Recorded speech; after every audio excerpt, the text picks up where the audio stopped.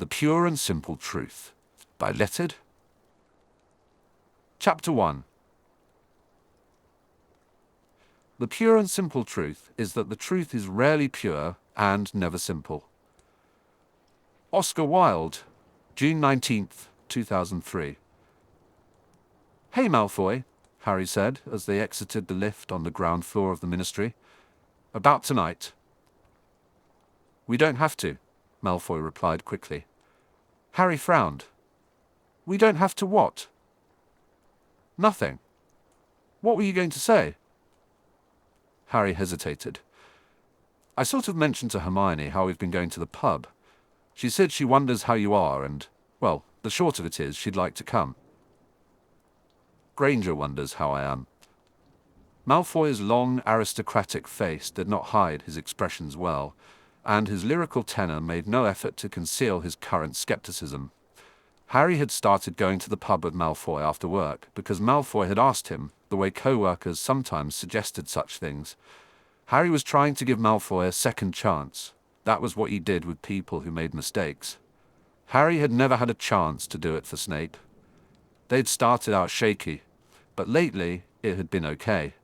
Just drinks at the pub every other week or so. When Hermione asked to come along, Harry figured if Malfoy said no, it would be because Hermione was Muggle-born.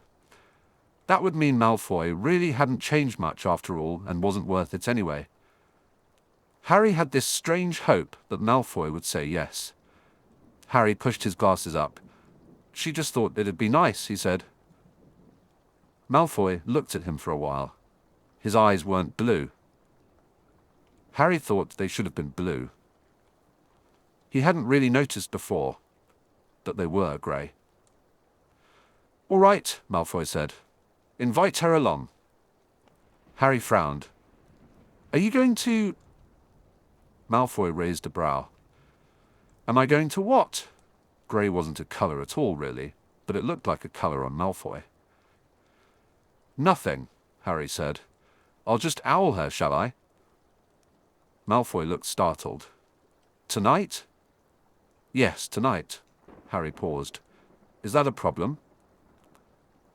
"I thought we—" Malfoy straightened up, which was a bit of a trick since he always stood straight. "It's not.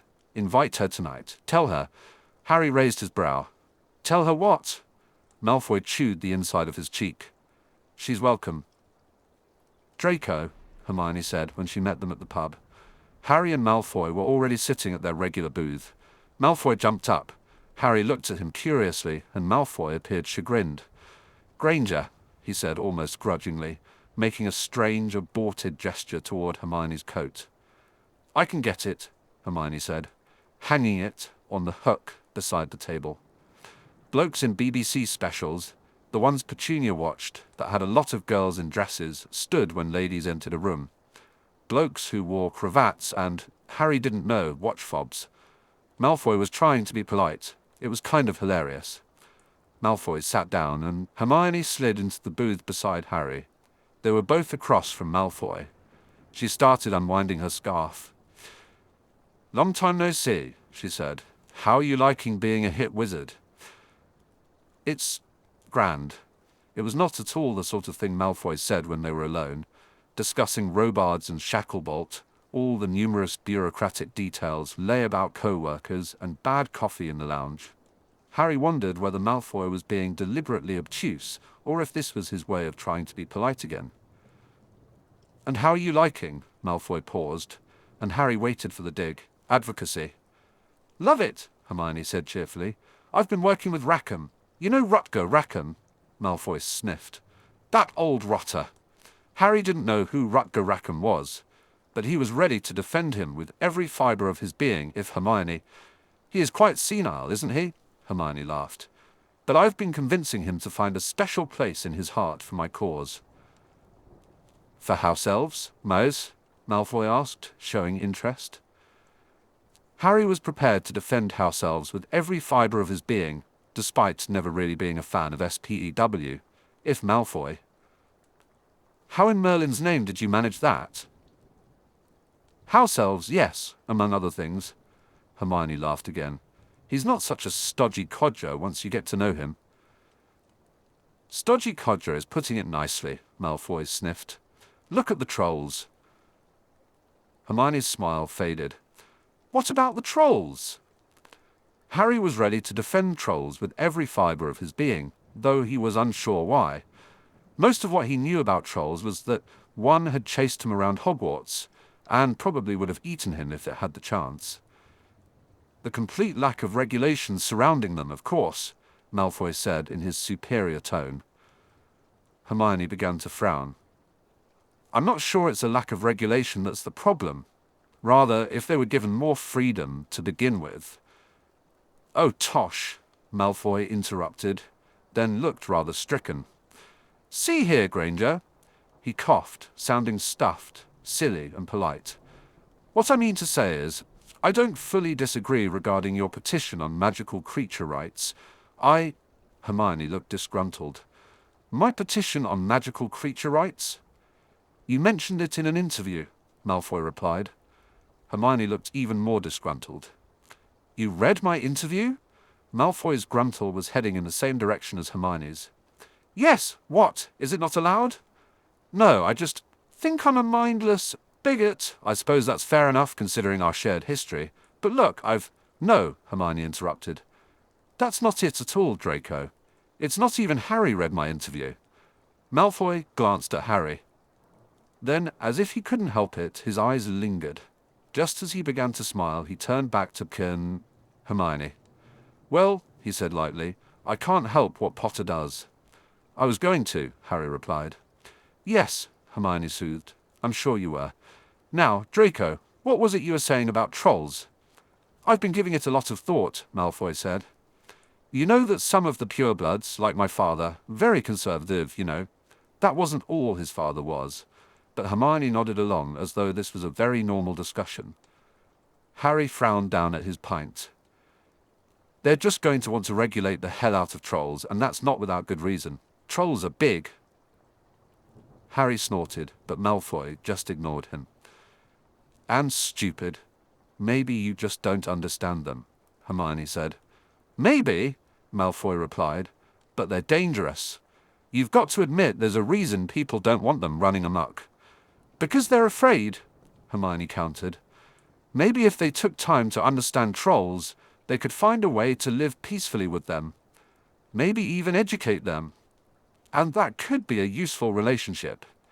Instead, these narrow-minded, spineless politicians just want to hammer out all these anti-immigration laws because they're too speciesist to look past their own noses.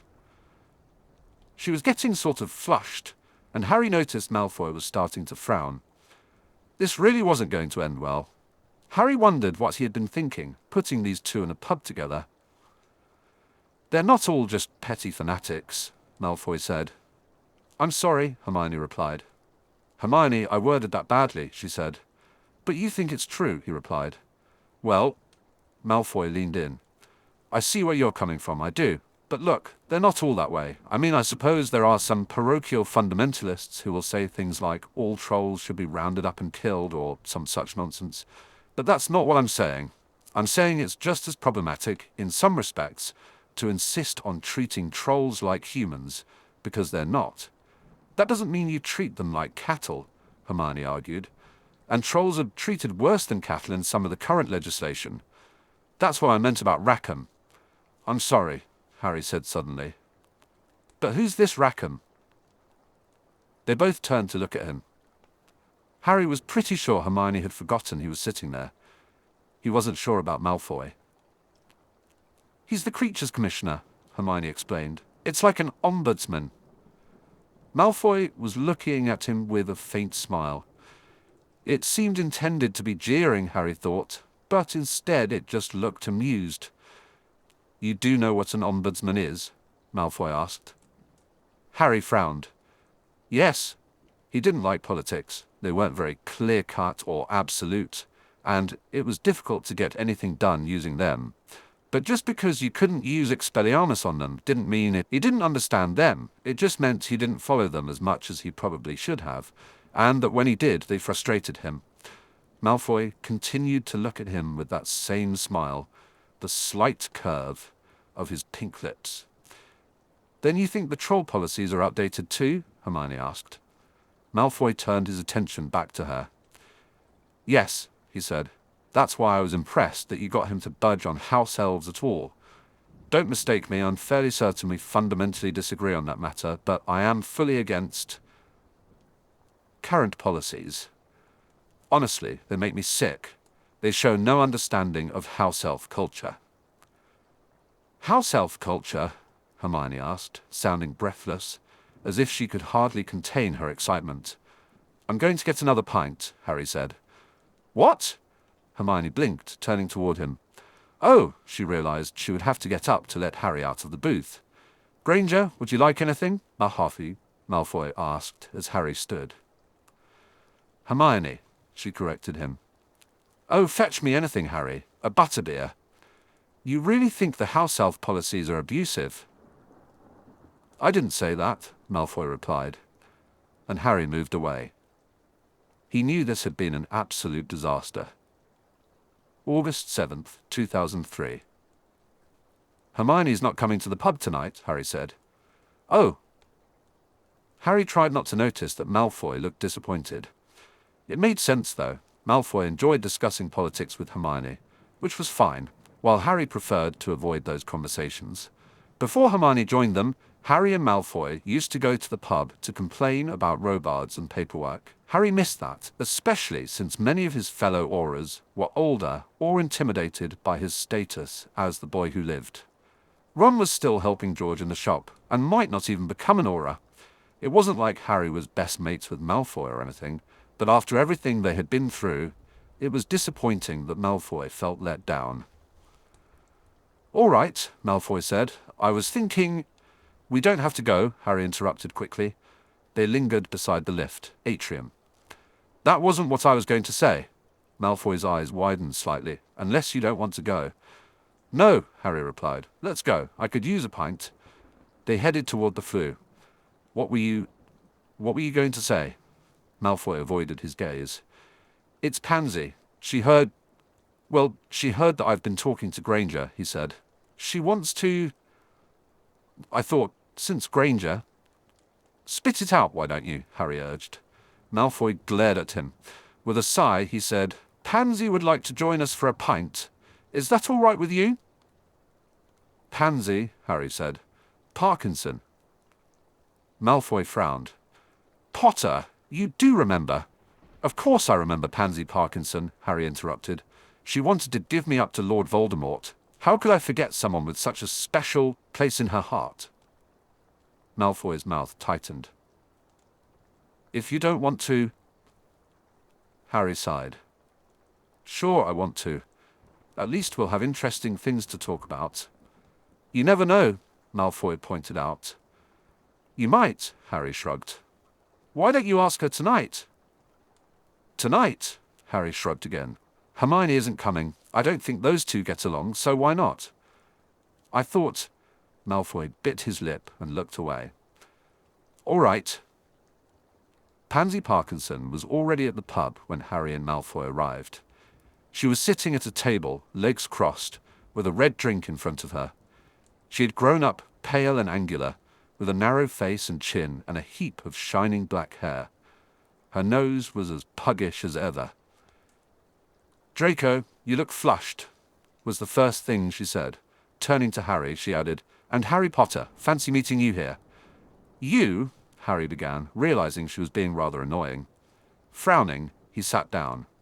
You can sit, she said, turning to him and blocking Draco out. I'm sorry I said that thing about giving you up to Snakeface. Said Harry. That's okay. Just so there are no hard feelings, you do realize it was a perfectly rational response. Pansy, Malfoy said.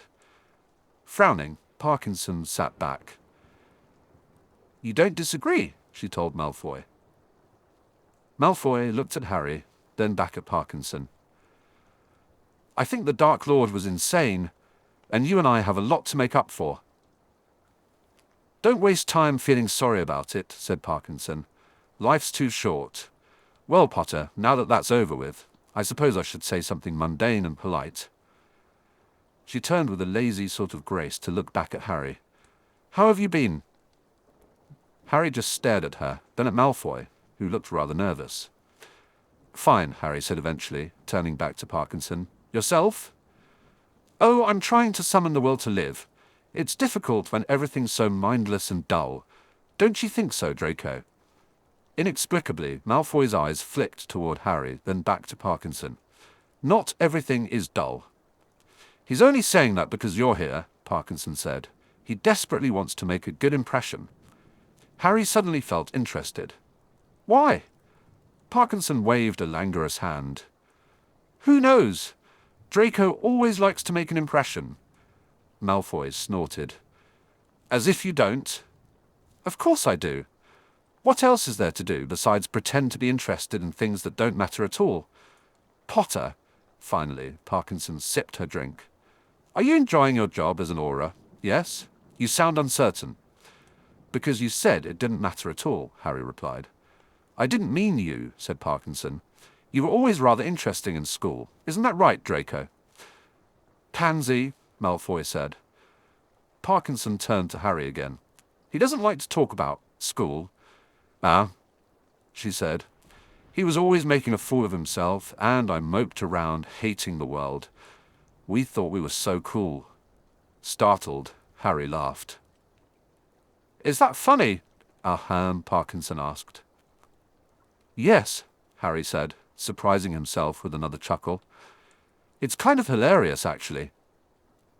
Do you remember when I dressed only in black and caked my eyes in black?" Harry stopped laughing. Mostly what he remembered about Parkinson, besides all the times she was horrible and mean, was that she liked unicorns. If someone had asked him to guess her favorite color, he probably would have said pink. "No?" Parkinson turned to Malfoy. "I told you he wasn't really paying attention to us." Malfoy frowned. "I was confused back then, misled. I don't really think you have a right to make fun of—" Parkinson turned back to Harry. "Draco had a difficult childhood." Harry smirked at Malfoy. "Oh, really?" he asked Parkinson. Parkinson didn't crack a smile. In fact, she barely changed expressions at all. Harry thought she might have too, if you claimed there was a difference between bored and blank. "Yes," she said in her flat, succinct way. "Daddy issues, you know."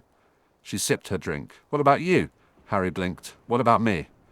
Did you have a difficult childhood?" Harry glanced at Malfoy. "Yes?" "You sound uncertain again." "That's because everybody read about my childhood in the papers." Parkinson waved a hand.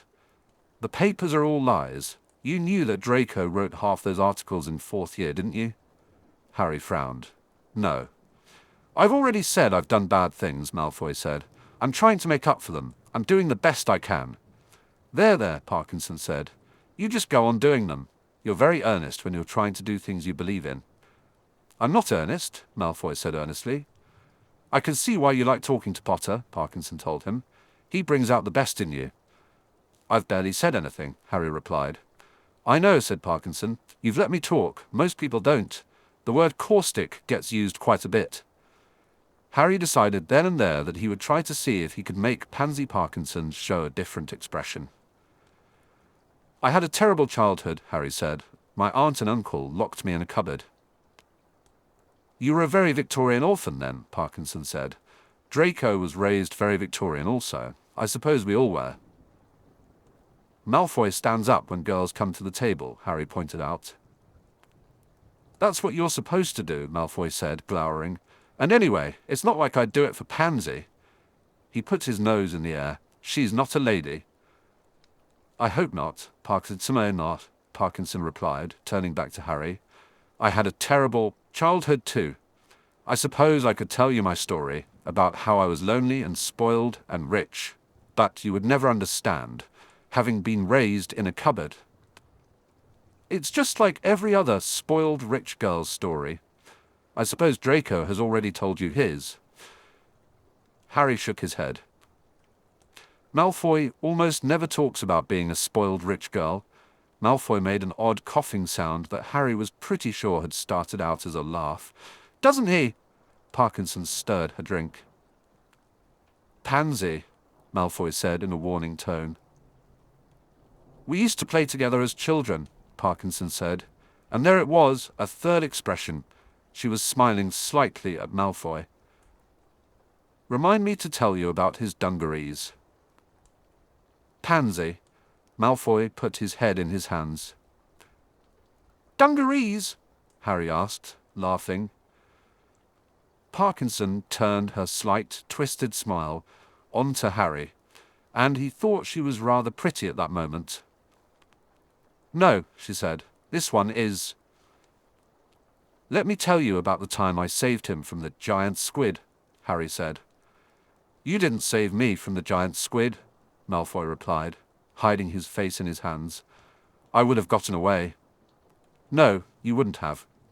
You see, Potter, Draco can't swim, Parkinson chimed in. You can call me Harry, Harry offered. Malfoy lowered his hands and looked at him. I can swim, of course, Parkinson continued. I've taken swimming lessons. I also know how to use gillyweed and can do backflips. I was on a synchronized swimming team. There's synchronized swimming in the wizarding world? Harry asked, intrigued. If it's pointless and ridiculous, the wizarding world has got it, Malfoy said, sounding a bit exasperated. It's got Pansy, hasn't it? I'm not ridiculous, Parkinson retorted, and we're all a little bit pointless. The lake, Harry said, and the giant squid? Yes, it was early spring, and Draco was trying to impress me. He looks very fit in a bathing costume, you see. Does he? Harry smirked at Malfoy. Malfoy's face turned red. Wouldn't you like to know, Ickdam, he mumbled, avoiding eye contact. Well, I'm sure he does now, Parkinson said. Draco is very fit in general, but then, he was 14 and you had only recently dazzled all of us by saving Weasley during the second task, in your very flattering shorts. Harry interjected. I'm supposed to remind you about Malfoy's dungarees. You did rather awe everyone, Parkinson said, or at least Draco. He had stars in his eyes for weeks. Lies, Malfoy protested. It's all lies. You know she edited my articles for the paper that year. Anyway, Parkinson continued, when I look back on it, Draco was rather pasty and skinny in a bathing costume, with a completely hairless chest. I was 14, Malfoy interrupted, but Potter had hair on his... You remember, you talked about it.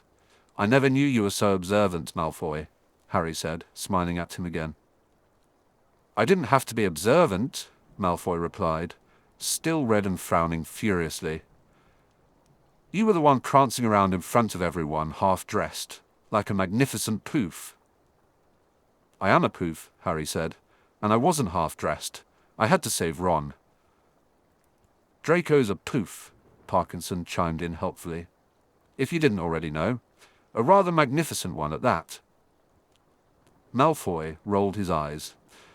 As if you would know. I wouldn't, Parkinson said. I hated just about everything at 14, but I hated Draco much less, despite his being hairless. I would say I barely hated him at all.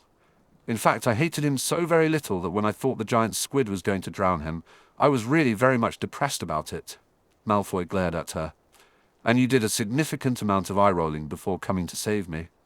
Harry raised a brow, still smiling. So she did come save you. Malfoy straightened up. If you must know. It's okay, Harry said. Ron had to save me from a freezing lake. Now then, Parkinson said, looking at Malfoy. I am the Ron Weasley to your Harry Potter. How does that make you feel? Malfoy glowered some more. Miserable. Parkinson patted Malfoy's hand. You look like a drowned cat. Only with less hair.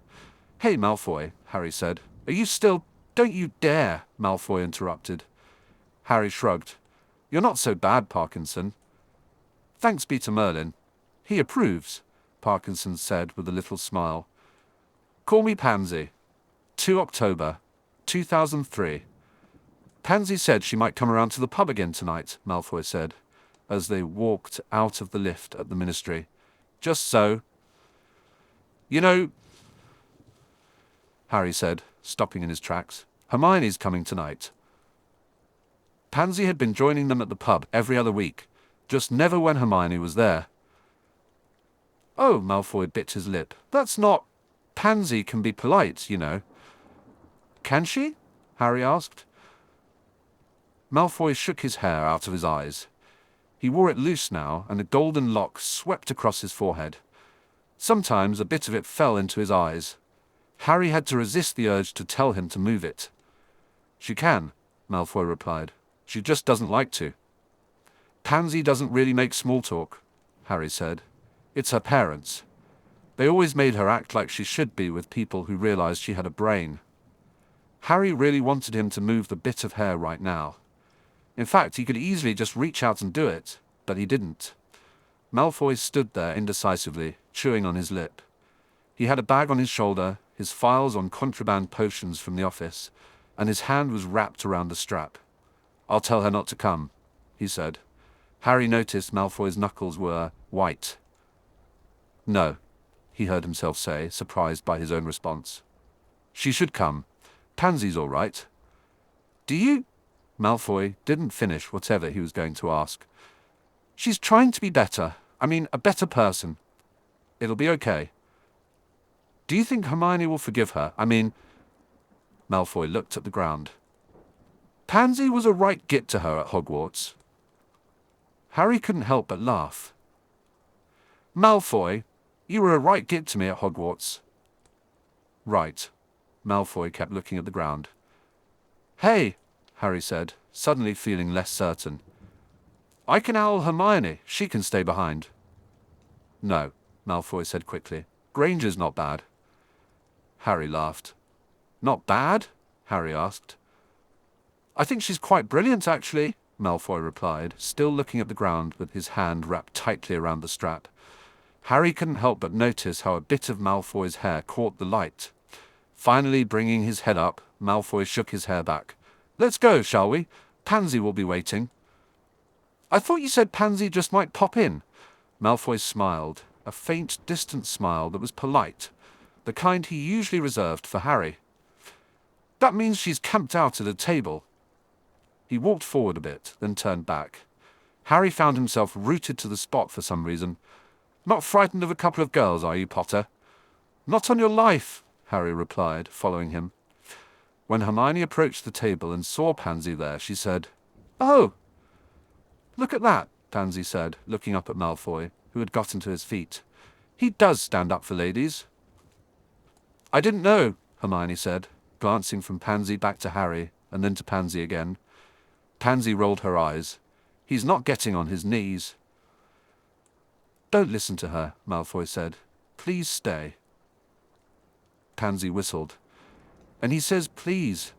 Granger, what have you done? Nothing, Hermione replied as she sat down. I've done nothing too, Pansy added. There's nothing to do. Life is such a bore. I meant I've done nothing to Draco, Hermione said, articulating her words carefully. Pansy looked at her and blinked slowly, like a cat. I'm sorry for making fun of you all those times, and for turning your hair into snakes. Hermione's eyes narrowed. That was you? Yes, it was me. Pansy's tone rarely changed, but it was low and rather husky. Harry had grown to find it a bit charming, even though he supposed he shouldn't find it charming that Pansy had turned Hermione's hair to snakes. Clever, wasn't it? Pansy said. You never told me your hair was turned to snakes, Harry replied. I was too embarrassed, she admitted. Hermione frowned at Pansy. I cried for days. Your hair wasn't snakes for days, Harry said. I'm sure I would have noticed that. You are such a tool, Harry, Pansy remarked.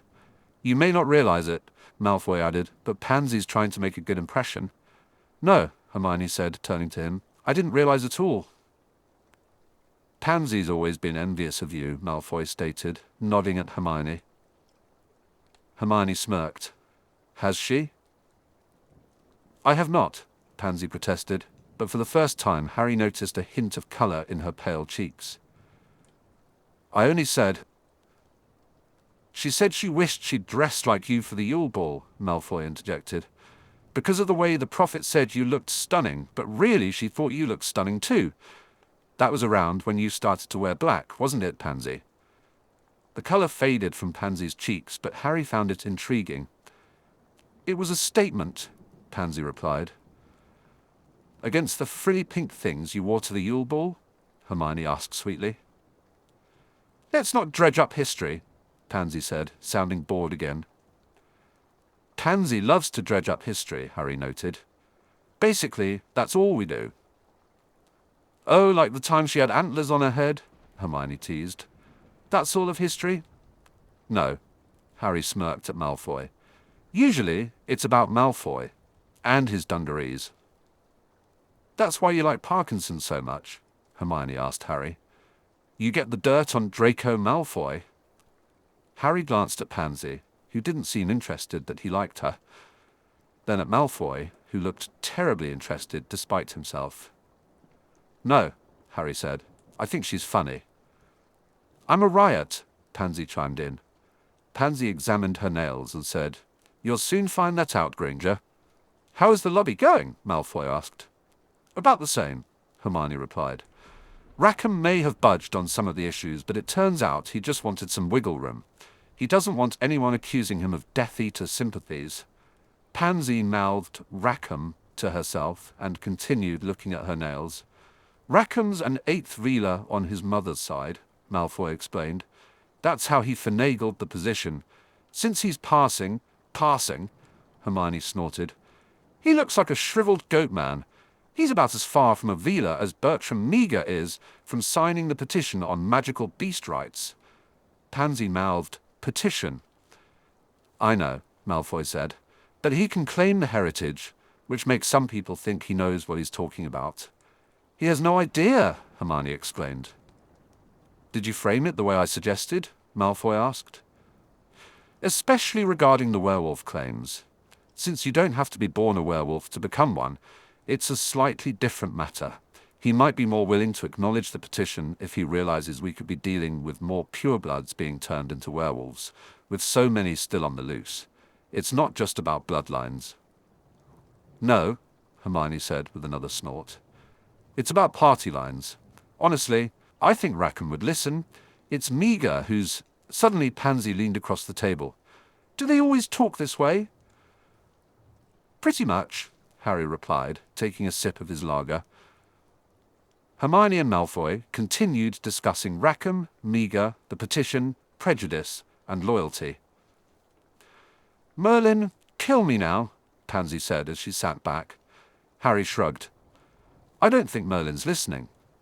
I hate the world, Pansy admitted. I hate it too, Harry said. Pansy smiled, that little smile. You're okay, Pansy said. No, really, Harry replied. It's politics. They're just so... boring? Hopeless, Harry said. It makes me really angry. Pansy looked at him from under her eyelashes. They were quite short, but she had nice eyes. They were quick and observant, even though she pretended otherwise. You didn't look so angry listening to them, she noted. That's because Hermione's going to save the world, Harry said. Is she now? Bannas dicinant? Pansy asked, glancing down at her nails again. You really love her, don't you? Harry considered explaining that it wasn't that kind of love, but Pansy already knew he was gay. Sometimes he wondered what kind of love it wasn't. He could gladly spend his life with just Hermione, if the question of sex wouldn't inevitably arise. So he simply said, yes. Pansy glanced at Malfoy and Hermione. I don't think Draco's going to save the world, she said after a moment. But let me tell you. She turned her bright black eyes back on Harry. He sure is going to try. When that boy gets something in his head, he doesn't ever let it go. Malfoy's got it in his head to save the world, Harry asked, surprised. Pansy raised a single brow, slowly, as was her habit. You didn't know? No, Harry replied. I mean, he says he's changed his mind about the things he's done, but that's a long way from saving the world. Pansy looked at Malfoy and Hermione again. Draco is a self-centered little twerp. Harry opened his mouth and Pansy peered at him. Are you going to contradict me? Harry closed his mouth and shrugged. You know him better than I do. I do, Pansy said. and he thinks he's the center of the world. He blames himself because most of Slytherin sided with the Dark Lord's allies. You're right, Harry agreed. Really self-centered, Pansy said. You're catching on, Harry replied. He glanced at Malfoy again. His cheeks were faintly pink, possibly from the pint in front of him, or from talking to Hermione. Harry could never tell. Malfoy always looked genuinely happy at the pub.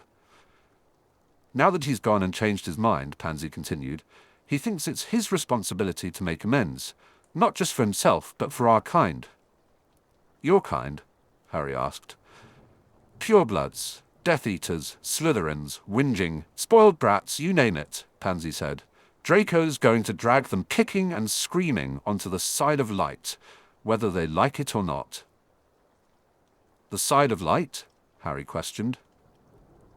Pansy waved a hand dismissively. Oh, you know, the light where we don't perpetrate wars upon each other and all hold hands together, singing. It's where all the fist-pumping radicals live these days. You don't think that might be a good idea? Harry asked. Me? Pansy shrugged. I don't care. I'll likely follow wherever Draco leads. He can be convincing. Harry wanted to ask her how Malfoy was convincing, but he felt that he would be asking for all the wrong reasons, so he held back. Don't you care at all, he said. About politics? No. It's more than just politics, Harry insisted. Now you're going to go off like Draco, Pansy said. I can tell. You two are peas in a pod. Harry blinked. I'm not in a pod with Malfoy. Aren't you? Weren't you going to say that it's more than politics, Pansy? It's the way we live, that it's the shape of our world and we're the ones who've got to shape it? Trust me, I've heard it all before. Harry said. You have? Pansy just looked at him for a while. Draco was conflicted throughout 6th and 7th year. There were many times he almost chose a different path, but each time he did exactly what his father wanted him to do. He never stood up and declared, I'm my own person, and I'm going to do this my own way. Don't you see that he regrets it? He will spend the rest of his life looking for a chance to say just that because he never did when he felt he should have. Why do you think he started asking you to have drinks with him? He wanted to prove to himself that he could do it. Harry looked at Malfoy again. His cheeks were still pink, his eyes bright. His hair caught the light, and he moved his hands a lot when he talked. Harry realized he often got excited whenever they discussed anything, whether it was work, Quidditch, or the office coffee. He had never connected that to Malfoy's passion. You better watch out, Pansy said. Your face will give you away. Harry didn't know what his face was revealing, but he abruptly stopped looking at Malfoy. Oh, he said. You mean like yours? Do you think I was born without any facial expressions? Pansy replied, maintaining her expressionless demeanor. I used to practice in the mirror for hours. Why? So no one would know when they had hurt my feelings, of course. It worked for a while, but now I can barely make an expression when I want to. You're doing it now, Harry said. Am I? She asked, smiling. It wasn't her usual smirk. It was genuine. Potter, Malfoy said suddenly, you've done something to Pansy's face. It was only a temporary affliction, Pansy replied, still holding a hint of a smirk. What did you say? Malfoy asked, looking at Harry with curiosity. Harry licked his lips. We were talking about the time I heard a noise in that field beside my house. Do you remember? You ran screaming like a girl. Pansy turned back to Harry. It turned out to be a goose. Malfoy ran screaming from the forest when we were in first year, Harry said. But that's actually turned out to be one of our professors possessed by Voldemort. So really, Malfoy, it's okay. Malfoy glowered. Am I all you ever talk about? Why, darling, are there other subjects? Pansy asked, her flat voice almost pleasant. I suppose there are, said Malfoy, but few are more interesting. He's very charming, Hermione said, when he wants to be. Harry licked his lips again. Actually, we were talking about politics. You hate politics, Malfoy told Pansy. Yes, said Pansy. We were talking about how I hate them. You hate everything, Malfoy said. See, Pansy told Hermione. I can be charming too. 18 December, 2003. "You go on ahead, Potter," Malfoy said, just as Harry was stepping out of the lift. "I've just remembered. I've got to deliver these files." Harry put his hand on the lift door and stepped back inside. "I'll go with you." Malfoy put his hand where Harry's had been to stop the door from closing. "I've just got to pop down to level 10, he said. "I'll only be a few." "I'll go with you," Harry insisted. Malfoy stepped out of the lift, still on the ground floor. Harry followed him. Malfoy was looking at him in a strange sort of way, his head tilted. He did this sometimes, looking at Harry as if he was one of Hermione's beings, a species Malfoy did not quite have figured out and yet was interested in. Malfoy shook himself, and the look went away. "It's not your case," he said. "Oh," Harry replied. "You mean it's secret?" Malfoy rolled his eyes. "It's Sengupta's testimony on the use of the Muggle artifacts. Department's funds. I can hardly think of anything less secret. I just meant the girls are waiting." "Oh," Harry said again. He hadn't thought of that. "You said you'd just be a few." "Gilmore will most likely snag me and demand to have a chat." Malfoy began to smile, his slight, polite smile. His hand was on his strap again, but it was loose. "You don't need to escort me everywhere I go, Potter. I'm not a woman. I can get there myself." Harry frowned. "I don't escort women. They can get where they need to go whenever they need to." "Tell that to Hermione," Malfoy smirked. Harry rolled his eyes. "Maybe I will. I'll tell her you said she needed an assistant." Malfoy just smiled. His hand tugged on his strap. "I'll see you at the pub, yeah?" "Yeah," Harry said. Malfoy went back to the lift, and Harry turned away. When Harry got to the pub, Pansy was by herself. "Where's Draco?" Hermione asked when she arrived. "He had to stay late," Pansy said. "Harry's been crying into his cups." Hermione looked at Harry curiously, unwinding her scarf. "Have you, then?" "What?" Harry replied. "No." "It's true," Pansy said. "I lie. He's just been telling me about the time you were a cat." Frowning, Hermione sat down next to Harry. Harry slid her pint over to her. He said. "Pansy said that Malfoy told her that Goyle and Crabbe followed a trail of sweets in second year, when the Chamber of Secrets was being opened. You remember?" "Draco figured it out, did he?" Hermione said, not sounding very concerned. "I suppose he would. He's clever." "Vincent Gregg woke up stripped and tied down," Pansy finished. "You were kinky bastards. So, Granger." She put her, "Were you going to strip me and leave me in a cupboard too?" Pansy asked, resting her chin on her hand. "I suppose you would like that," Hermione replied. "Where did you say Draco was?" "He had to deliver some files," Harry said. "He said it would only be a moment." "He keeps saying that," Pansy remarked. "I think he misses him." "It's not that," Harry insisted. "What is it then?" Pansy pressed. "It's that you keep tricking me into telling you things about Hogwarts," Harry explained. Pansy blinked. "Is there something wrong with a little honesty?" "Anyway," Hermione interjected, "I intended to be Millicent Bulstrode, not you." "So you like them curvy?" Pansy teased. "I never would have guessed. Don't worry. I think you would be very pretty as a kitty." Hermione looked at Harry. "What else have you told her?" "Worried about blackmail?" Pansy asked. Harry hesitated. "The fight you and Ron were having in third year."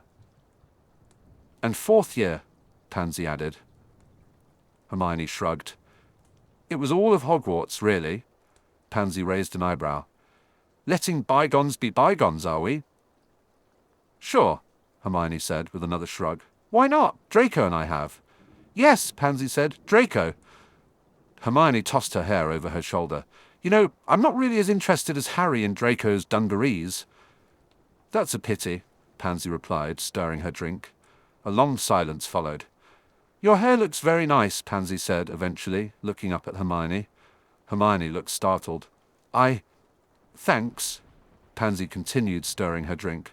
"What are you using on it? I know it frizzes." Hermione said, likely searching for an insult in that statement. "Vladimir's elixir," she finally answered. her voice careful. Yes, I suppose that makes sense, Pansy said, stirring some more. Well, that covers hair. Would you like to talk about cosmetics? Now? Hermione asked. I'm not actually all that interested in hair and makeup. Thank Merlin, Pansy replied, continuing to stir her drink. I suppose we should talk about men then. Hermione glanced at Harry. Harry's sitting right here. Excellent, Pansy said. Men bore me.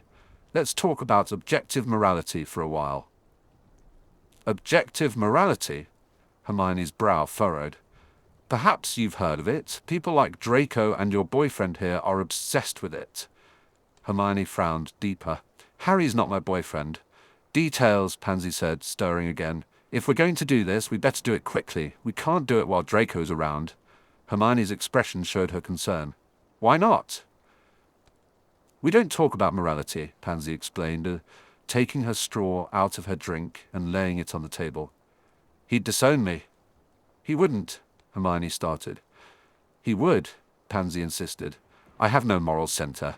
It upsets him. He tries to be accepting, but really he just keeps trying to make me see things over and over again, and I'm not going to. Quite honestly, I don't care to. What's he trying to make you see? Harry asked, intrigued.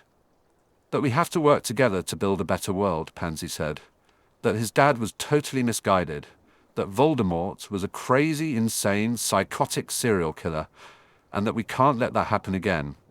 We're the only ones who can make sure it doesn't happen again, that sort of thing. Take your pick. Harry said. Draco says those things? Pansy's lip curled slightly. Not in mixed company. I believe it, Hermione replied. He really wants to make things better, Harry. I believe that, Harry said, mostly because he had been sitting there for all those weeks with Hermione and Draco arguing about it. Politics. Although Malfoy primarily argued that Hermione should consider the pure-blood perspective, he didn't seem to aim to change her mind. Instead, he wanted to strengthen her arguments. Harry had never heard Malfoy express what Pansy had said about wishing he had acted independently during the war, nor had he ever heard him call his father misguided. And you won't, Tazzy, Pansy said, responding to Harry's unspoken thoughts. I said he's self-righteous. I never said he wasn't tetchy. Good to know, Harry replied. Hermione looked at Pansy with curiosity. I assume you don't agree with him, she said. Pansy shrugged. It's not that I don't agree, I just don't care. Hermione frowned. You care about the world, don't you, and the future? Not really, no. Pansy leaned in. Her hair was styled in loops beside her ears, twisting toward the back. Harry found it strange that someone could care so much about their hair, yet be indifferent to the world. Look, das, Pansy said. I care about a very limited number of things. One of them is Draco, Malfoy. Another is my brother. Another is Millicent Bulstrode. Other than that, I mostly care that I am well-dressed, well-fed, and comfortable. I want to be warm when I wish to be warm. Cool when I want to be cool. And enjoy a breeze from the parlour when I desire it. I only deal with my mother when I choose to. Then you don't care about your parents? Harry asked. Define care. Will I save them in a fire? Probably not. Pansy took a sip of her Bloody Fairy.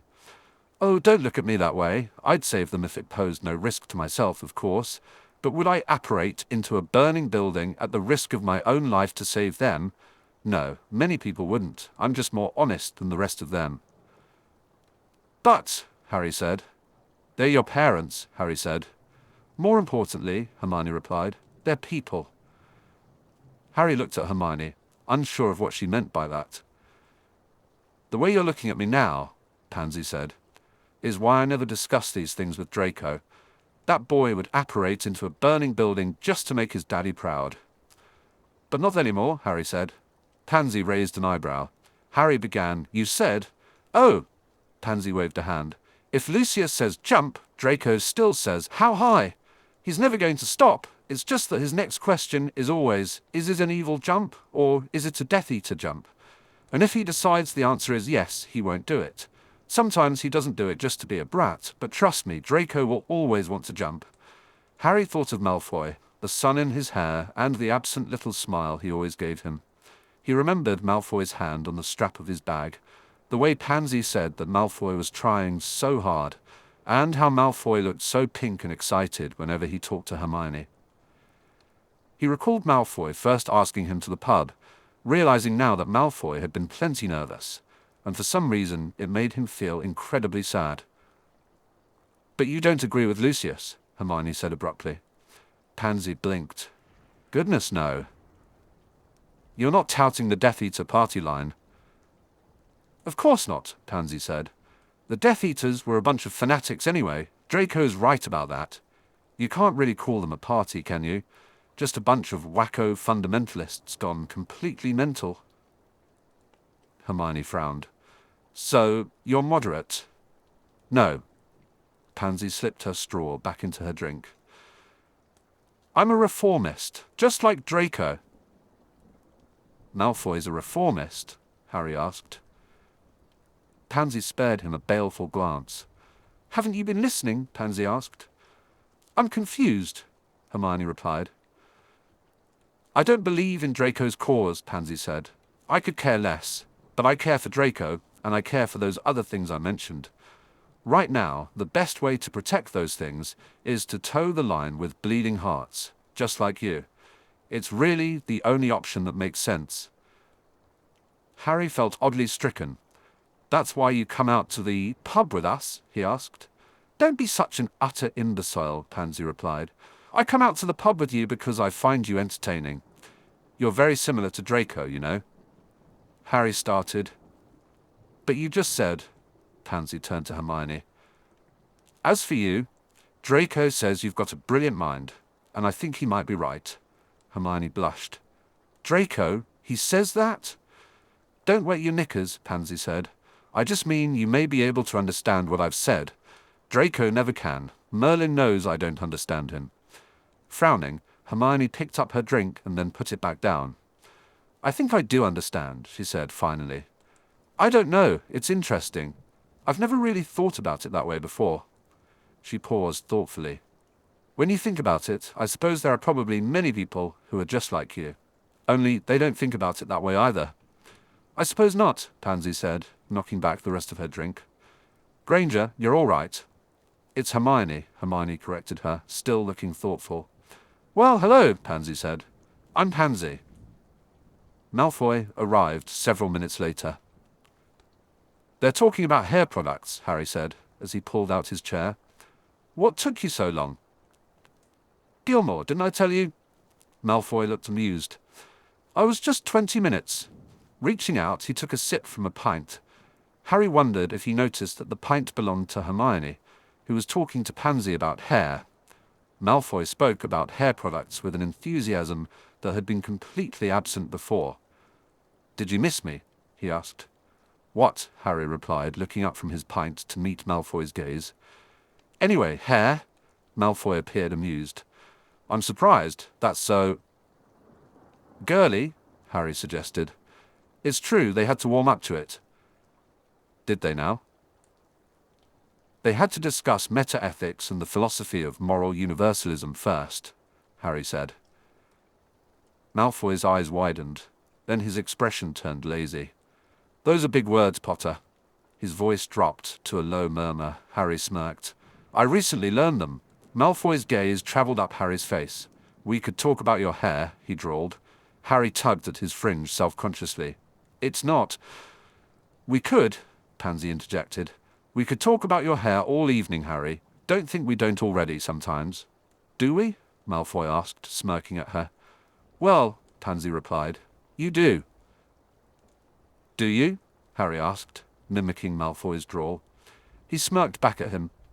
"A little of Hermione's elixir would probably go a long way," Malfoy said, glancing at Harry's hair. Harry adjusted his glasses. "How did you know Hermione wears elixir anyway?" Malfoy shrugged. "I thought it obvious. Also, I told him," Hermione added, sounding a little annoyed. Harry frowned. He couldn't recall them discussing hair during any of their pub outings. "When?" We met for lunch last week, Hermione explained. Harry began, then realized. Oh, Malfoy looked surprised. Do you have to ask before meeting me for lunch? He questioned Hermione. No, Hermione sighed. It's Ron. He'll be jealous. Malfoy rolled his eyes. Weasley? He wasn't sure why he felt so confused all of a sudden. You're not going to tell Ron? Was the best reason he could think of. This is going to be interesting, Pansy said. Chapter 2, January 8th, 2004. You really think this is a good idea? Harry asked as he stepped out of the lift at the Ministry. Of course, Malfoy replied. It's my idea. Therefore, it's bloody brilliant. Want to keep that modesty to a minimum? You use foreign words, Malfoy countered. Why are we stopping here? Harry was standing near the Fountain of the Brethren. I don't know, he said. Because what if Ron kills you? Malfoy smirked. Would you be upset? Yes, Harry answered. Ron would be a murderer, and I'm an Auror. It would mean I'd have to take my best friend to Azkaban. So yes, I'd be upset. Malfoy stopped smirking. You never know. I may kill him. Then I would have to take you to Azkaban. Malfoy started smirking again. Would you be upset? Harry looked at him for a moment. Malfoy didn't have his bag. Maybe he really thought Ron would murder him, and there was no use bringing work home with him. His suit was grey, and he was holding his jacket and robes. His waistcoat looked decent, and his white sleeves were turned up at the cuffs. Harry understood why people used to dress that way, like 100 years ago. What? Malfoy asked, noticing Harry's stare. Nothing, Harry said. Let's go. No, Malfoy said, catching up. What? Harry spared him a glance. You look like you've dressed for a funeral.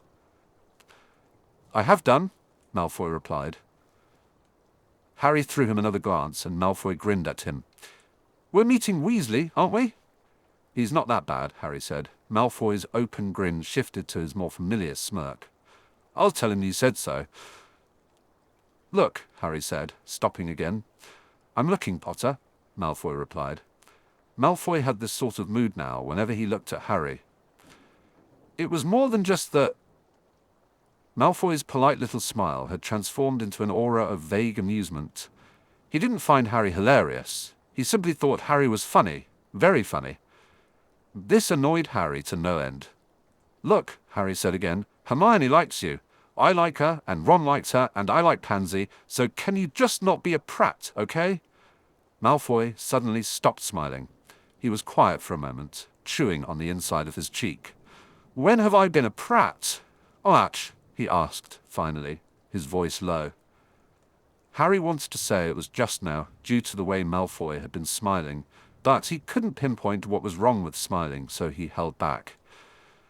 I mean, in recent memory, Malfoy continued, his tone still quiet. I can think of 1,000 times when we were younger. I'm sure you can think of 1,000 different times. But that was then. If I have been a prat to you at all since I asked you to the pub, I would like to know so that I can... You haven't been, Harry interjected quickly. I'm just nervous. About Ron. He's pretty sensitive, and you're... Malfoy waited, the bright light revealing little motes of dust in the air. I'm what? He asked at last, still in that quiet tone. Harry shrugged. You're Malfoy. Malfoy's jaw tightened. Trust me, he said. I'm doing what I can to fix it. He turned on his heel and headed toward the flue. Harry wanted to run after him and explain that it wasn't what he had meant. It wasn't what he had meant at all. It was just what Ron would say, and Harry wanted Malfoy to be prepared for it. That was all. It didn't change the fact that Harry realized that Malfoy was no better than Ron, and he was actually worse since he hadn't given Ron a chance to show what he could do. It made him feel like more of a prat than Malfoy. Sighing, Harry turned and followed Malfoy out of the flue. Pansy had been right. This was certainly going to be interesting. Inviting Ron to the pub had been Malfoy's idea, but he had decided that Pansy wasn't invited. You're too much, he had told her. Pansy had looked bored and replied, "I'm more than any man can handle." Ron and Hermione were already at the pub when Malfoy arrived, with Harry trailing a little behind. Malfoy walked straight up to their table and thrust out his hand aggressively. Harry knew it was all his fault. Ron, being Ron and far more impressive than Harry ever gave him credit for, took Malfoy's hand and shook it. Malfoy pulled out a chair and sat down, then began counting on one hand. "I'm sorry for calling Hermione names. I'm sorry you vomited slugs, even if it was your own fault. I'm sorry my father gave your sister that journal. I'm sorry I made fun of your friends. I'm sorry I tried to get Hagrid fired, and I'm sorry I almost got your friend's hippogriff killed." He started, on the other hand. "I'm sorry I made light of Cedric Diggory. I'm sorry I was in the Inquisition squad. You're going to start needing to use toes pretty soon," Ron said, sounding vaguely alarmed. "I haven't even gotten to the good ones yet," Malfoy replied. "I don't know," Hermione said gently. "Your carrying on about that scratch from Buckbeak was first-rate." "I'm sorry I was a Death Eater," Malfoy said. Ron looked at him curiously. "Sorry I called you amazing bouncing ferret for so long," Malfoy added. "I'm sorry about William Weasley's face," Malfoy said. "Who now?" Ron chuckled. "You can call him Bill." "I'm sorry I let Death Eaters into Hogwarts," Malfoy continued. Ron replied. "Buy us a round. We'll call it even, yeah?" "I'm sorry I almost killed you." "Well," Ron said helplessly, "it happens." Hermione looked reprovingly at Harry. He mouthed, "What?" It wasn't like she could just know. No one was that good. "So," Ron said, breaking the awkward silence. He laughed again, uncomfortably. Malfoy was glaring down at the table. "Hermione says you like chess." Ron just kept at it. He never quit. That's why he was Harry's friend. Pansy had said Malfoy was that way too. "Yes," Malfoy replied. Grimacing, he looked up. "I'm sorry. I just had some things I needed to get off my chest, apparently." "Okay," Ron said. "I get it. Just, you're really going to be sorry if you keep apologizing. I mean, that's not actually a threat. Ron shrugged. "Hermione says you're all right now, and honestly, you haven't been a git to me in years." Ron's laugh was awkward, and Harry loved him. He loved him deeply and dearly, and he would never tell him that because it felt sort of gay. Even though he was gay, he didn't feel that way for Ron, but maybe he would have if he had been attracted to him, if Hermione hadn't been in love with him, if 1,000 things hadn't happened the way they had. Harry could have hit himself for almost messing this up, for not trusting it, for what he had said to Malfoy at the Ministry, if it would have helped at all. "I do like chess," Malfoy said. "Hermione says you're brilliant at it. Do you—" His gaze trailed off. Malfoy drifted in Harry's direction, but didn't quite reach him. His eyes snapped back to Ron's face, and he looked him square in the eye. "Fancy a match sometime, Weasley?" "Sure," Ron replied. "And really, if you're going to call Bill Bill, you can call me Ron." "All right," Malfoy said, raising his brows. "You can call me Draco. Tell me, do you play Go, Ron?"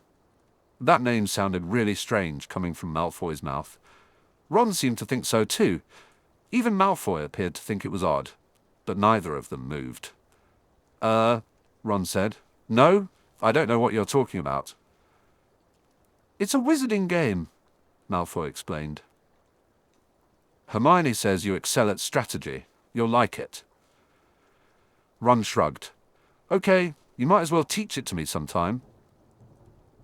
"Yes." Just like that, all the stiffness disappeared, and Malfoy was suddenly very much himself, which meant he was smirking. "How about those cannons?" he asked. "They'll win this year," Ron said, as if on cue. Malfoy snorted. "Not bloody likely. Have you even looked at the stats on their newest chaser?" "Up-and-comer," Ron said promptly. "Tosh," Malfoy replied. "No one else wanted her." Ron began. "Baxter Gibson has been carrying the entire team for 3 years running," Malfoy interrupted. "And where has he been carrying them? Straight up to the bottom. Throw me another." "Cassandra Clark." Malfoy faked a yawn. You really are as ridiculous about this team as they say. Glowering, Ron turned to Hermione. What all did you tell him? About Quidditch, Hermione replied innocently.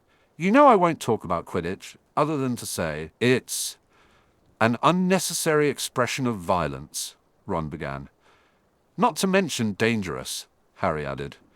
That is to say, completely demeaning to the intellect, Hermione finished. If you have half a brain, Ron said.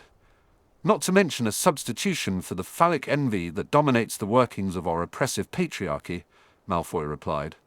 Ron gave a low whistle. Oi, you're good. I have practiced, Malfoy said. When Ron looked at him curiously, he explained, Pansy. Parkinson, eh? Ron said. I knew she wasn't half bad. Half bad? Hermione interjected.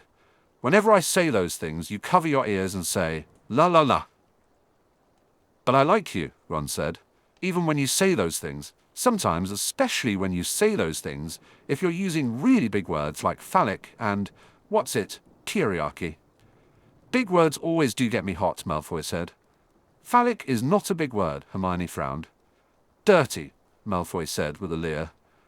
You're part of the problem with the patriarchy, Hermione shot back. Malfoy turned to Ron. I always cover my ears and say, me, when Pansy uses foul language like this with me. You and I should form a singing group together.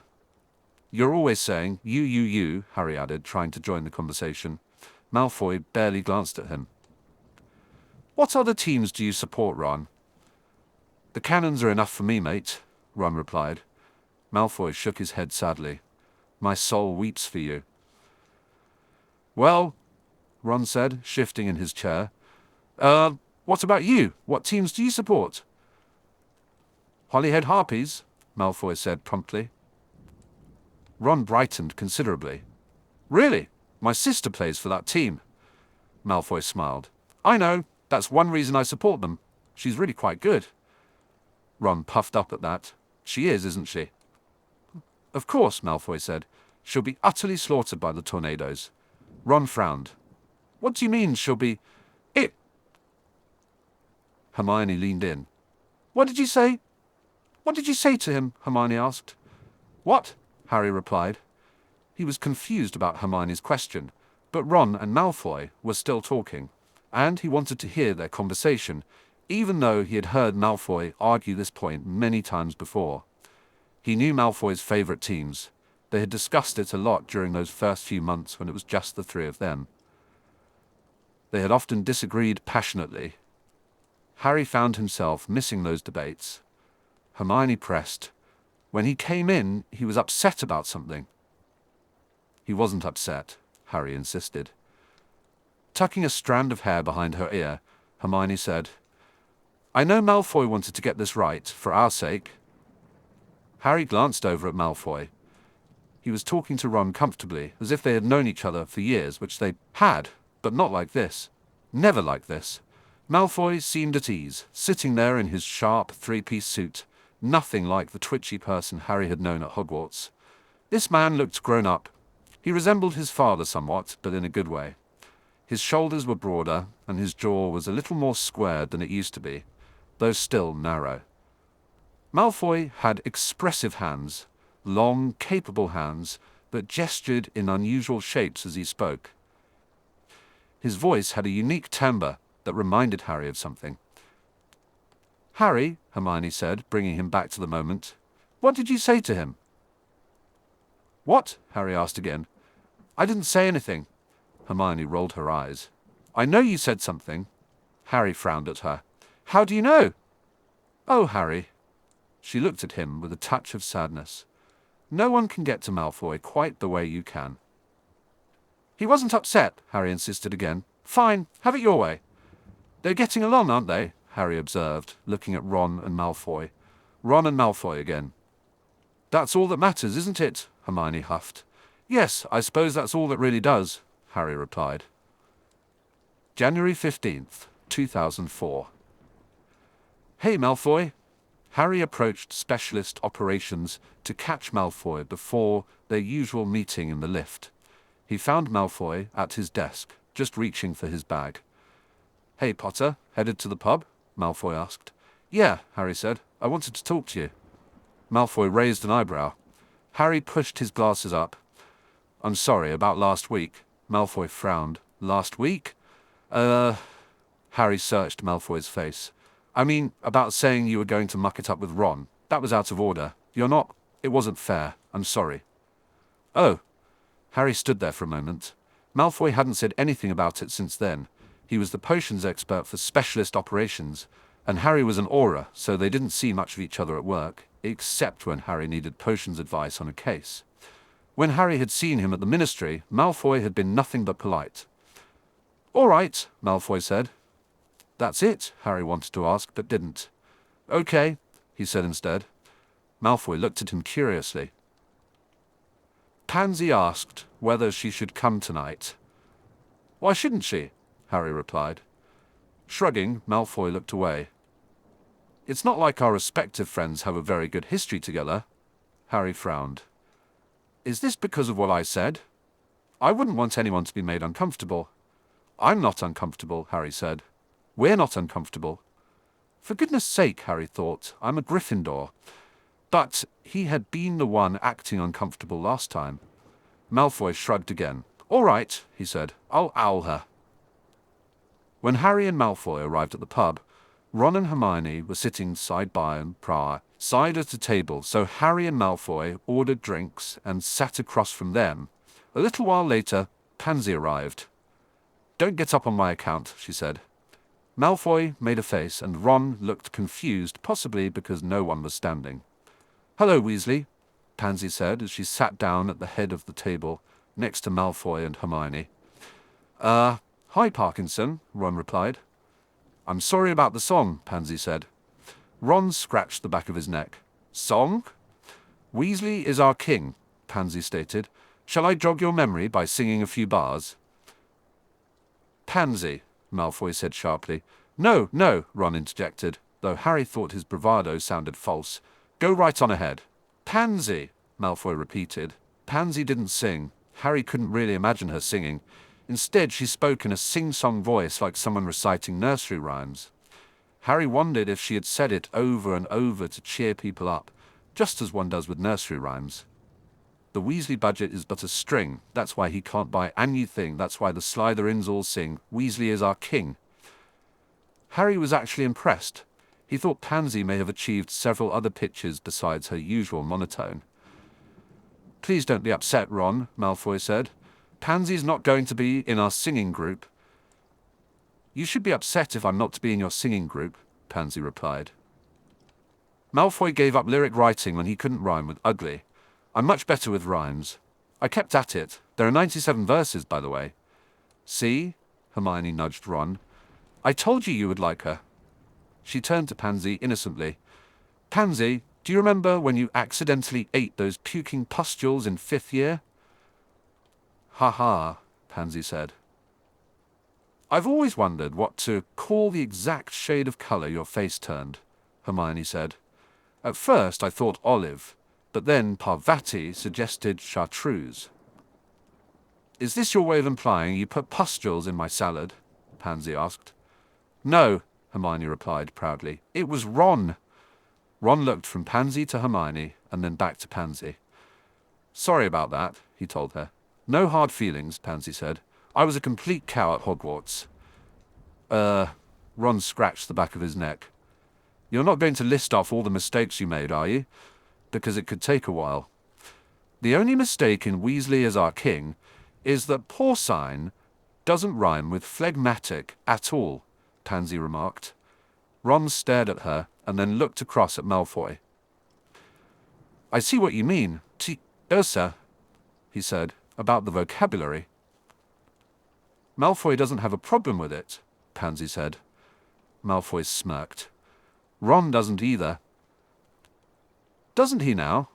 Pansy looked at Ron, her interest evident in her slowly raising brow. Frowning, Hermione said, the obvious rhyme for porcine is asinine. Thanks, sweetie, Ron replied. Hermione frowned some more. Well, it is. Pansy did say she was sorry she wanted to give me over to Voldemort, Harry said. I only said it to get on his good side, Pansy explained. What are you going to do now you're on my good side? Harry asked. I don't know yet, Pansy admitted. I consider it an investment in my future. Sort of like giving you up to Snakeface would have been. Don't, Malfoy interrupted. Pansy looked at Malfoy. His jaw was clenched. Both her brows went up, which seemed quite energetic for her. Draco, she said. You know I don't think. Just don't, Malfoy replied. Pansy shut her mouth. Malfoy frowned down at his drink. The pub was called the Round Table, but the tables weren't round. They were large and dark, made of heavy wood with knots in them. The air was warm, the beer was good, and the food was hearty, though rather sophisticated for a pub. Music played in the background, reminiscent of Irish taverns from 300 years ago in the Muggle world. Harry liked it. It was just the sort of place to go with friends for a pint. But he had never been there before Draco Malfoy took him. Malfoy had looked pleased with himself when Harry admitted he had never visited. He looked even more pleased a week later when Harry stopped him outside the lift and asked if he'd like to go again. Harry was fairly certain Malfoy wasn't happy just because he liked the pub. I think it's safe to say we've all done things we regret, Harry said, his voice quieter than he intended. Malfoy turned slightly toward him, but stopped when Ron said, I sort of regret not hearing the other 95 verses of Weasley is Our King. I would sing them all, Pansy replied, but I can't in mixed company. Some of them are dirty. Dirty? Ron choked a bit on the air. Yes, Pansy said. Your shoulders didn't depress me at Hogwarts. Everything else depressed me. Your biceps depress me even less now. Malign, Hermione chimed in. Bloodline has no spine. See, there are plenty of things that rhyme with porcine or bovine. You could even just use swine. Pansy looked at her. I couldn't use has no spine. Why not? Hermione asked. It's a perfectly valid rhyme. Pansy rolled her eyes. We're talking about Weasley, not Percival, obviously. You can call me Ron, Ron said. Percy's got a spine, Pansy replied. Where does he keep it? Pansy asked. Ron smiled. In a drawer, I think, but I've seen it once or twice. Don't even get me started on phlegmatic, Hermione said. Static, erratic, fanatic. I can go on. I'm going to get us a drink, Pansy said, as she stood up and headed for the bar. Ron watched her go. She's something else, he remarked. A better word for phlegmatic would have been hebetudinous, Hermione suggested. Very nice, Malfoy replied. Hermione brightened at the compliment. Thanks. Ron put his arm around Hermione and squeezed. Want to tell Malfoy your big news, honey? Oh! Hermione's excitement grew. I got Rackham to sign it. Really? Malfoy looked surprised, then smiled. Good work. I would have thought he'd never come around. Honestly, Hermione, that was well done. At this point, Hermione was practically glowing. I think it was the point you made about werewolves, and I've been talking to him about the trolls and the house elves. I really appreciate your perspective on those things, Draco. It really helps. Oh, Malfoy said, looking down at his pint. Harry didn't need to see his face to know his cheeks were pink. You're welcome. Now all she's got to do is run for minister, Ron said, giving her another squeeze. Really, Ron, Hermione replied, looking very pleased. You've got to have tons of experience for that. I don't work for the government, remember? Why is that exactly? Malfoy asked. They think she's too radical, Harry explained. I think you would be a great minister, Hermione, he added. Malfoy turned slightly toward Harry. I didn't know you paid attention, Potter. I pay attention, Harry said. I just don't like what I see. That's why, Hermione began. She's going to say that that's why I should get involved, Harry interrupted, turning toward Malfoy to clarify. But it's exactly why I shouldn't. When I get involved, I get angry, and no one wants to see me angry. Malfoy studied him for a moment. Some people might. Sometimes I wish I could just tell everyone to shut up and listen to each other, Harry said. If everyone shuts up, no one's talking, Malfoy pointed out.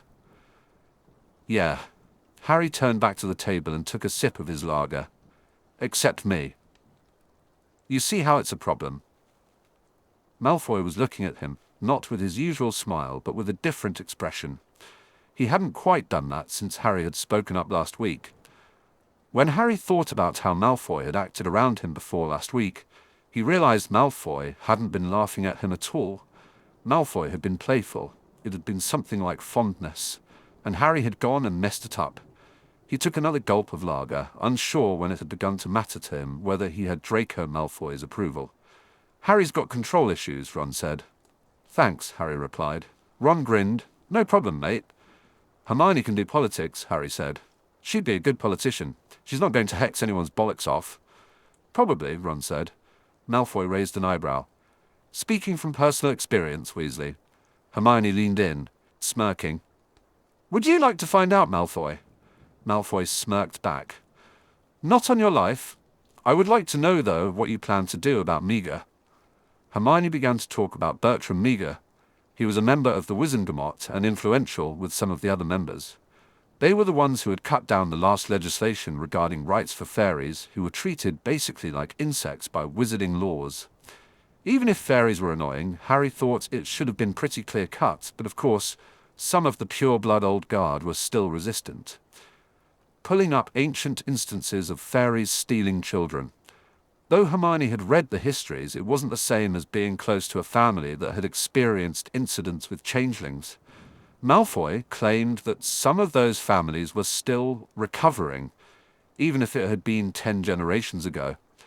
But what about the changelings themselves, Hermione asked. Does anyone even care about them? Said Malfoy. Well, generally, changelings suck the life out of the human child's mother, so no one cares about them? That's horrific, Hermione said. Those children were abandoned by their parents and just given to people who have no way of understanding what they are. How are changelings supposed to know how to behave in this world? Malfoy glanced at Harry. I hadn't thought of it that way, he admitted. Think of how lonely those fairy children must have been, Hermione continued. How different they are from us and how little they understood. Malfoy's gaze started to shift toward Harry again, but he quickly refocused on Hermione and said, Yes, I understand. Our worlds are very different. But there aren't any changelings these days, and fairies have lost a lot of the power they held, so we should just take everything away from them? Malfoy sneered. That's not what I'm saying at all, Hermione, and you know it. No need to get excited, mate, Ron said casually. Hermione bit her lip, and Malfoy looked absolutely devastated. I'm sorry. No, Hermione interrupted. I'm sorry, I just get so... Let me. Malfoy leaned in. I don't mean to be a prat, I just want you to understand. The Fae are people who were very, very powerful. They had a world that was basically their own, plenty of land, and no one questioned. Angry about these things because they were just there. They did whatever they wanted. They took whatever they wanted. They hurt whoever they wanted, without caring for anyone else. And then the world changed, didn't it? They woke up one day and realized they no longer had free reign over fields and forests. Their first instinct wasn't to accept it or to work together with humans to create a better world. Their first instinct was to fight back, and they were crushed. After that, they lost everything. And worse, they were punished for being what they were. Who they were, the horrible, dreadful things they had become, even though they had been those things in another lifetime. You think I can't identify with that? You think I can't understand? Malfoy extended his arm onto the table, and Harry wished he wouldn't. He didn't want to see, but Malfoy slowly folded back his pressed white sleeve, revealing his arm one cuff's length at a time. Oh, Draco! Hermione's eyes filled with tears. The dark mark was twisted and ugly, and Malfoy's arm was strong and pale beneath it. Hermione covered it with her hand. Now you tell me your side of the war, Malfoy said, and you'll see how Meager and those other gits in the Wizengamot feel. I see Draco is flashing his tattoo around again. He always does that when he wants to be sexy, Pansy said as she sauntered up with her drink. She plunked it down on Ron and Harry's end of the table and drew up a chair, having been at the other end before. "I don't want to sit with the adults," she said. "They look like they're having a moment." "Oh, that's nothing," Ron said. "I have plenty of scars. Do you want to see?" Pansy looked at him. "Will I get to feel up your arm too?" Hermione let out a choked little laugh and took her hand away. "Okay," she said. "I'm sorry, Don't apologize," Malfoy said quickly as he rolled down his sleeve. Hermione laughed again, this time a little less strained. "Anyway, you're right, this is a problem. How do we make them see that fairies have changed?"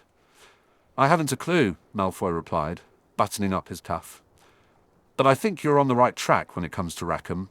With Niga, I feel like don't get me wrong, I just mean, he doesn't think you understand where he's coming from. Someone like that." Malfoy shook his head. "All right," Hermione said. "So what we've got to do..." Pansy leaned in, her long fingers wrapping around Harry's elbow. "What did you do to Draco?" she asked, her voice lower than usual. Harry frowned. "What? I didn't do anything to..." Pansy rolled her eyes. "He's been in high dudgeon all week. That's not my... How often do you think he goes about flashing that great ugly scar?" Harry glanced at Malfoy, who was listening to Hermione with intense focus. Malfoy looked like he was really paying attention, making a conscious effort to hear the other person. He turned back to Pansy. "You said he does it whenever he wants to be sexy."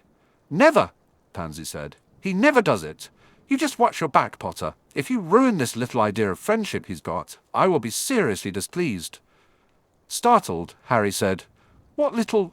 But Pansy sat back, and Malfoy was talking again, sounding so sincerely earnest. He had never sounded that way before, except when he had threatened Harry, his voice laced with venom. Now it was filled with something different, with something that resembled graciousness, which didn't sound like Malfoy at all, except that it did. Harry thought he would probably recognize his voice anywhere, just like he would with Ron or Hermione. That thought felt strange. He believed he would recognize Pansy's voice too, and that was downright bizarre. "You've got to convince him it's in his best interests," Malfoy said.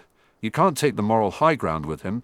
He'll just shake his finger and quote instances of kidnappings and terrorism. There isn't any argument you can make that he'll listen to, and you can't threaten him because he'll come down that much harder on all the beasts and beings you're trying to protect." Hermione twirled her hair around her finger. "Okay, that makes sense, but what if we got him to see it in the light you just described?" Malfoy shook his head. "Niga wasn't a Death Eater." "No," Hermione continued to twirl her hair, "but he does have sympathies, doesn't he? And fairies are, well, they're very pure in a way. They're pure magic, and they did once have very powerful magic."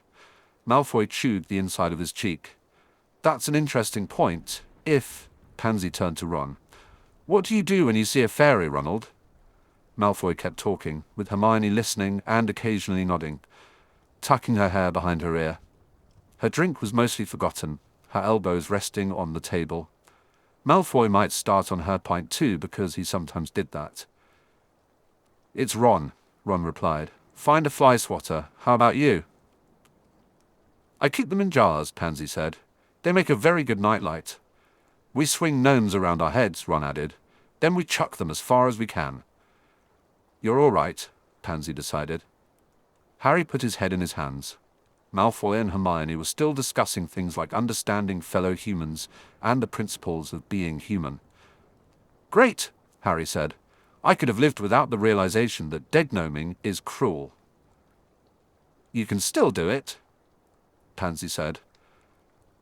"No," Harry replied. "I can't." "Why not?" Pansy asked, clearly interested. "Because it isn't right," Harry said. "This disappoints you," Pansy noted. Harry nodded miserably. "Degnoming is fun." "You're all right too." Pansy patted his hand awkwardly before turning back to Ron. "Our gardener thwacked our gnomes with shovels." "How come we never thought of that?" Ron asked. "Because your mum doesn't kill people," Harry said. Ron just looked at him. Realizing his mistake, Harry opened his mouth, then shut it. He looked down at the table, trying to think of something to say. This is awkward, Pansy said. Ron looked at her with a hint of disbelief. Are you ever appropriate? No, Pansy says, Pansy replied. No one liked Draco's aunt anyway, she was absolutely mental. Harry wanted to say that didn't make it right, but he held back because of Ron. It wasn't that he thought it was wrong exactly. He just didn't know what to think. That was the main reason he avoided politics. Politicians didn't talk the way Hermione did, or even like Malfoy, come to think of it. Everyone just claimed they were right, and everyone else was wrong. Voldemort had obviously been wrong, but Harry had no idea whether Molly Weasley was right for killing Bellatrix. He had no idea if he would ever know. She was at that, Ron finally said. He sipped his ale and smacked his lips. Anyway, Mum kills doxies. Does she now? Pansy looked interested again. We did too, Ron said. Doxies aren't, Harry began. Oh no, they are, aren't they? Sentient, self-aware? Ron shrugged. Hermione thinks they've got about the intelligence of Neasels. But you wouldn't swat a Neasel now, would you? Neasels are cute and fluffy, Pansy said. I would swat them instantly. Do you still kill doxies? Harry asked Ron, horrified. Ron shrugged. Hermione'd have my head. You're like a puppy, Pansy said. Trained and everything. Smirking, Ron replied. Are you going to swat me? I might, Pansy said, her mouth twisting into a little smirk, if you ask nicely. I feel like everyone I know is really corrupt, Harry said. Or, he glanced at Malfoy, who was deep in an earnest conversation with Hermione. Or really not corrupt. What I mean is, it's confusing. It's all right, Pansy said. You were locked in a cupboard. I was neglected and objectified. She turned to Ron. What's your excuse? Ron shrugged. I don't know. Born this way. Come, Pansy said. Didn't you have a terrible childhood too? Oh, that. Ron glanced at Harry. Well, no, Harry's aunt and uncle now. I didn't ask about Harry. Pansy spoke in her usual tone, but it somehow sounded quieter. I was asking about you. Ron looked slightly uncomfortable. Well, you know. Pansy raised her perfectly tweezed black brow in its lazy, mocking way. No, I don't know. If you want me to tell you the things I've imagined about your family, I can, but I doubt that you'll be pleased. Ron laughed. Go ahead, I can take it. For a moment, Pansy just looked at him. She seemed about to speak, then didn't. Ron, Harry said, you can talk about it. It's not as though I'm going to think you hate your mum or anything if you were ever unhappy. He frowned, realizing Ron must have felt the weight of those unspoken thoughts. Everyone had been unhappy at times. Harry, unable to imagine growing up as a Weasley, thought they must have been perfect. I doubt that's what he's worried about, Pansy said. Oh, Harry replied, is it? I mean, was it me? He knew that sometimes he was part of the problem. Even though it wasn't his fault, he still felt guilty. He recognized that feeling guilty only made Ron feel worse for being jealous of the attention, the fame, and the valentines that Harry received, all things that Harry didn't want, but Ron did. Because Ron, he began. If it was me, I'm not going to... Not everything is about you, actually, Pansy interrupted, and Harry fell silent. Ron shook his head. It's not that. I didn't have a terrible childhood. Fine, Pansy said. Don't join our club. I didn't. Ron frowned down at his drink. I really didn't. It was Fred and George who were always getting into trouble, and Ginny who always argued with Mum, and it was Percy who was always unhappy, and William made the best marks and was the best looking, and Charles the kindest and the most talented, Pansy said, sounding bored. Ron shrugged. That's all, really. Yes, Pansy replied, as if she had made a point. That's all. Harry wanted to say he was sorry, though he wasn't sure why. As for you, Pansy continued, you had plenty to make you special. After all, you had one best friend who was a genius, and your other best friends saved the wizarding world. How could you possibly want more? He's good at chess, Harry thought, but didn't say. He had decided to work on how not to be a tool. Ron saved the wizarding world too, he said instead. The lot of you look miserable. Malfoy said suddenly. The low murmur of his conversation with Hermione came to an abrupt end. Pansy, what did you do to them? Harry asked. Pansy turned her head to look at him in her eerie, feline way. Ronald said he would show me his scars. Did you? Hermione asked curiously. Did you show her the one on your... It's Ron, Ron told Pansy. I didn't show her any, he said to Hermione. None that you can see. Pansy's lip curled. Malfoy glared at her balefully. You're more trouble than you're worth, he said. Pansy flapped a lazy hand. Practically everything is more trouble than it's worth. Not everything, Harry found himself saying. He didn't look at Malfoy, but he could feel him sitting beside him. June 17th, 2004. Hello, Potter, Malfoy said before even glancing his way. He was putting papers in his bag, getting ready to go. Hello, Harry replied. He met Malfoy at his desk in Specialist Ops every once in a while. Specialist Ops was further down than the Auras division, so there wasn't much point in going down before coming back up. Malfoy could have come up and stopped at Harry's desk, but he almost never did. It had been about 5 months since Ron started joining them at the pub. They all had drinks almost every Thursday. Pansy, Malfoy, Ron, Hermione, and Harry, sometimes in varying combinations. Malfoy hadn't ever really held a grudge, but he never quite seemed as open as he had before Harry said what he did about Ron. It was such a sort of stupid thing, and Harry wished he'd never said it. He also wished Malfoy wouldn't act so distant, except that he wasn't being a ponce. Harry wasn't sure Malfoy even remembered it, or realized why he acted so careful around him.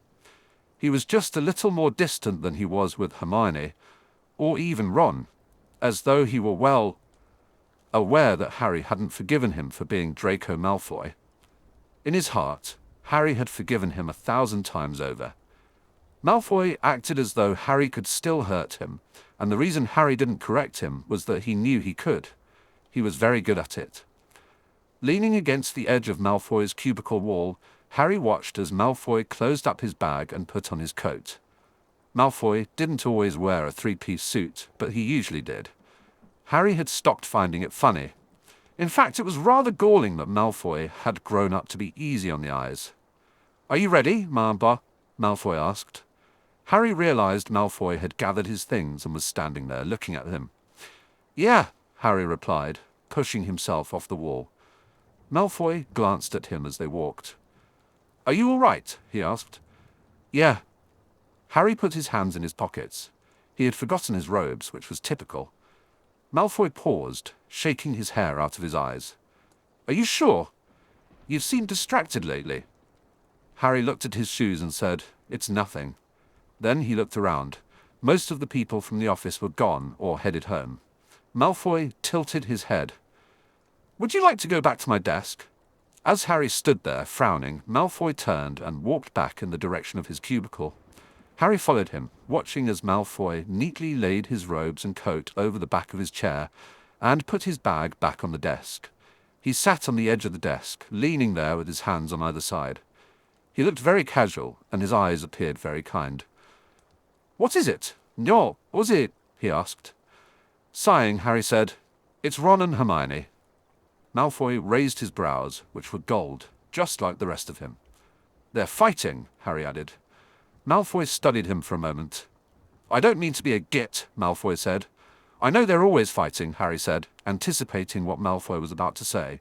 Just because they argue a lot doesn't mean they don't love each other. Malfoy smiled faintly. I believe you've met my mother and father. They didn't. Malfoy gave him a pointed look. Oh, Harry said, staring at his shoes. Did it ever feel like they were breaking up?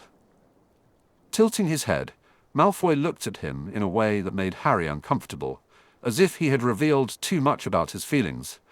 Just when he was about to tell Malfoy to forget it, Malfoy stood up. He picked up his robes and coat, hung them on the hook, and then pulled out the desk chair. Sit down, Potter, he said in a low voice. Harry glanced between Malfoy and the chair, then sat down. Malfoy leaned his hip against the desk. Sometimes I felt like they were breaking up, he said. Sometimes I felt like it was my fault. I doubt it, Harry replied, knowing two things for certain.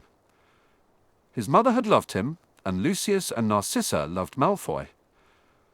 I don't know, Madame, Malfoy said. Usually, when they fought, it was about me. What? Harry began, but realized that it would be nosy to ask. Malfoy waved a hand dismissively. Oh, everything. Where I should go to school, whether I was receiving a proper education, whether I was allowed to prefer men, whether I should be allowed to wear plaid, whether I should be allowed to become a Death Eater. The usual things. Harry swallowed hard. Did you? What? Wear plaid, Malfoy smiled. In your dreams, Potter. He put his hands in his pockets. Don't tell Pansy about the plaid. Harry looked down at his hands. I don't know what they're arguing about. Hermione won't talk to me. Usually, she talks to me. I thought, something is not quite right, Harry said. Has she... He looked up and asked, Has she talked to you? Malfoy tilted his head and studied him for a moment. You're off your nut, he finally replied quietly. If you think Hermione would confide in me before she would you. You don't always confide in the people closest to you, Malfoy, Harry pointed out. Case in point, Malfoy replied, turning his gaze away. He chewed the inside of his cheek. Do you think... Should I talk to her? He still didn't look at Harry. Harry realized that this was what Malfoy had meant to ask all along. Could you? He said. Malfoy nodded. Thanks, Harry said. Not a problem. Well then. Malfoy stood up and took his coat off the hook. Would you care to go get intoxicated with me? Absolutely, Harry replied. Harry didn't know if Malfoy had planned to talk to Hermione that evening, but if he had, he wouldn't have been able to. Hermione wasn't there. When Harry and Malfoy arrived, only Pansy was present. When Ron joined them, he was alone. Where's your better half? Pansy asked. Volunteering at the sanctuary, Ron said, as he sat down, looking unhappy about it. The sanctuary? Pansy questioned. Ron rolled his eyes. Do you listen to anyone but yourself? Pansy appeared bored. Sorry, it's déclassé to eavesdrop on the pointless jabbering of the hoi polloi. And talk in bloody English for once, why don't you? Ron replied. Pansy looked even more bored.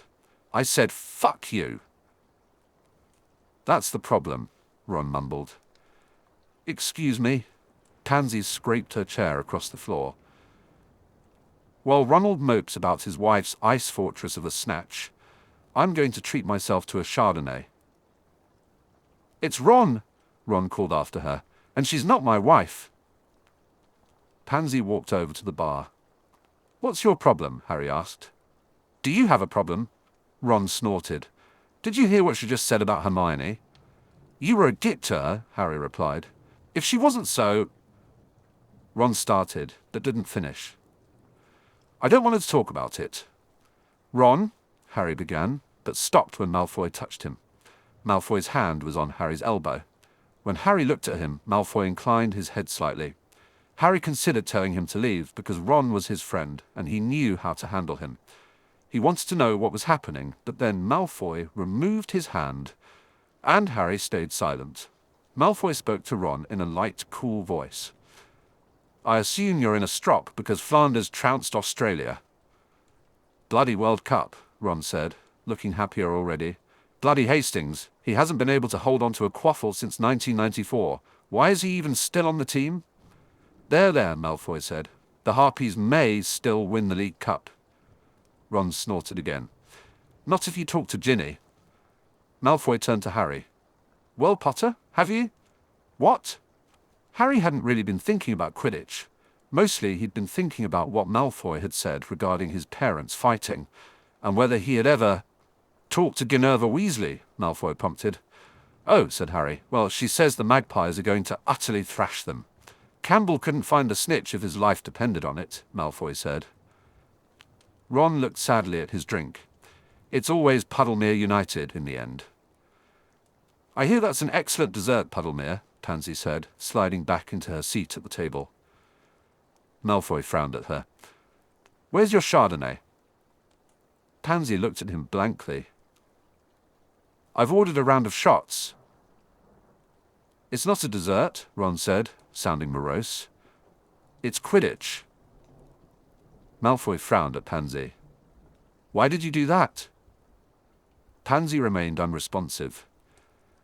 I felt that it was necessary, she replied. And Gudgeon is never going to catch a snitch, not ever, Ron said, still feeling down. If things continued this way, Harry was grateful that Pansy had ordered shots. Oh, Quidditch, Pansy said. The sport? Did you see that interception, though, Ron asked. Corinda is bloody amazing. She should have been watching the snitch, Malfoy pointed out. Ron sighed. She would have, if it weren't for bloody Hastings. It wasn't just Hastings, Ron. Admit it, Harry said. Did you see New Harker on that final score? Fumbled it completely. I approve of Quidditch, Pansy announced. Pansy, you hate Quidditch, Malfoy replied. And Corinda may be good, but Beaumont is in another league altogether, he added. Ron rolled his eyes. Corinda could take Beaumont any time. Harry interjected. Ron, mate, Corinda missed the snitch by at least a meter. All I'm saying is, it's a brutal, boorish game, Pansy said. So much blood and gore. That's why I approve. You don't, though, Malfoy pointed out.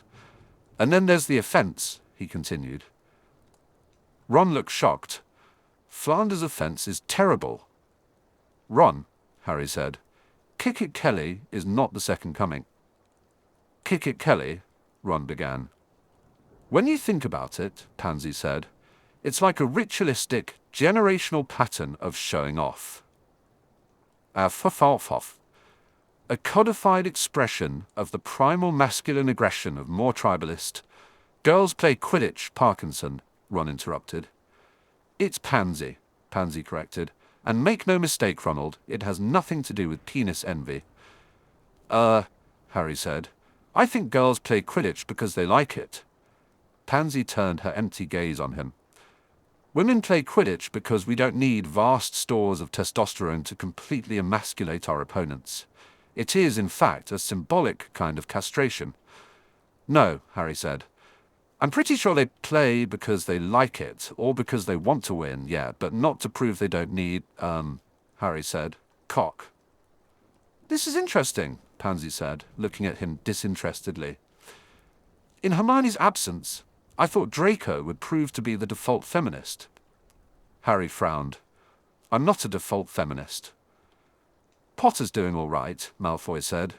Cheer up, Pansy said. Feminist isn't a dirty word. She looked at Ron in an apathetic way, almost leering. Unless you want it to be. Remember when we were talking about Quidditch, Harry said sadly. It's okay to talk about castration, Ron said, leering at Pansy. I don't mind it, he added. I thought there was a reason you liked her, Pansy said with a smirk.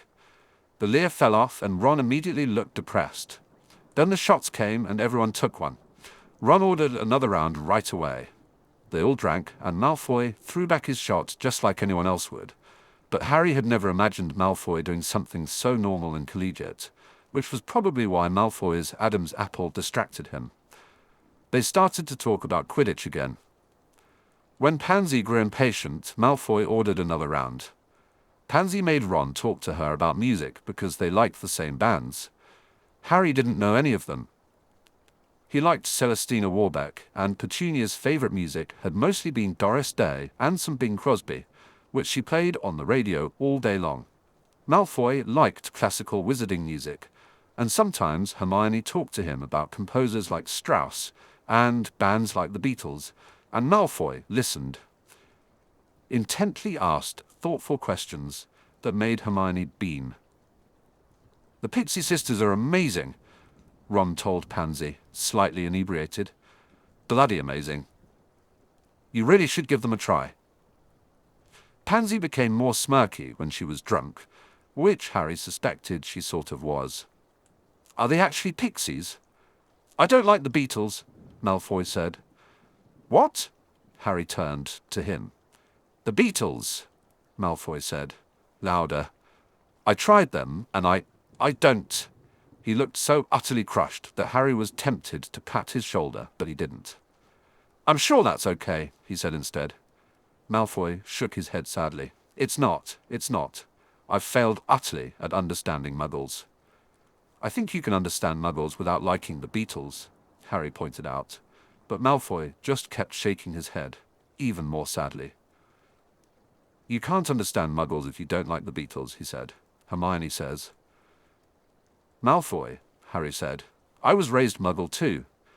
Dudley didn't even know what the Beatles are. Malfoy leaned toward him. Who's Dudley? My cousin. Malfoy leaned further still. You have a cousin? It was taking Harry a while to realize that Malfoy was drunk too. I have a cousin, he said. Malfoy looked sadly at his drink. I had a cousin, but she died. Sorry. Harry resisted the urge to prop Malfoy up. You knew her, though, said Malfoy, starting to lean again. You knew her quite well. You were pals. Tonks? Harry looked at Malfoy curiously. Yeah, she was pretty amazing. I regret it, Malfoy hiccuped. I regret not knowing her. His hair fell into his eyes again, and honestly, Harry couldn't see any reason why he'd Potter, Pansy said. Shots! Your turn, now! What happened to that big vocabulary? Ron asked, leaning in with a smirk. I sometimes have the urge to express myself in a primal way, Pansy replied. Do you? Ron said, leaning closer. Wouldn't you like to... Malfoy interrupted, leaning in as well. They're going to do something they regret, he said. Like what? Harry asked. I can't explain it to you. Malfoy stared sadly at his empty shot glass. I might do something I regret, too. Malfoy, Harry said. Pansy's right, Malfoy insisted. Get us more shots. So Harry went to get more shots. This had never really happened before. For one thing, Ron had never come without Hermione. Sometimes Hermione came without Ron. Harry thought it was because Hermione was closer to Malfoy than Ron was. He was surprised Ron would come alone, but Hermione was busy with her work on the Sanctuary. After getting Rackham to sign her petition, Hermione had become a significant political figure. Suddenly, the press was paying attention to her various projects, including the magical beast sanctuary. Bertram Meager called it the petting zoo, but it was much more than a zoo. The sanctuary provided a safe haven where beasts not considered beings by the ministry could not only live but also learn through tutorials led by volunteers. Some of the beasts, like trolls, fairies, and gnomes, were learning life skills to help form self-sustaining societies. Hermione dreamed of these beasts creating their own city-states, with regulations for commerce between the wizarding world and the beasts. She also envisioned house elves founding a town where free elves could live and work independently. But right now, she was busy trying to stop the trolls from eating the volunteers. Harry doubted that the sanctuary or Hermione's non-profit work was the cause of whatever problem she was having with Ron.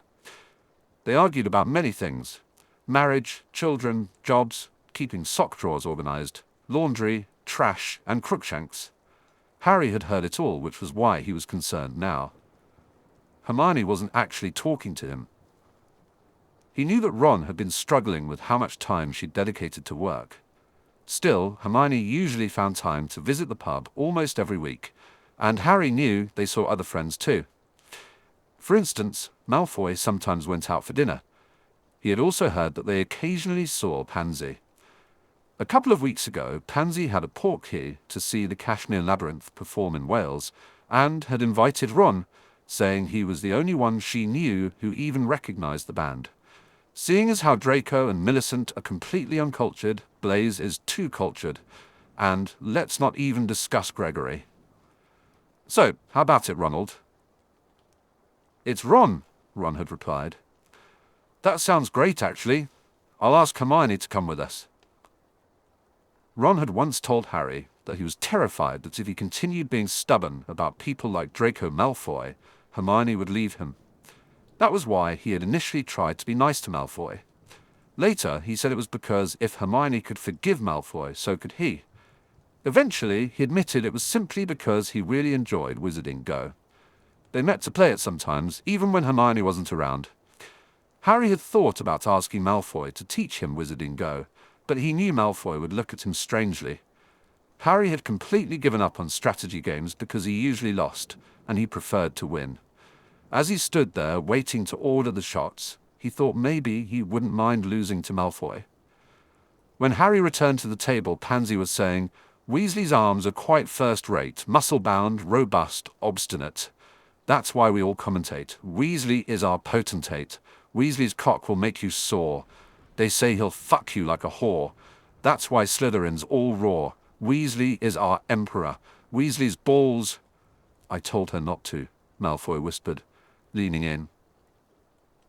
"She can't stop when she gets excited." "Maybe she shouldn't use the word whore that way," Harry said. Malfoy smiled at him. "Were you a feminist at Hogwarts?" "I don't know that I'm a feminist now." "Sure you are. You and Hermione are best friends." "Okay," said Harry. "I like it." Malfoy put his head on Harry's shoulder. "I think I'll go to sleep." Harry didn't move. After a while, he thought Malfoy really might be asleep, and looked down. "You like that I'm a feminist?" "God, yes," Malfoy said. His lips were moving against Harry's neck. "You don't mind, do you?" "No," Harry said. He really didn't mind it at all. Chapter 3. June 24th, 2004. "Potter," Malfoy said. "Malfoy?"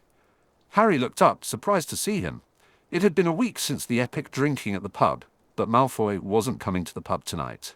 He had mentioned to Harry a few days earlier that he was talking to Hermione to see if he could find out what was wrong. Yesterday, Hermione told Harry she and Malfoy were going for coffee instead of coming to the pub. Harry thought this might mean Hermione would actually tell Malfoy what was happening with her and Ron. "Hi," Malfoy said. "I'm just on my way to meet up with Hermione, and I wanted to say sorry we're not going to the pub. Next week, yeah?" "Yeah," Harry said. "I'm meeting Pansy there, though." "Oh!" "I mean," Harry continued, "since you're going out with Hermione." He stopped himself before asking Malfoy if it was all right, because he didn't need permission from Malfoy, and Malfoy would think he was being weird. Still, Harry felt strangely uncomfortable. It was the surprise on Malfoy's face. "She said she might bring a friend," Harry said instead. "She said I should meet him." "Oh!" Malfoy looked down. "That'll be Zabini." "Zabini?" Harry asked. Sneering, Malfoy looked up. "You remember Zabini, don't you, Potter?" "Malfoy," Harry said. Malfoy sighed, pushing his hair back from his eyes. "I'm sorry, it's just this mess with Hermione." "Did she tell you anything?" "I think—" Malfoy chewed the inside of his cheek, and Harry tried to think of what to say. He recalled what Malfoy had said when Harry told him last week that he thought there was something wrong between Hermione and Ron. Harry had felt perfectly comfortable then. Afterwards, they had gone and gotten completely sloshed, and Malfoy had fallen asleep on his shoulder. Harry had been sore the next day. "Do you want to go to the lounge?" "No one's in there," Harry asked. He started walking that way, and Malfoy followed him. In the lounge, Harry took out his mug, used a cleaning spell to wash it, filled it with water, and tapped it with his wand to make it cold. "Here," he said, handing the mug to Malfoy. Malfoy took it and sat down at the lounge table. Harry sat down too, while Malfoy stared at the water for a moment. "I think it's something to do with Ron and Pansy," Malfoy finally said. "What?" Harry asked, noticing Malfoy looked miserable. "I think Hermione's jealous." Ron and Pansy. Harry took the mug since Malfoy wasn't drinking from it, feeling suddenly dry in the mouth. That can't be right. If anything... I know, Malfoy interrupted. I thought it was going to be... Ron getting jealous of you and Hermione, Harry finished. Nodding, Malfoy took a sip of water from the mug. There's no reason he should be. I'm very gay, and Hermione has absolutely no interest in anyone but him. She never has had interest in anyone but him. But Ron feels the same way about Hermione, Harry said. He considered taking Dawlish's mug from the cupboard, but decided to just grab his own back and take another sip. He would never, not with Pansy, Harry added. Stop it, he would never. Pansy is not the qualifier here. He would with Pansy in a heartbeat, if it weren't for Hermione, Malfoy replied, taking another sip from the mug. Harry looked at Malfoy in confusion. He and Pansy are just friends. Sure they are, Malfoy said. But if Hermione does something utterly stupid, like break up with him, he's going to be an utter arse and do something stupid himself. Pansy will go along with it because she thinks it's funny. She is such a cow, and... sometimes she just really needs to... God, Potter. Malfoy looked up and saw Harry's face. I am so sorry. I didn't mean it that way. You think, Harry said, then tried again. You think Hermione's going to break up with Ron? No, Malfoy said quickly. I'm sorry. I just meant things could get...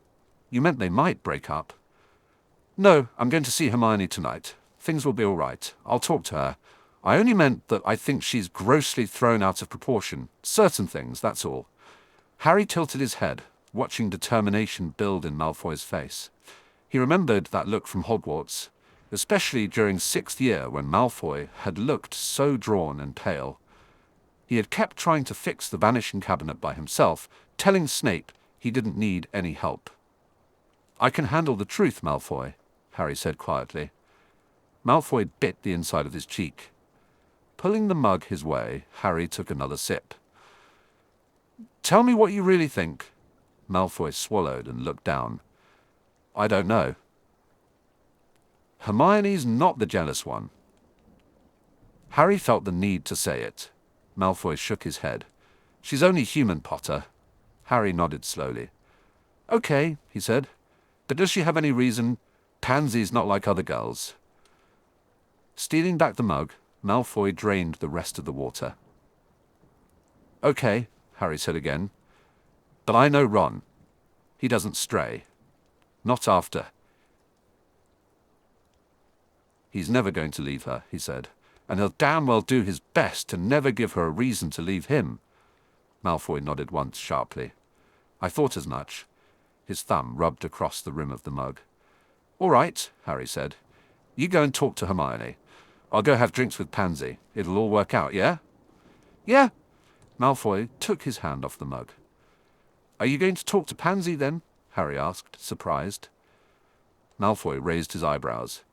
Do you think it would be a good idea? Malfoy shook his head, brushing hair out of his eyes. No, she's difficult. Yeah, I kind of figured that out, Harry replied with a wry smile. I might talk to Ron, though, see if I can help. Potter? Yeah? Thanks. Harry found it ironic that Malfoy was thanking him. Ron and Hermione would always be his closest friends, so Malfoy was helping him too. But maybe Malfoy wasn't thinking about that. He was holding out the mug, and Harry took it. No problem, he said.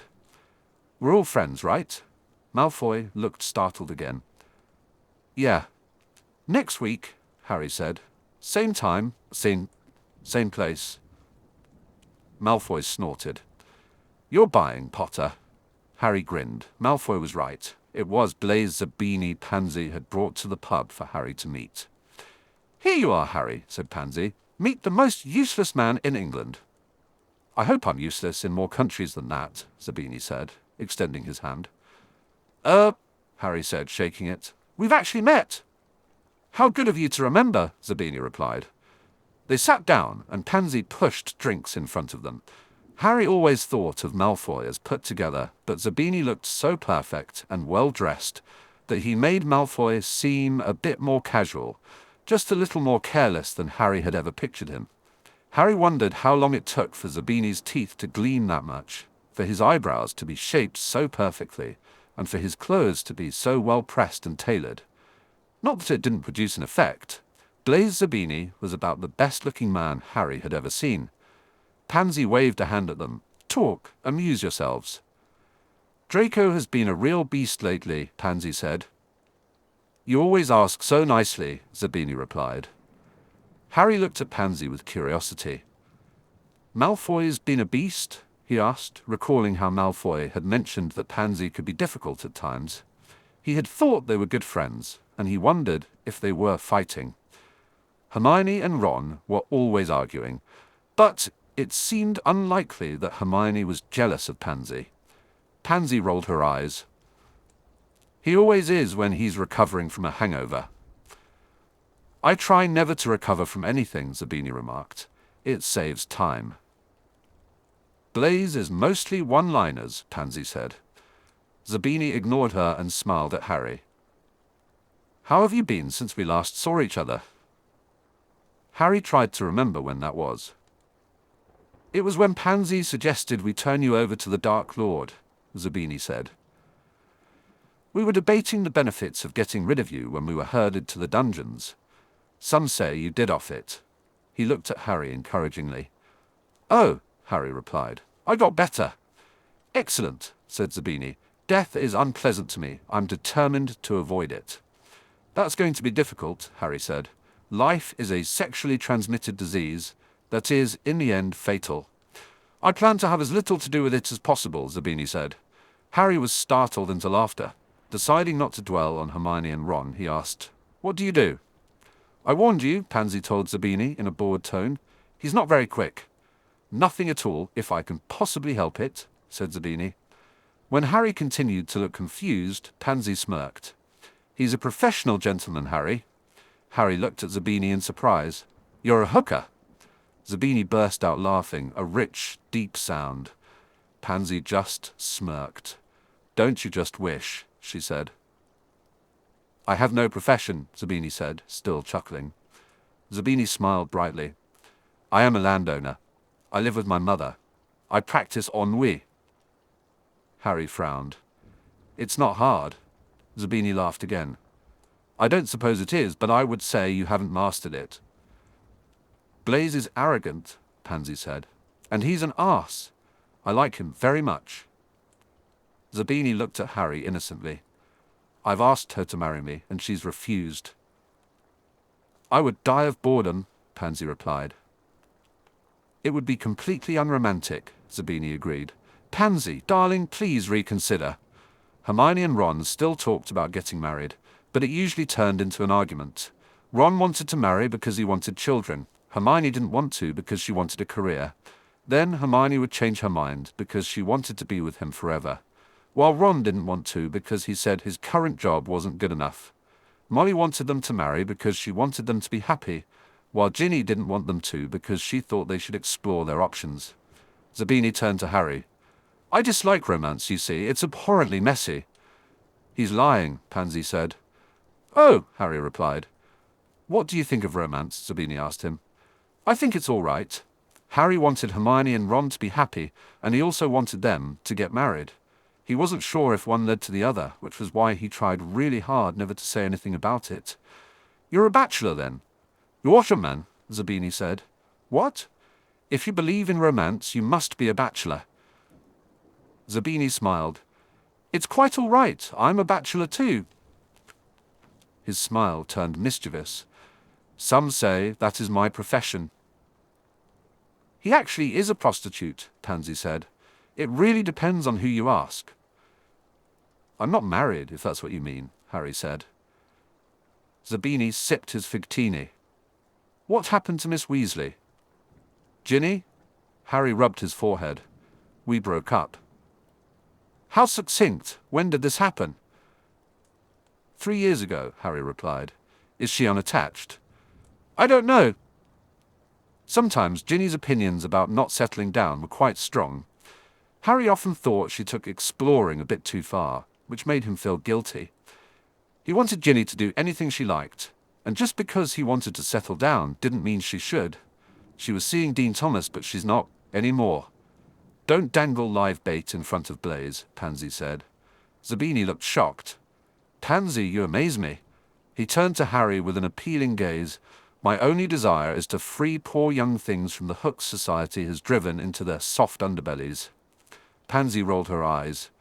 Preferably before big bad fish propose to gobble them up, and the little fish say yes, get married, and live happily ever after, as flotsam.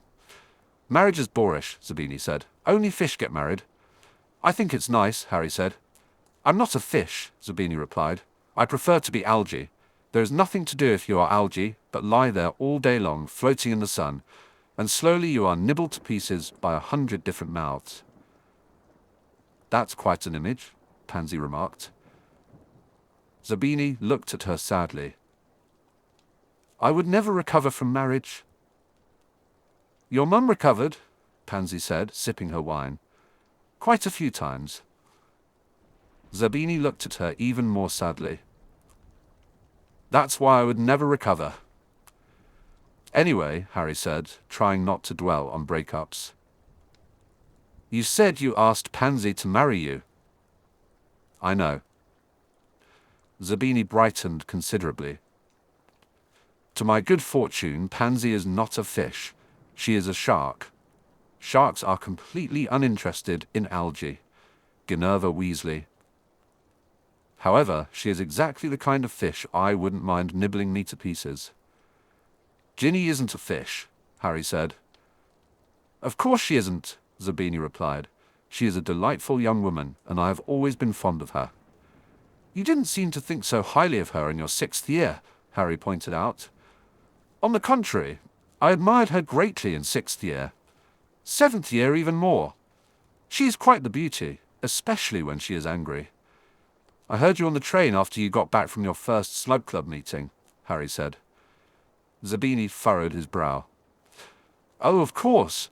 I remember Draco boasting about certain improvements he claimed to have made to your face. I hardly believed him. He smiled pleasantly. I have always found your face rather pleasing as it is. Harry frowned. You didn't find Ginny's family pleasing, I think it was. Ah. Zabini leaned back, his long, elegant finger tracing the rim of his glass. You're referring to a time when ridiculing lineage was still somewhat in vogue. In vogue, Harry repeated. I have to admit, my attitude in that regard was one of the few times I did not predict the inevitable trend of fashion. Zabini took a sip of his cocktail. Trend of fashion, Harry continued. Forgive me, Potter. Zabini looked quite sincere. I was gauche. Gauche, Harry echoed. You keep repeating everything I say, Zabini remarked. Will you understand it another way? I was self-conscious and rather awkward at that age. I wanted to be thought sophisticated and chic. I parroted things I heard dignitaries and elitists say. I didn't take the trouble to understand them, and I'm still in the habit of saying things just because they sound posh. But I will never be such an ignorant, filthy, block-headed fool again. Oh, said Harry. I guess I understand that. I suppose you do, Zabini said. But you'll think less of me when you learn that it won't happen again. It's not because I think it's wrong, but rather because I am so terribly embarrassed at having been so utterly crass. It pains me to recall some of the things I said. It has nothing to do with how I made anyone feel, and everything to do with having made a fool of myself. Oh, Harry said again. He thought about it. Pansy said she wouldn't save her folks from a burning building. Pansy is vulgar, Zabini replied. Pansy looked bored. I try, she said. I would never say such a thing, Zabini continued. It would be in bad taste. But, Harry interjected, would you save your parents from a burning building? That is not the issue, Zabini said. And it is not the point. The point is that my mother will never be in a burning building. I shall see to it that it never happens. But what if it does? Harry asked. Zabini sipped his cocktail. It won't. But what if it does? Harry pressed. Zabini sighed. We'll never know, will we? But here's my hypothesis. If there were a burning building with my mother in it, and if, in the heat of the moment, I thought someone might perceive a decision that saves my own skin as uncouth, then I would apparate directly into that burning building, die screaming, but accepted by society. There, does that answer your question? I don't know, Harry replied, thoughtfully. That's a really weird answer. It's a weird question, Pansy said. It's really quite morbid. I dislike morbidity, Zabini remarked. That's why I disliked Death Eaters, though they were rather fashionable in the late 90s. So you weren't a Death Eater? Harry asked. Blaise? Pansy raised both eyebrows. Harry had thought only Malfoy could make her do that. Of course I wasn't a Death Eater, Zabini said. What did I just say about being uncouth? And you weren't for Voldemort? Harry asked. Malfoy was right, Pansy said. You really do paint all the Slytherins with the same brush. Harry looked at Pansy. Malfoy said that? In 8th year, Pansy replied. Oh, said Harry. Does he think that now? Pansy raised a brow. You tell me. Tom Riddle was a hooligan. Always, said Zabini. Zabinis never side with hooligans. Hooligan, Harry repeated. There you go, repeating things I say again, Zabini remarked. Would you prefer that I tell you Voldemort was evil, rotten to the core, morally repugnant? He might have been all of those things, but if you want the truth, of course you do, you're Harry Potter. I didn't side with him, but only because I found him personally distasteful, and Mother didn't approve. Okay, said Harry, but you said Voldemort was a hooligan. I thought it droll, said Zabini. Didn't you? Harry considered it, I suppose. Zabini looked at him thoughtfully. Why did you break up with Miss Weasley? I'm gay, Harry said, because it was the easy answer. Oh, is that all? Said Zabini. I told you not to dangle fresh bait, Pansy interjected. Zabini ignored her. Miss Weasley could hardly blame you for being gay. I'm not bait, Harry replied, turning to Zabini. If you say something like, all the cool kids are doing it these days, I'll hit you. I would hardly be so predictable. Zabini appeared thoughtful again. When he spoke, his voice was a little less bright than usual.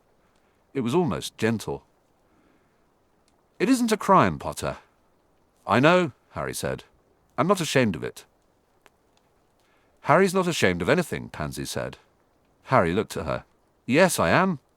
Pansy's shiny black eyes didn't flicker. Do tell. For one, said Harry. Harry said, Malfoy was right. I did paint all Slytherins with the same brush. And I'm sorry for that. I'm ashamed of it. I should have made more of an effort to get to know some of you, or, I don't know, understand. Zabini responded, We didn't exactly make it easy. Harry pushed his glasses up and replied, You can call me Harry. Zabini continued, We didn't exactly make it easy, Harry. None of us did. Harry looked up at Zabini, who was gazing at him calmly and was really quite attractive. But it's easier now. Thanks be to Merlin, said Zabini. I do so love things that are easy. Pansy chimed in. I would venture to say that Harry is rather difficult. I do so love a challenge, Zabini said. Rolling her eyes, Pansy remarked, You contradict yourself. Zabini smiled, affably. I'm vast. I contain multitudes. I'm still not bait, Harry said. That's all right, Zabini replied, his smile growing warmer. I'll just stretch out and photosynthesize. If we happen to cross paths, then it is as the water wills. One-liners and ridiculously extended metaphors, Pansy noted. Zabini contains multitudes, Harry said. Zabini's smile was lazy and bright. Call me Blaise. On July 22nd, 2004, Malfoy said, Nice scarf. Harry was just getting ready to leave his desk, grabbing his coat and a purple swath of cloth. It's Pansy's, he explained. Malfoy raised a brow. She left it at my flat. Malfoy's other brow went up, and Harry realized how it might have sounded. She, Blaise, and I went to a horror movie. We had drinks at my flat after. It had been several weeks since he met Blaise. Harry liked him. He was interesting, for one thing, and seemed to be completely lacking in O. For some reason, Harry felt like he hadn't explained himself enough. Pansy said you didn't like horror movies. Pansy isn't coming. Oh! Harry glanced down at the silky purple scarf. Malfoy had been right. Hermione and Ron were arguing about Pansy. A little while after Malfoy and Hermione had met for coffee instead of coming to the pub, Hermione had explained the situation. It had all started when Ron and Pansy went to the Kashmir Labyrinth in Wales alone. Ron had asked Hermione if she really wanted to go, considering she didn't care for the band. Hermione had sort of suggested that Ron just wanted to be alone with Pansy, which had made Ron angry. Hermione had gotten angry too, and they had fought. So Ron had gone with Pansy, and Hermione had felt jealous. She admitted she knew she was being ridiculous, yet she and Ron still hadn't made up. This was lasting longer than usual. "I can take it," Malfoy said. "What? Oh, okay." Harry handed him the scarf. As Malfoy folded it and placed it in his bag, Harry thought it was time to head to the pub. When he moved to leave, Malfoy didn't follow. "I like Muggle movies," Malfoy said suddenly. "I didn't think you didn't, Malfoy. They're a great way to understand Muggles. I think some of them are really good. I like the historical ones. Mostly I like the ones Hermione tells me to watch," Harry admitted. "I don't only like the films Hermione likes," Malfoy responded. Harry looked at him with curiosity. "Well, I also like sci-fi," Malfoy continued. "I just mean I've made an independent effort to understand Muggle culture, literature, and football. I might not have thought so before, but now I realize it's very important. We share a world with them." Malfoy was tall, even taller than Harry, but he was slighter than Harry. Malfoy seemed to take up a little less space. He still dressed as neatly as always, mostly in creams and greys, though sometimes he wore black. Harry wished he wouldn't. Malfoy looked stark in black, and the effect was striking. Today, his shirt was black, and his suit was charcoal grey, which wasn't much better. "Are you saying you like horror?" Harry asked finally. If he didn't say something soon, he would probably comment on Malfoy's choice of clothing. "No," Malfoy replied, turning to leave Harry's cubicle. "I'm saying Pansy is a cow." Harry caught up to him. "Why?" "Nothing.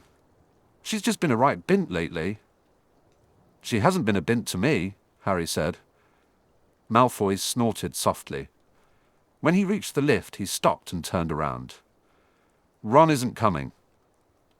"I know," Harry said. Ron and Hermione had a lot to work out. Some of it was just them being stubborn and blind, but some of it wasn't. Ron liked Quidditch, music, and chess, while Hermione liked advocacy, academia, and organizing shelves. Ron didn't like his job, and Hermione understood why he stayed with George. She truly did, but it was hard on her. She loved her jobs and heard him complain, wanting to tell him to do something different, especially when he couldn't just put up with Crookshanks for Merlin's sake. Hermione had told Harry all of this in a bit of a mess, shortly after she talked to Malfoy. There had been a lot of tears and mucus, and she kept apologizing for shutting him out. She hadn't wanted to make things difficult with Pansy, or with Malfoy, or with Harry and Malfoy, or Harry and Pansy, or Harry, Pansy, and Malfoy. Harry hadn't even really tried to work out what she meant by that. "Exactly. Mostly, I just hugged her," Malfoy said. "Things seem to be going all right so far. I wondered if I might invite Greg instead," he continued, "but only if you're okay with it. I understand why you wouldn't." He tightened his grip on the strap of his bag. "Sure," Harry replied. "You don't have to." Malfoy chewed the inside of his cheek. "Thanks, Potter." He didn't quite meet Harry's eyes. "Sure," Harry said. "Why don't you owl him now?" "All right, ma Freyschweid," Malfoy said, and they went to send the owl. When they arrived at the pub, Hermione and Goyle were already there talking. Goyle barely looked up. "Hey, Potter, Draco, do," he said, before turning back to Hermione. "But what about Gringotts? They had one." "They had it chained in a dungeon," Hermione exclaimed. Yeah, and it was bloody useful, wasn't it? Or I guess it wasn't that useful, seeing as how you and Potter stole it. Just how you managed that, with Potter's history of almost getting charbroiled, is a mystery, Goyle said thoughtfully. That was the best part of the Triwizard Tournament, he added, glancing at Harry. Sorry, Potter. That's okay, Harry replied. I stripped you and put you in a cupboard. Goyle turned back to Hermione. See, if I tamed dragons, I could still charbroil him. I could even have him extra crispy. Remember how we talked about not killing Potter? Malfoy said, his tone lacking concern. I meant to say I'm sorry, Harry said. About the cupboard. Better be quicker next time, Goyle warned, or I'll charbroil you. Harry raised an eyebrow. You and what dragon? Me and the dragon I'm going to tame. Only Hermione here says dragon taming is unethical. Goyle frowned and turned to Malfoy. Draco, are we still being ethical? Malfoy shrugged. Goyle took a sip of his pint and leaned back. We're still being ethical. Maybe you are, Harry replied. Goyle turned to Harry. Draco's been soppy ever since he started being ethical. Malfoy continued to drink from Goyle's pint, which didn't seem to bother Goyle at all. Remember how much fun we've had since we became ethical? Goyle asked. What fun? Goyle grunted. I mean, besides not going to jail and getting kissed, that's just a pack of laughs, isn't it? Malfoy set down Goyle's pint. Remember that manticore? That wasn't ethical, Goyle said. That was just the right thing to do. You saw a manticore? Harry asked, surprised. He hadn't known anyone but Hagrid who had encountered any manticores. Caught one, Goyle said proudly. But I let it go because it talked a lot and was smarter than me. He tricked you? Harry said. How could he do that? Goyle took a sip of his stout.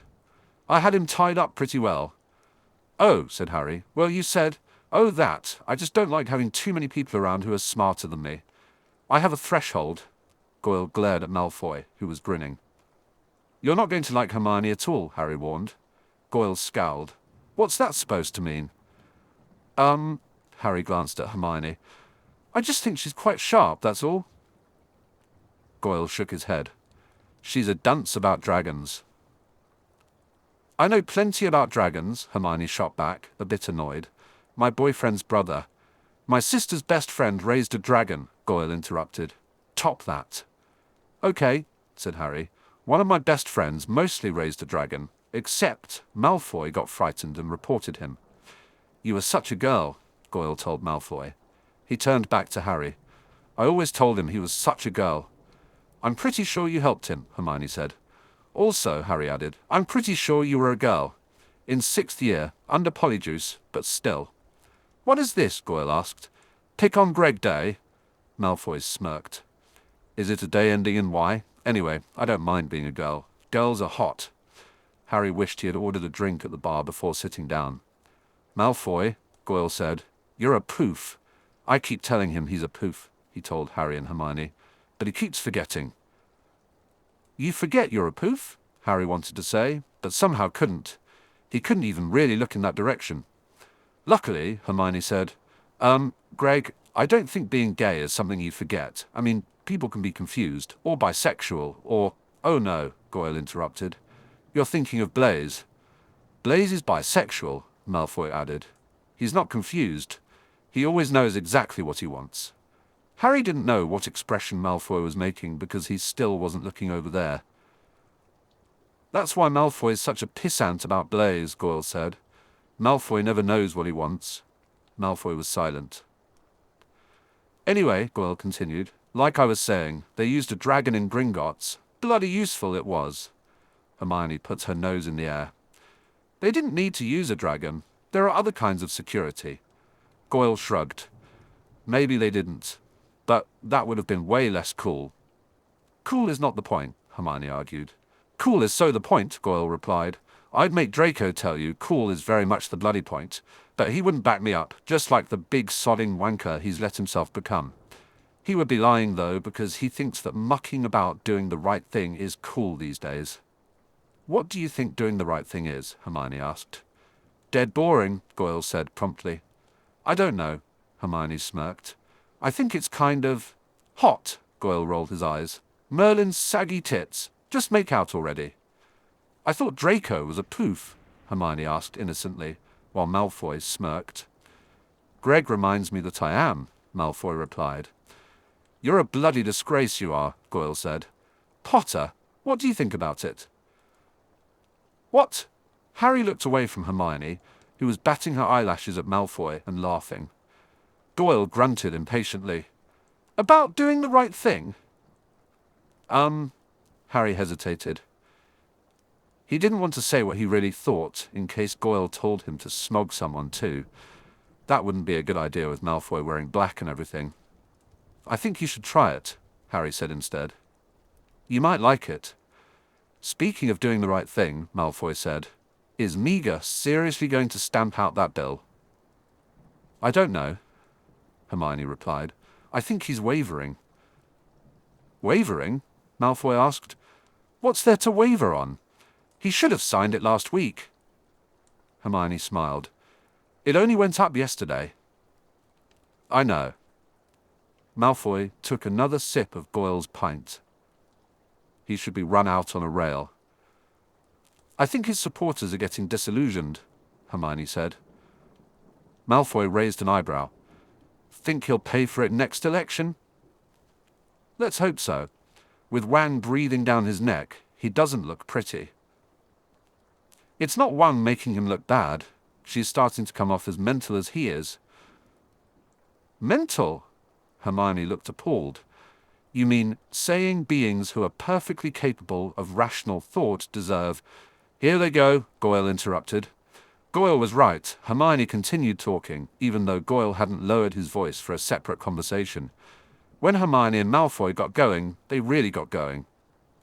Does she ever talk about anything but politics? Goyle said. Harry looked at him, startled. Were you talking? Politics before we got here? Goyle asked. Not really, he replied. I don't talk politics, but usually she does. Usually, Harry frowned. You mean you've met Hermione before today? Goyle laughed. He laughed and laughed, then looked at Harry. Oh, he said. I thought you were making a joke. Malfoy says you're funny. Harry glanced at Malfoy. He was deep in conversation with Hermione. He does? He also says you're smarter than we thought. I think he's off his nut, personally. Potter, Goyle said very slowly. I met Hermione when I was 11. Harry rolled his eyes. I just meant since Hogwarts. It wasn't like she talked a lot of politics back then. Goyle continued speaking very slowly. You might not have noticed, but Draco and Hermione are sort of chummy.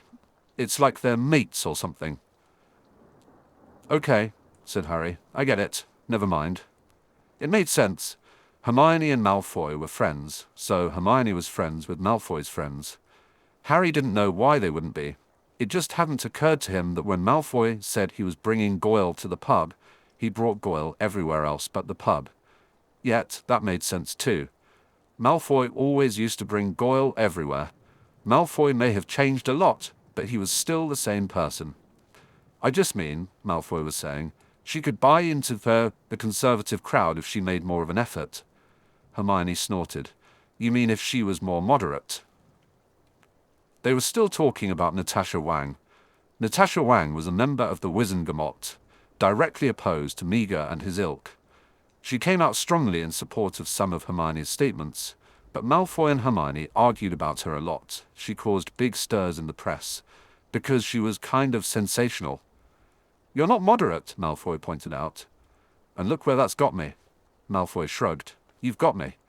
Hermione rolled her eyes. And Harry and— She frowned, looking down and stirring her drink. Anyway, that wasn't what I was talking about. I'm talking about— But that is what we're talking about, Malfoy interrupted, shaking the hair out of his eyes. I'm not Muggle-born. I wasn't raised with the ideas you have. You and I don't think the same, but I'm saying you've got me on your side. Hermione smiled softly. You did that on your own. Malfoy rolled his eyes this time. Yes, I'm a very special snowflake, but I don't have to be. Someone could make the others like me, see, but Wan is just so full of righteous indignation. She doesn't care what people like me think. If we're not with her, we're against her. Hermione frowned. Maybe, but I'm not sure there's... You could do it, Malfoy said. Hermione looked up, startled. What? No, You could do it, and I should know. How? Hermione asked. Malfoy smiled. Because I'm a very special snowflake. Hermione started. But I'm not... Usually when they go off like this, Goyle said, Ron and I just talk about Quidditch. Ron? Harry asked, surprised. Ron, ginger, completely balmy when it comes to Quidditch. Goyle shook his head. You know, Pansy used to say you didn't pay any attention to us at all in school. Draco said you did, and I believed Draco because he's devilishly clever, and Pansy is sort of a witch. But now I'm more inclined to believe Pansy. I did go to Hogwarts, you know. I know, Harry replied. It's just, you were so busy at Hogwarts cheering when I almost got charbroiled. It's just... This is weird. Don't think I won't still cheer, Goyle, though. I mean, Goyle said, as he grabbed his pint back from Malfoy and finished it off. I'm going to go to the bar, he announced while standing up. Okay, Harry replied, also getting to his feet. He hadn't ordered a drink yet, and neither had Malfoy.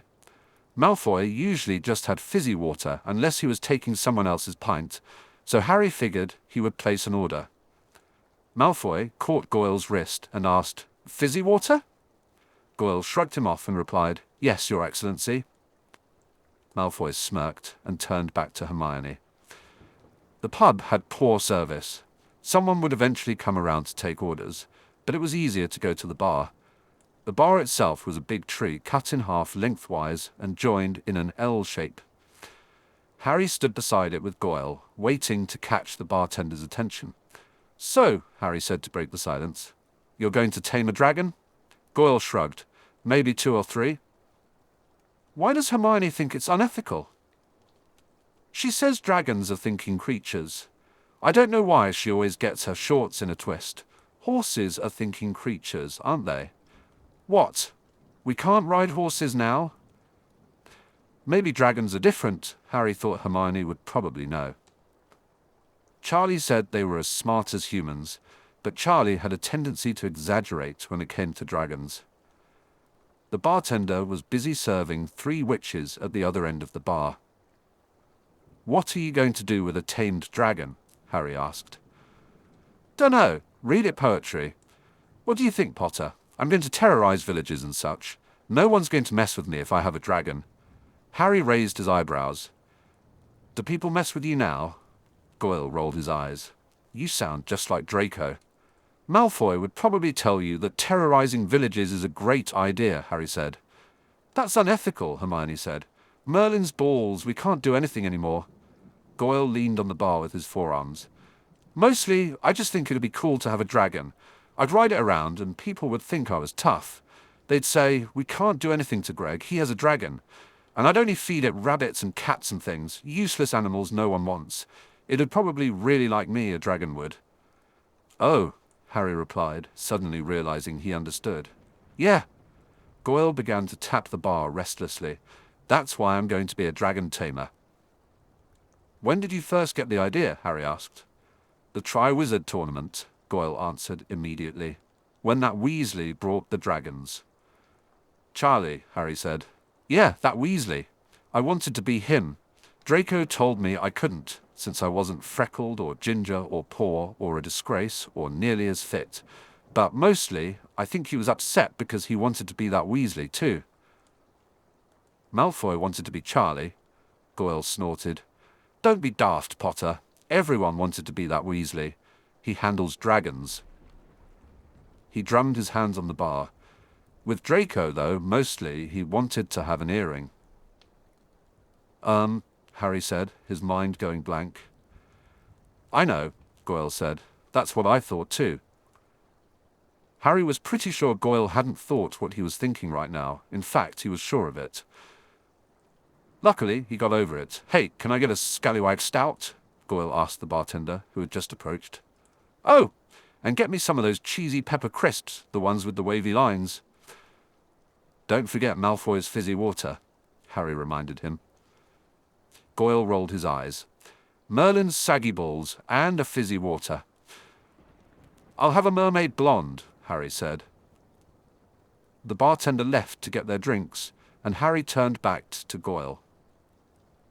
You work for the Ministry too, don't you? Yeah, Goyle said. I'm a creatures collector. Hermione wants to change my job. She wants you to get a new job, or she wants to change what your job is? The second one.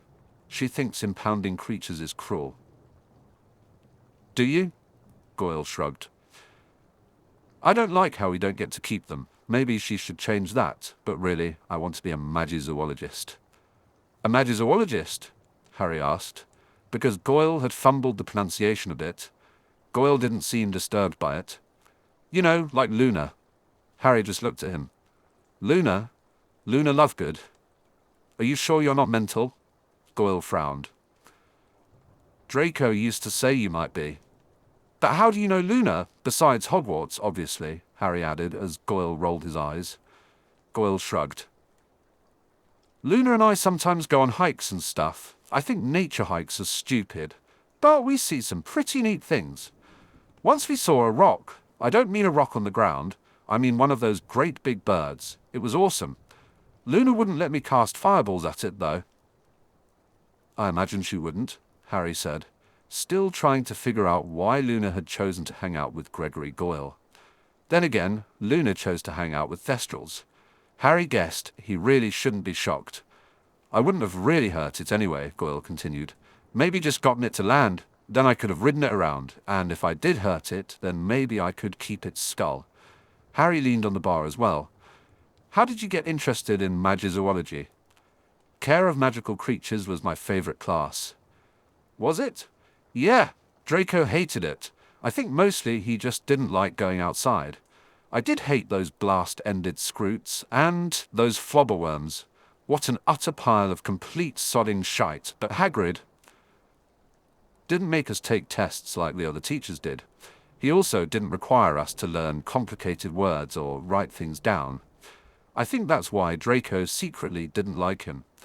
Draco enjoys being clever. He did say he likes big words, Harry said. In a kinky way. Isn't that strange? You should have seen how he acted around Blaise. He would get so worked up that he would do anything Blaise asked. Then Blaise would laugh at him, and Draco would lose his temper. Harry looked around for the bartender. It had been a while, and he didn't seem to be coming. Harry needed a distraction from asking, so Malfoy and Blaise? Well, not anymore, Goyle replied. Draco says it's more important to get to the heart of matters than to have a big vocabulary. He drummed his hand on the table again. Maybe that's why Draco and I have always been friends, even if he is, a bit of a princess. Harry searched for the bartender again, mostly to avoid thinking about Malfoy, who was still wearing black. So, he said, turning back to Goyle, you thought Hagrid was all right? Goyle just grunted. He had a motorbike, didn't he? Yeah, Harry said. I guess. I'm going to get a motorbike, Goyle declared. Harry smiled. Is that before or after you get a dragon? Maybe before. You're really just like Draco. What? Goyle grimaced. You're humouring me. You think I don't know when people are humouring me? Draco does it all the time. Harry watched him drum his fingers for a while. Goyle dressed as impeccably as Pansy, but he was still quite overweight. He might have had an appealing face with his rich brown hair and large, rather bovine eyes, if he didn't always seem to wear a scowl. At that moment, he didn't look any more unhappy than usual, but then again, Harry noticed, Harry wasn't very good at reading Goyle. You know, he said finally, I don't think Hagrid is using that motorbike over in France. You might be able to buy it from him. What? Goyle looked at him suspiciously. Are you serious? I'm serious, Harry replied, trying to appear as earnest as possible. He could look quite earnest. Usually, he didn't try to be anything else. I can put you in touch with him. That's bloody fantastic, Potter, Harry grinned. You can call me Harry. Does this mean you're not going to call me Goyle? I will if you want me to, Harry said, surprised. What? No, I bloody hate that name. Do you know how many people have called me Gargoyle? They all think they're so clever. They think they made it up, like it's really that witty. Sorry, said Harry. I guess this means I can't call you Potty, though. Draco would probably hex me 6 ways to Sunday. He really doesn't like when people make fun of you nowadays. Oh, Harry looked for the bartender again. Well, I'll just call you Greg then. Unless it's him making fun of you, said Greg. Draco is such a ponce. The bartender came and gave them their drinks and Greg's crisps. They paid and took them back to the table. When they sat down, Hermione was saying, "She has no—" "You can't believe her when she says things like that," Malfoy interrupted. "Right," Hermione grimaced. "So she lies." "No," said Malfoy. "Here's your fizzy water." "Okay, yes," Malfoy continued. "She lies, but she just says those things to be provocative." "She's always being provocative," Hermione said. "That's kind of the problem." "Also, I got those cheesy crisps you like," said Greg. "You know, the ones with the pepper." "That's just her nature," said Malfoy. "That's not actually an excuse." Hermione didn't yell, but she sounded really upset. Harry felt a surge of frustration. It was then that he realized they weren't actually discussing politics anymore. "What do you want her to do?" Malfoy asked. "Be someone she isn't?" "I want her to stop propositioning my boyfriend," Hermione replied. "There's not a chance he would ever say yes," Malfoy shot back, which contradicted what he had told Harry earlier. "So why does it matter? Ron doesn't have a problem with it anyway. He knows Pansy is just being Pansy." "She is just being Pansy," Hermione said. "And that's the problem. Draco, she has no remorse. She said so herself. She doesn't care about anything." "She cares about me," Malfoy insisted. "You told me to warn you when you get excited," Greg said to Malfoy, while grabbing a handful of crisps. "You're getting excited." "This is between Hermione and me," Malfoy replied. Greg shrugged and continued eating his crisps. "You can't be someone's conscience, Draco," Hermione said. "That's not how it works." "I'm not her conscience," Malfoy said, color high in his face. "I'm her friend. And someday you're going to wake up and realize that you don't know how everything works. She said she didn't care about the world. She said she didn't care about—" "I don't care what she said. You don't know anything about her. You don't know what she's been through, what we've been through together." "I know you care about her," Hermione said. "And she cares about you in her own way, but caring about someone isn't enough to tell you right from wrong, and I think—" "No," Malfoy interrupted. "They need you to do that for them, is that it?" "That's not what I meant at all." "It is, though. You come in with this idea that everyone should love and understand each other, and if they don't understand that philosophy, by God, you'll make them understand it, instead of trying to understand theirs." "That's not fair. I only want you to see—" "There you go again. You're one to talk. You go on and on about understanding. I'm trying to see your point of view. I've always tried." "It's not like you can say the same," Greg said, as he reached for his pint. Suddenly, Malfoy clamped his hand down on Greg's wrist. "Steady on, mate," Greg responded, but Malfoy didn't let go. His face was livid. "You walked into our world already knowing exactly what you thought of it," he told Hermione. "You and your little friends, so clever, so heroic, so good." Greg attempted to pull his arm away, but Malfoy held him fast, his knuckles pale and his eyes bright. Shrugging, Greg reached around with his left hand to grab the pint his right hand had been reaching for and drank more stout. "We weren't always right," said Hermione, "but we weren't the ones condemning people based on who their parents were or—" "Hermione," Harry said quietly. "Don't," he added.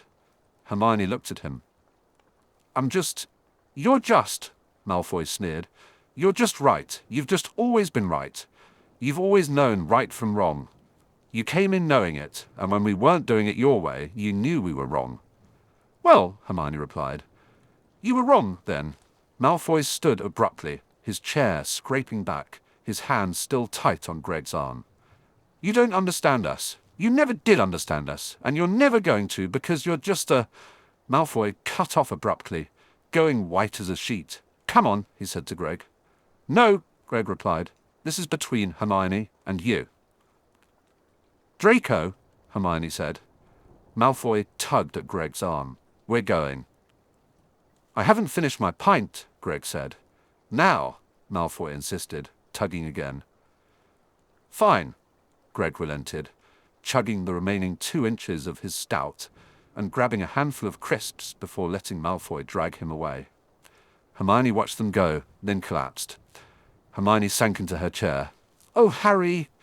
As you see, Harry," she said, burying her head in her hands. Then she burst into tears. Harry gently touched her on the shoulder, awkwardly ran his fingers through her hair, and reassured her that everything would be okay. Chapter 4, July 30th, 2004. "Hey, Malfoy," Harry said when he found Malfoy sitting at his desk in the office. Malfoy turned around slowly. "Hello, Potter," he said. "What can I do for you?" His tone was perfectly polite and very cold. Harry had seen Malfoy at work a couple of times since he had fought with Hermione. Mostly, Malfoy had just looked the other way. Harry hadn't said anything to him. Hermione was still upset, and he figured Malfoy was too. It was clear they needed some time. Now, though, it had been a week, and Hermione was moping around. She kept arguing with Ron even more because of it. Ron said she was being difficult and that he loved her so much. He wondered why she acted this way. So, Harry thought maybe it was time to talk to Malfoy. "I wanted to know if you wanted to come to the pub," Harry said. "Since you didn't come yesterday," Malfoy smirked. "Plan on throwing mud at my face, Potter? Need to practice your slashing hexes?" "No," Harry replied. "Mostly I thought we could just get a pint." The smirk changed into a sneer. "Maybe I'll bring some Dementors along. I could invite some Death Eaters. Perhaps a werewolf for good measure. I'm sure I still have some Peruvian darkness powder. Maybe you can bring a Hufflepuff or 2, and I'll have them murdered for afters." "Again," Harry said. "Mostly I was just planning on the pint. Usually after that I just go home, have dinner, maybe watch television, or listen to the radio. If you want to entertain yourself afterward, that's your affair." Malfoy stood up. His cheeks were pink, which always made his eyes look bright. "What do you want?" "I've been saying," Harry said, "I want to have a pint with you. If you don't want to have one with me, you can say no." Pressing a hand to his temple, Malfoy turned away. "Why?" Malfoy asked. "Because we usually do on Thursdays," Harry replied. "But you weren't there yesterday." Malfoy turned back, his sneer returning, filled with such bitterness that Harry remembered why Malfoy had never been appealing at Hogwarts. "Want to know why?" "I know why," Harry said. "It's because you had a fight with Hermione. And do you want to know why that happened? It's because I'm a bigot, Potter. I'm a Death Eater, aren't I? I'm petty and mean-spirited, self-absorbed and cruel. I'm heinous, Potter. I'm beneath contempt." Harry adjusted his glasses. "Well, if you'd told us that from the beginning, instead of pretending to be all that other stuff, you'd have saved us a lot of time." "Why are you—" Malfoy gritted his teeth in frustration. "Why aren't you angry with me?" Harry put his hands in his pockets. "You didn't fight with me. You fought with Hermione. She feels awful, by the way." "Hermione," Malfoy started, then stopped. He shook his head. "Also, I think everyone deserves contempt every once in a while. Everyone is worthy of it at some point." Harry took his hands out of his pockets. "I don't think you're heinous, Malfoy." "Why don't you hate me?" Malfoy looked a bit forlorn. "I don't think you're any of those other things you said either," Harry replied. "I'd say specifically, but I don't remember them all." Malfoy held Harry's gaze for a moment, then looked away. "She's never going to forgive me." "Sure she will," Harry said. "Once she forgives herself." "That can't be true." Harry thought about it. "No, you're right." Malfoy hung his head. Harry continued. "She already forgave you the second you walked away. Actually, before that, I don't think she really thinks there's anything to forgive you for. But she feels really guilty, and I can't seem to convince her that you both just got excited and angry. Now that it's over, it's going to be okay. Harry looked at Malfoy for a moment. It's going to be okay, he added for reassurance. I never would have said it, Malfoy blurted out. Said what? I wasn't intending to. Malfoy's eyes were pleading. I don't think that way anymore. I don't use that word. I don't even think that word. Harry considered asking what word Malfoy meant, but he realized that would likely be disingenuous. He was fairly certain he knew what Malfoy was referring to. So, he said instead, do you want to go to the pub? Oh God, Malfoy replied, sounding a little choked. At least let's go somewhere. Harry looked around. Not here. He walked out of Malfoy's cubicle and Malfoy followed him. People were starting to leave for the evening, but Harry had come over early to make sure he would catch Malfoy. There were still quite a few hip wizards and witches around. Harry stopped when he noticed Malfoy had halted a little ways back, in one of the less populated corridors. There was hardly anyone nearby. Is she coming? Malfoy asked. To the pub, Hermione? Oh, Harry tugged at his fringe. You margouche. No, I think she's still pretty upset. Good, not about her being upset. I mean, I don't think I could face her. She doesn't want to face you. She feels really badly, Malfoy. She feels badly. Malfoy sagged against the wall. God, I was a bastard. I think you're both making it out to be way worse than it really is. We have a history, and it... Trailing off, Malfoy glanced over at him, looking haggard with shadows under his eyes. You and... I have a history too, Harry said. Malfoy's gaze drifted down, somewhere near Harry's mouth. Maybe he was focused on his chin or his neck. Yes, Malfoy replied, his voice low. Okay, said Harry. So I'm telling you, it's not that bad. Malfoy looked away. After studying him for a moment, Harry tried to think of ways to make things better. That's what Hermione did for him, when he was truly out of sorts. Want to invite Pansy? Pansy. Malfoy closed his eyes and thunked the back of his skull against the wall. I could do with never seeing that cow again. You don't think... Harry frowned. You said it wasn't her fault. Of course it's her fault. Pansy's a... I can't even think of a word that I dislike enough to describe what she is. So, you think Hermione had a point? Malfoy grimaced. Of course she had a point. Haven't you seen her with Ron? Harry thought about that. Pansy's that way with everyone. Ron does it back. That was true. Pansy and Ron could get really carried away with each other, but Hermione and Malfoy could also get caught up in their own discussions. Harry hadn't thought there was much difference between Hermione and Malfoy talking politics, and Pansy and Ron discussing music, food, and their indifference to things that mattered to others. The difference was that Hermione and Malfoy were serious, while Pansy and Ron usually were not. Didn't you say yourself that it wasn't Pansy's fault? Harry asked. Seems like that's between Hermione and Ron. It's not that. Malfoy's mouth formed an unhappy little line as he looked down at the floor. When Ron does it, he's just being Ron, humouring her. He doesn't mean anything by it. Harry was surprised. You think Pansy means something by it? No, yes, what I mean, Ron and Hermione have their problems. To Pansy, they're like a gaping wound, and she's going to pour salt on it. Ron is oblivious. He thinks she's just harmless, but she's not. She sees something bleeding, and she's going to poke it with sticks just to see what it does, just because she can. Harry thought back to Pansy saying that Malfoy had been a beast. She had been saying that ever since Hermione and Ron started fighting. You've been telling her not to. He remembered how short Malfoy had been when he had Pansy's scarf. Have you had a fight? Sometimes it seems like we're always fighting. Ever since the war ended, she just doesn't listen. She's destructive. Malfoy looked wretched. She's unkind. Pansy's all right, Harry said. Malfoy shook his head. She's never going to think about anybody but herself. She's never going to want to. I've tried to make her do the right thing, and well, now you're just saying the things Hermione said. Harry felt impatient for some reason. He was thinking about what Malfoy had said, about how he loved Pansy and how he'd been through things with her. Harry loved Ron and Hermione. He'd been through things with them that no one else would ever understand.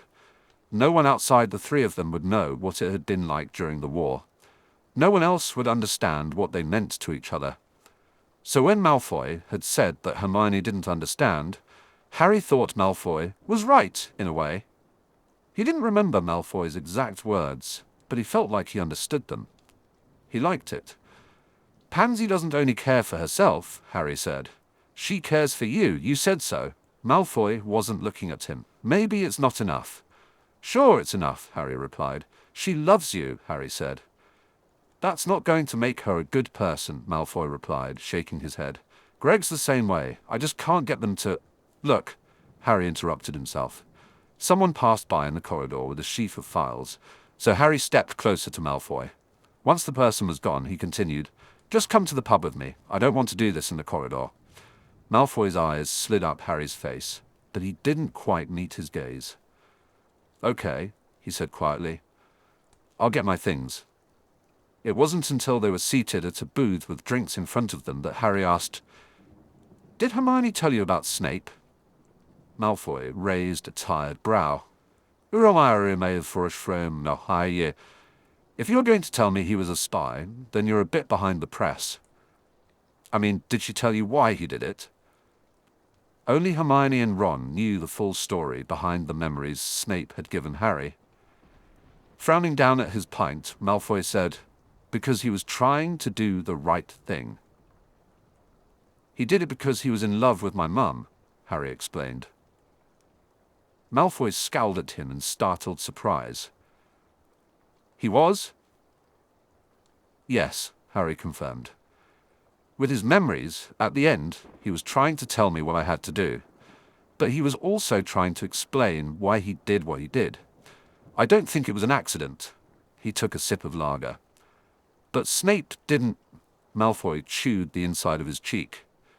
I know they went to Hogwarts together, but he was in Slytherin. He hated your dad. How would he have even... Their paths must have hardly ever crossed. They did, though. Harry drank more lager. They were friends as children. When they got older, Snape started getting interested in being like purebloods. And my mum, she was just my mum. My dad was a right git to him. Snape, I mean. Then Snape called. My mum was a mudblood. Malfoy flinched, but all he said was, Oh, yeah. Harry took another gulp of his pint. I like to think that eventually my dad wasn't such an arse. That Mum forgave him for being a bully and he tried to make it up to people, but honestly, I don't know. They got married and she and Snape didn't, you see, so... Snape resented her. I suppose, Harry said with a shrug. But when Voldemort wanted me dead, that's when Snape realized he didn't want that. He knew it wasn't what Mum would want. He tried to protect me, but it wasn't really me. It was Mum. It was always my mum. Malfoy chewed his cheek. I thought he changed his mind. I think he did, Harry replied, but mostly because he loved her. He didn't care about anything else. He did too, Malfoy said quietly. I mean, he didn't care for me, or saving the world, those sorts of things. He cared about a small number of things. My mum, you, your mum, maybe, but that was all. Malfoy shook his head. That wasn't all. When Harry looked at him questioningly, Malfoy explained. He sacrificed you in the end, or he thought he did. Harry frowned. Well, yeah. What I mean is, do you think your mum would have wanted you to be sacrificed? Malfoy leaned forward. You say he decided to side with Dumbledore because he knew your mum wouldn't want you to be killed. But what did he do in the end? What was Dumbledore trying to do all along?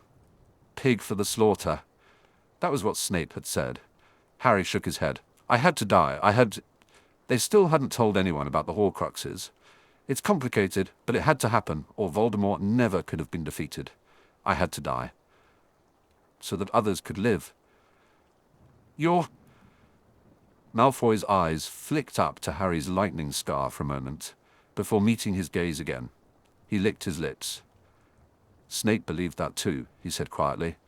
My mum would have believed it, Harry replied. You think your mum would have sacrificed you to save the world? Malfoy challenged. Harry shrugged. My mum never would. Malfoy shook his head. And if what you're saying about Snape is true, he would have believed that your mum never would.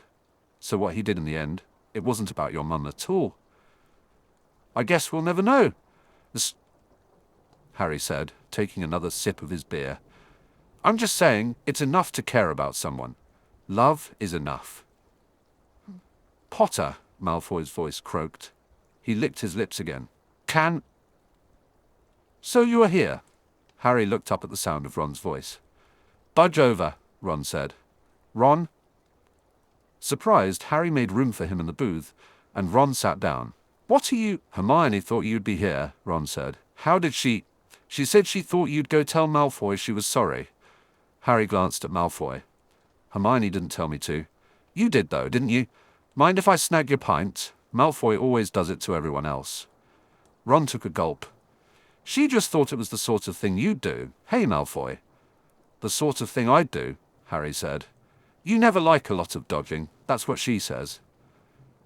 Ron turned to Malfoy. Look, Malfoy. Hermione feels terrible. Whatever it is she said to you, it can't have been as bad as all that. What she said to me? Malfoy looked pale. Curious, Ron turned back to Harry. Is he going to hold a grudge? No, Harry replied. Good. Ron swiped another gulp of lager, looking back at Malfoy. Hermione'd break her heart, and then I'd go, do something stupid, like kill you, and then Hermione would never forgive me. God, she's being a bright, I don't even know what. That's what Malfoy said about Pansy. Parkinson, Ron snorted. Can you believe she's making such a fuss about Parkinson? If it were me in a strop, I'd get it. I'm the ignorant hothead, right? But no, she has to be unreasonable. Bloody women. You're not, Malfoy said, then started again.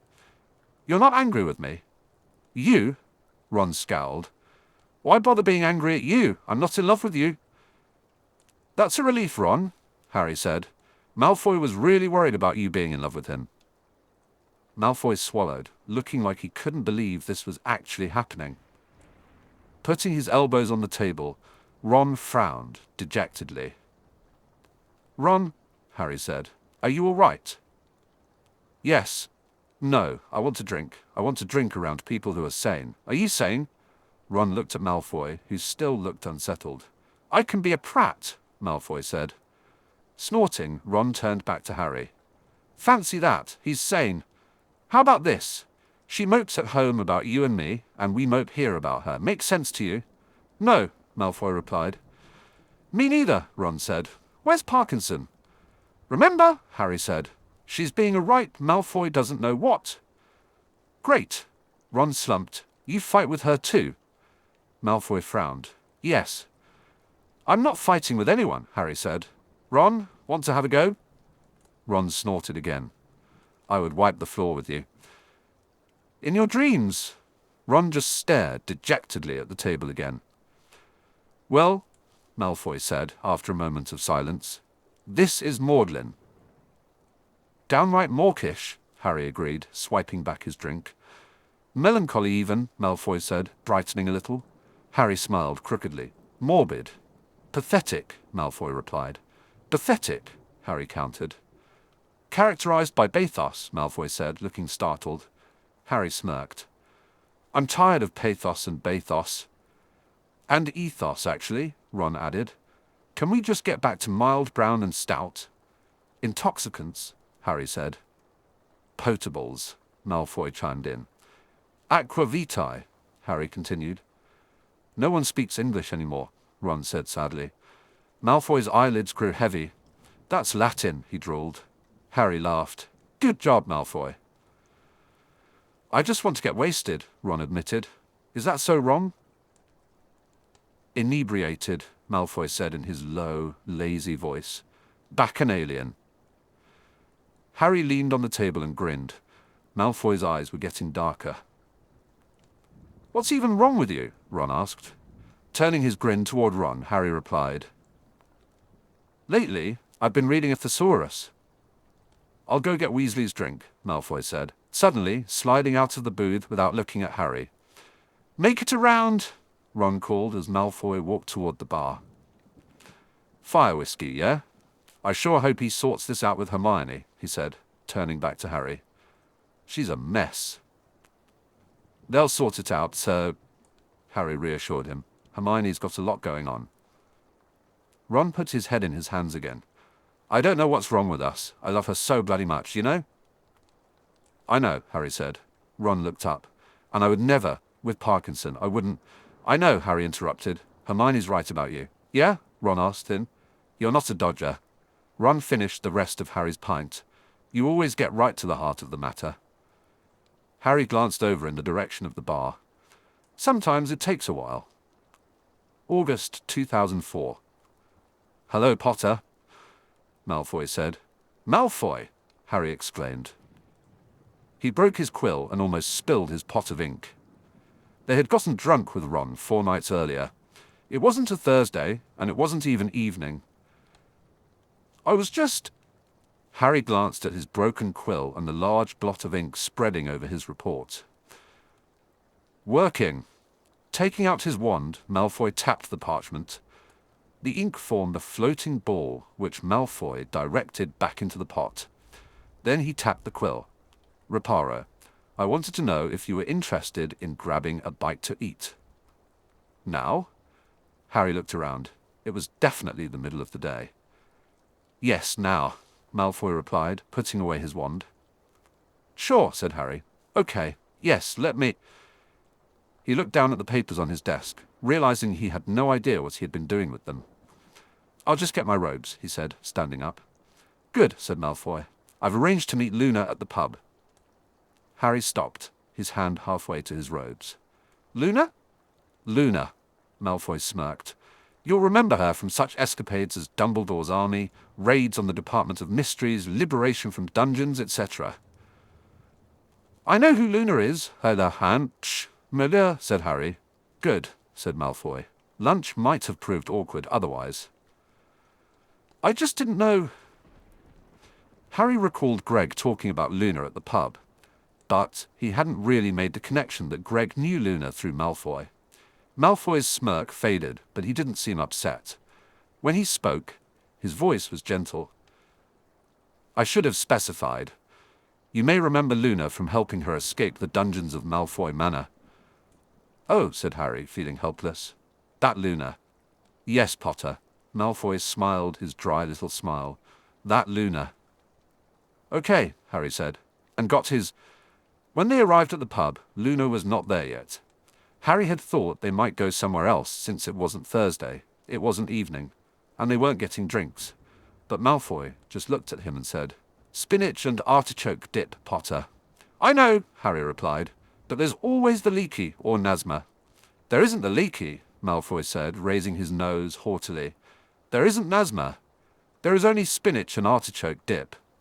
"You're rather high-handed," Harry remarked. "I can't help it," Malfoy sniffed. "It's the way I was raised." Harry didn't know how to respond to that, so he stayed silent. They were now at the pub, and Malfoy was beaming at his spinach and artichoke dip and a fried onion. "You got 2 starters, Harry, ew," Harry pointed out. "I like starters. Is it wrong to like starters?" "No." "I'll order some Brussels sprouts. Will that make you happy?" "I hate Brussels sprouts," Harry said. "They'll be cooked in butter, sautéed in a pan. You have no taste, Potter." "I'm here with you." "Stuffed mushrooms, then." "What kind of pub has stuffed mushrooms, anyway?" "This kind of pub," Malfoy said. "My favorite kind of pub. Pubs with spinach and artichoke dip. I'm seeing Hermione tomorrow." "You can get mushrooms if you want," Harry said. "Did you talk to her at all?" "Will you eat mushrooms if I get mushrooms? I can't eat all this myself." "That's why you don't only order starters, Malfoy." "We talked a little," Malfoy said. "You were right. She said she was sorry." "You didn't believe me?" Malfoy looked down at the menu in his hands. "I just couldn't believe that she would be the one apologizing to me." They were sitting near a window, and the sun was slanting in. Harry hardly ever saw this kind of warmth. Malfoy looked this way, illuminated by sunlight. They usually ate at the pub in the evenings, and the ministry was underground. He appeared sharper and more angular in the light. "You didn't say whether you would have the mushrooms," Malfoy said. "Just get what you like," Harry replied. "You're pickier than me." "I'm not picky," Malfoy insisted. "You eat Brussels sprouts." "That doesn't make me picky," Malfoy countered. "Luna likes tiny cabbage-like things." Hermione and Ron are still having problems, Harry noted. "Yes, well..." Malfoy put the menu down. "Pansy is still being difficult. Luna also likes mushrooms." "Really? Only the button kind. It's not Pansy's fault." "Maybe. She certainly wasn't making things easy for them, and she was doing it deliberately." "Hermione spends a lot of time working," Harry said. "Ron says he hardly ever sees her." "Ron's got to understand what she's trying to do." "Ron understands," said Harry. "He also wants to spend time with his girlfriend, though." "Well, Malfoy replied. "It doesn't help that when Ron can't spend time with Hermione, he spends it with Pansy." Harry began. "Ron isn't... Puh. And Pem. I know that. Potter, even she knows that. It doesn't change the way Hermione feels. I guess it can be hard being friends with someone of the opposite sex," Harry said. "I mean, if you're straight, or friends of the same sex if you're not, I suppose, or..." He trailed off, frowning. "Stop at, it's hard being friends," Malfoy interrupted. He poked at the spinach and artichoke dip. "Did you have a good time with Pansy and Blaise?" "What? Oh yeah," Harry said. "Blaise is pretty interesting." "Yes," Malfoy agreed. "He is that. Charming," Harry added. "That too." "You don't like him?" "What? Of course I like him." "Blaise, everyone likes Blaise," Harry said. "You're fairly good friends, right?" Malfoy brushed his hair out of his eyes. "I've always been friendly with him. I've always liked him. I'm very fond of Blaise." "But you were better friends with Crabbe and Goyle." Malfoy's jaw hardened as he looked away. "Hey," Harry said. "I wasn't..." Malfoy jabbed the spinach with his spoon. "Weren't what?" Watching him, Harry wondered if Malfoy's mother had ever told him not to play with his food. His mother was Narcissa, of course she had. Harry contemplated what Malfoy had been like as a child. He probably threw food a lot and had tantrums.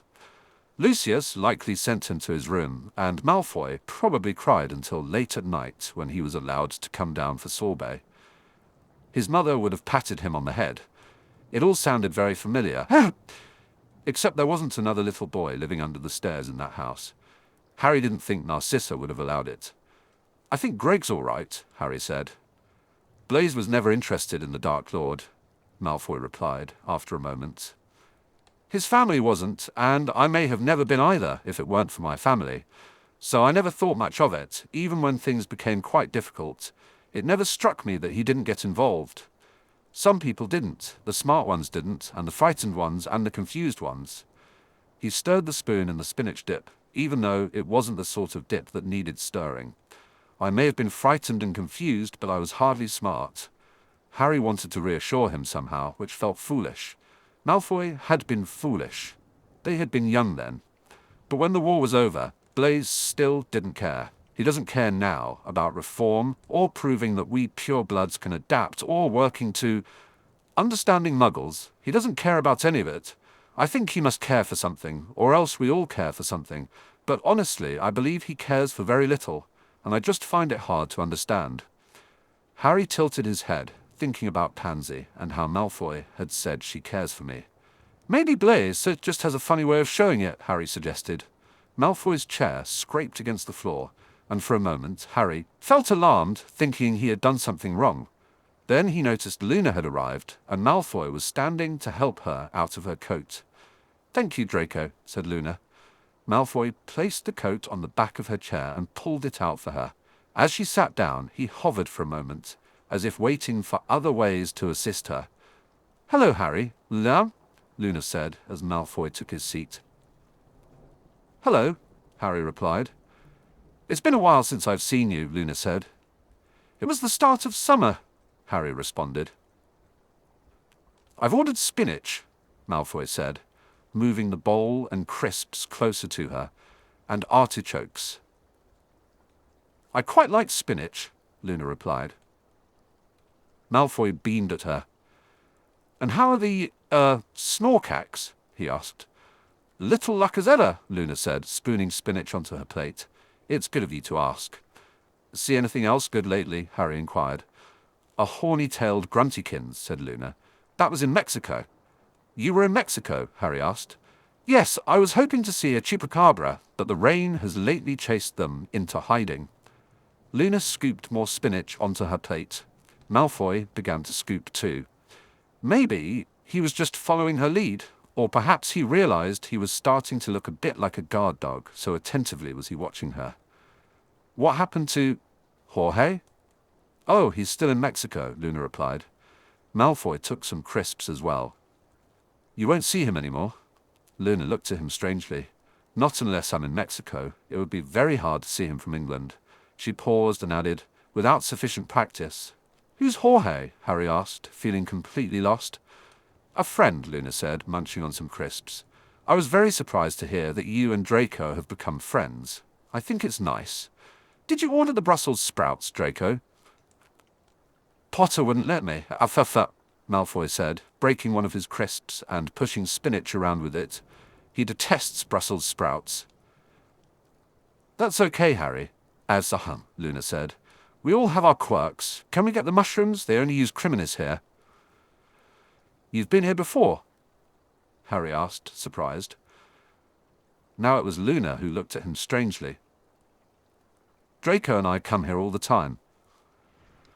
Oh, was all Harry could think to say. We really like the spinach dip, Malfoy said, smirking.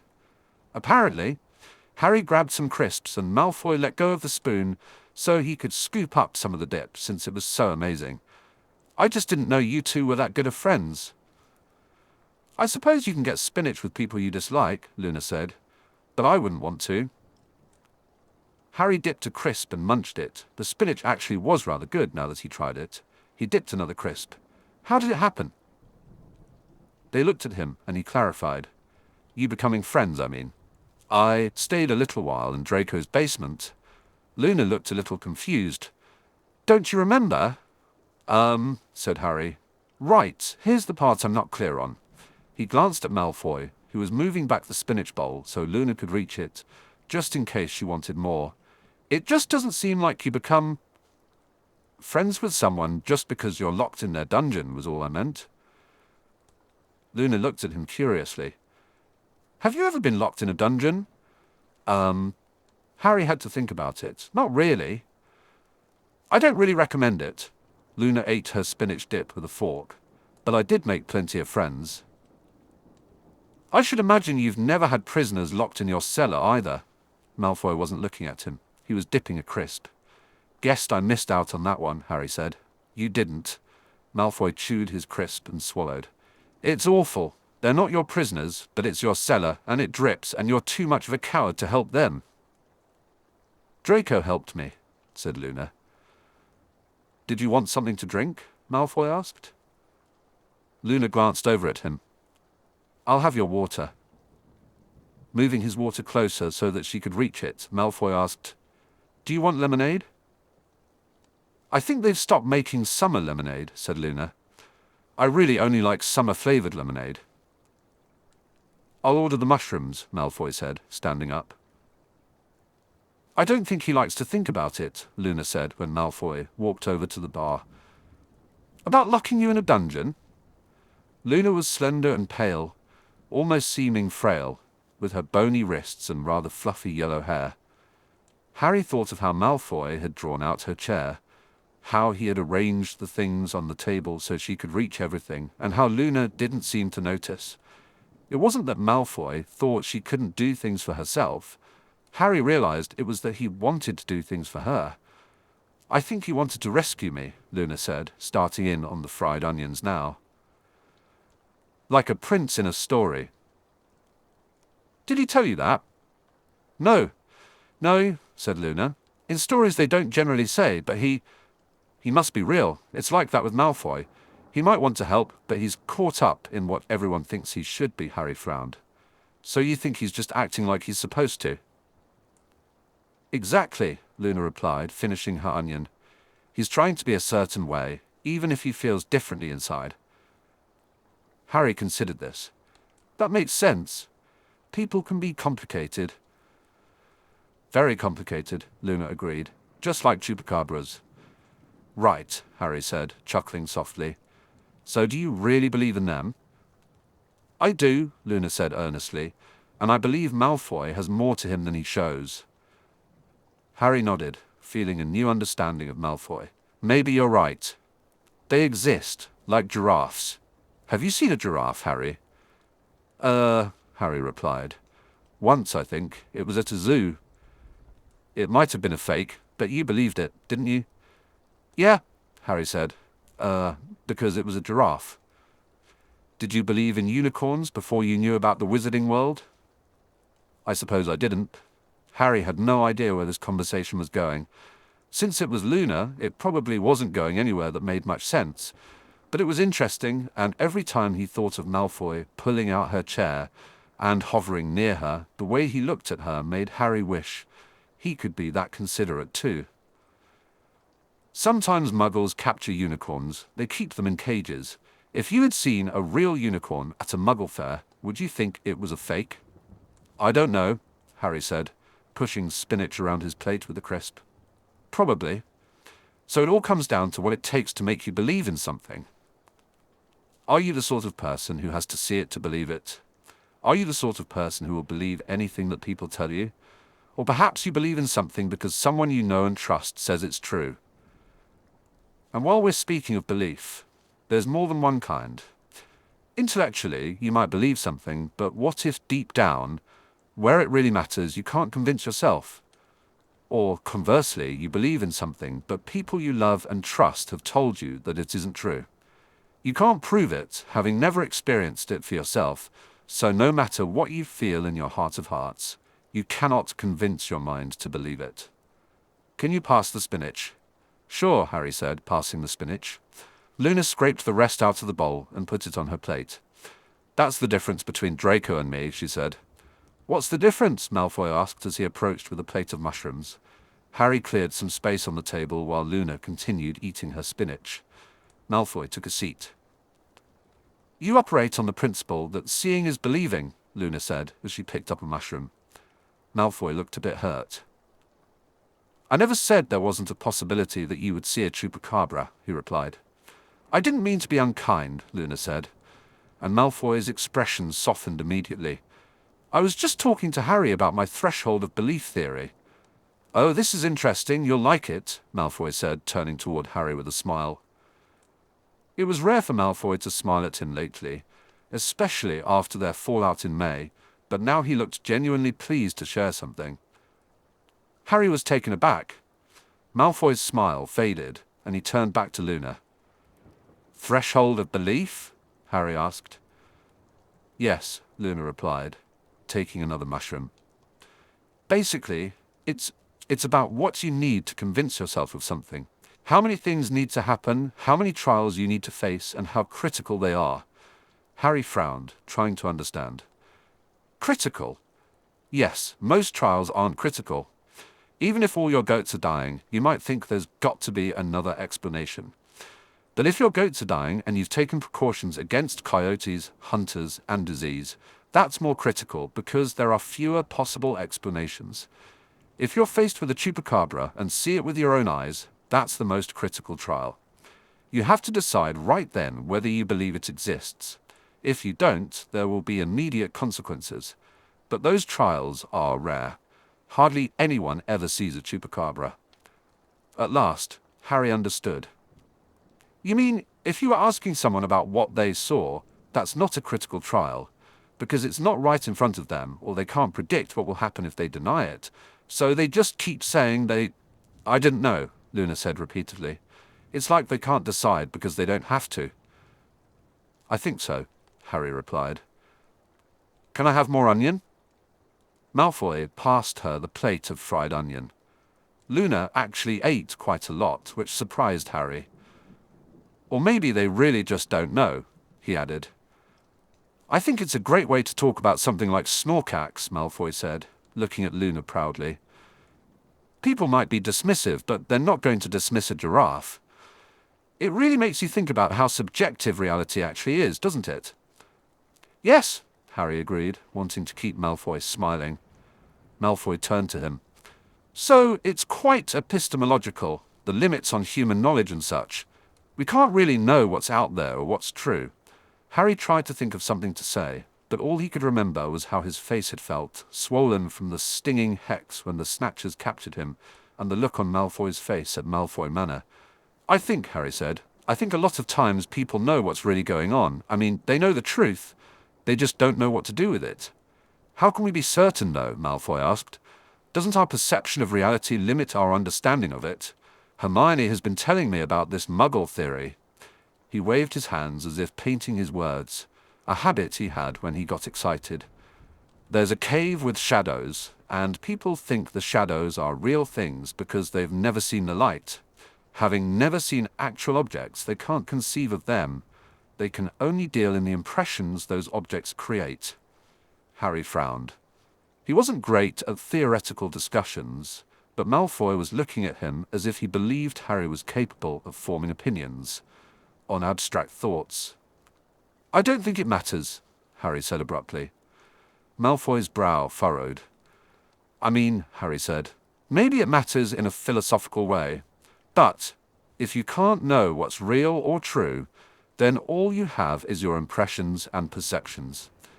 All you can do is try your best to see things as clearly as possible. You have to do the best with what you have. As Harry spoke, the corner of Malfoy's mouth turned up slightly, then more, until he was smiling. It was an absent, thoughtful smile.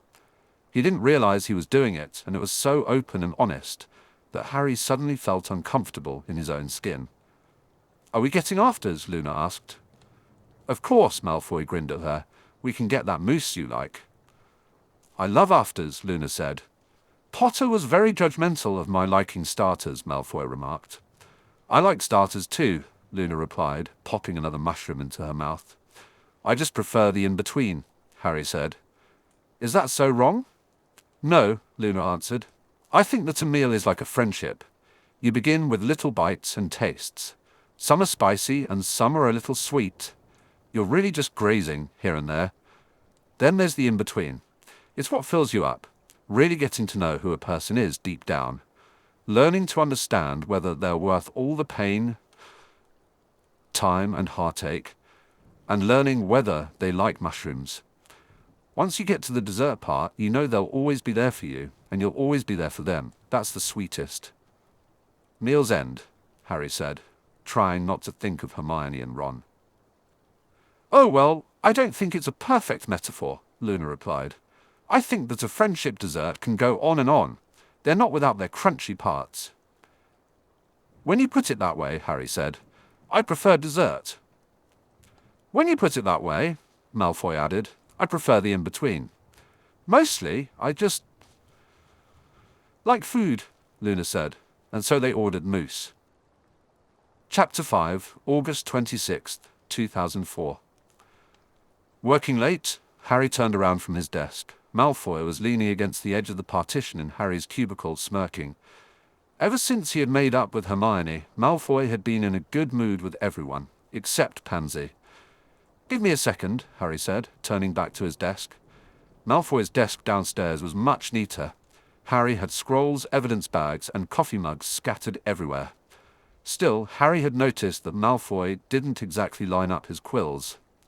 Sometimes there were random scraps of paper on Malfoy's desk, and once or twice he had seen origami. Harry had always thought Malfoy must be very meticulous because of the way he dressed and looked. However, having gotten to know Pansy and Blay a little better, Harry was starting to think that everyone Malfoy had known while growing up had dressed like that, and compared to them, Malfoy was just a little more messy. A little more casual, maybe. Not compared to the rest of the world, just compared to them. Harry had thought that the first time he saw Blaise Zabini. He still thought that. He didn't know why he thought about it so much. Malfoy was leaning against the wall, looking very relaxed, one hand in his pocket, dressed in a cream-colored suit. Harry had planned on writing the final line of his report. Instead, he shoved a bunch of scrolls into a drawer and tapped the evidence bags with his wand, then stood up. "Okay," he said, "let's go." "I like your filing system," Malfoy said as they walked. Harry snorted. "Organization is Hermione's hobby." Malfoy smirked some more. "What are your hobbies?" They got on the lift. It was empty. Malfoy had been right. Harry had had to work a little late. "Saving the world, going to the pub," Harry replied, smirking back at Malfoy. "What else is there to do?" Malfoy rolled his eyes but couldn't help smiling. "Your life is fascinating." "Sorry I'm not dramatic enough for you, Malfoy," Harry replied. Malfoy stared at the lift doors for a moment. "Hermione and Ron are still fighting, aren't they?" Harry's smile faded. Yeah. "I hope it gets sorted," Malfoy said. "Me too," Harry agreed as the lift dinged and they stepped out. "When we fought," Malfoy began, "I thought it was all going to... Not just Hermione and I mean everything. Me and Ron, and you. The way things are with us." "What?" Harry asked, mostly because he was sure there hadn't been any verbs in that sentence. Malfoy avoided his gaze. "I thought it was all going to come apart, that there wouldn't be any pub." "Gee, Malfoy," Harry grinned. "You really do like that spinach dip." "You," Malfoy started. He attempted to glare, but a small smile crept onto his face. He looked away. When he looked back, his smile had grown, and he wasn't trying to hide it anymore. He rolled his eyes. "You are such a tosser." "I try," Harry said, as they walked over to the flue. "Is Pansy coming?" he asked, before they went in. Malfoy's smile vanished. "No." Harry considered asking about it, but decided against it. He thought, just maybe, he was learning to understand Draco Malfoy. It was a strange and intricate process, but he didn't mind at all. When they arrived at the pub, Hermione was already there. It felt a lot like old times until Blaise showed up. "Draco," he said, "Harry, and Miss Granger, how delightful to see you again." "Oh," Hermione said, "Zabini." Harry had assumed Hermione had reacquainted herself with Blaise too, as she seemed to be friends with all of Malfoy's friends. Apparently, she was. "You must call me Blaise." Blaise placed his cocktail on the table and sat down across from Harry, next to Malfoy. "Pansy said I should pop in," he said. "Pansy." Malfoy's voice was stiff. Hermione looked vaguely alarmed. "Is she coming here?" she asked, her expression indicating she wanted to be anywhere else. "No, she's having a massage." Blaise looked around the table, his brows raised in concern. He might have sensed Hermione's discomfort or Malfoy's annoyance. "However, now that I can honestly report I have seen you, I'm not obliged to stay." He tilted his head. "Shall I leave?" "No," Harry replied. It wasn't just Hermione or Malfoy's table, and not everyone was at odds with Pansy. "Hermione and Malfoy are going to talk politics," Harry said. "You can distract me." "I am very distracting," Blaise grinned, then turned to Hermione. "You're looking very well, Miss Granger. I've been hearing so much about you." "Oh, Hermione said. "Call me Hermione." "How's the fishing been?" Harry asked. "Superb," Blaise replied. "I have had a few very promising nibbles in the last week or so." Apparently satisfied that Pansy wouldn't suddenly appear, Hermione seemed interested. "You fish? I'm not sure I've heard of anyone fishing in the wizarding world. I suppose I thought it wouldn't take on as a hobby, since you can just summon fish out of the water with a wand." "Oh, but I never use force," Blaise said, looking slightly appalled. "That takes the fun out of it. Patience and persistence require finesse." He sipped his Victini. "I'm quite fond of finesse." "My dad used to say the same thing," Hermione remarked. "Where do you fish, then?" "The usual places," Blaise replied with a pleasant smile. "Ballrooms, drawing rooms, Hyde Park when the weather is fine, estate picnics." "Where did your father fish?" Hermione asked. Generally in a boat, I think," she replied. I don't think Blaise would like boats, Harry said. Oh? Blaise raised an eyebrow, intrigued. Harry smiled. It would cut the algae. Blaise threw his head back and laughed. Hermione looked confused while Malfoy appeared sullen. Harry explained to Hermione, Blaise photosynthesizes for a living. Hermione said, looking a little uncomfortable. She often felt that way when correcting people's factual errors, but it never stopped her from doing it. Photosynthesis is what plants do. Yeah, Harry said. Blaise does what plants do. He lies around in the sun all day. So long as I'm indoors with the blinds sufficiently drawn, Blaise added. Too much sun would ruin my complexion. Harry snorted. Your complexion is perfect. Blaise smiled brilliantly. How good of you to notice. It is rather, isn't it? It was. Blaise's dark skin was smooth and flawless, just like his bald head, just like his full lips. Everything about him was flawless, really. Harry couldn't help but notice. He also noticed that Malfoy kept pushing his Brussels sprouts around his plate without saying anything. You don't make your own food, do you? Hermione asked. That's what plants do. I do differ significantly from a plant on the matter of production, Blaise replied. Blaise tries not to produce anything, Harry said, especially on his own. You understand me so well, Blaise said. I would much rather survive on other people's carbohydrates, though anyone is free to sample mine, of course. He smiled at Harry. Harry felt himself blush, partly because of how Blaise looked, and partly because carbohydrates suddenly sounded much more appealing. You should have been a fungus, Malfoy muttered. Blaise just sipped his cocktail. I thought algae were fungi. I'm determined to live off others, if that's what you mean. Algae are bacteria, Malfoy said, jabbing at a sprout on his plate. It's true, Hermione added. Cyanobacteria used to be considered algae. They're quite interesting, really. They're some of the oldest organisms, and I think they're cool. Malfoy continued jabbing at his food. We learned about it in herbology, he said. Yes, that's right, Hermione replied. I never paid attention in herbology, Blaise admitted. I don't care for dirt at all.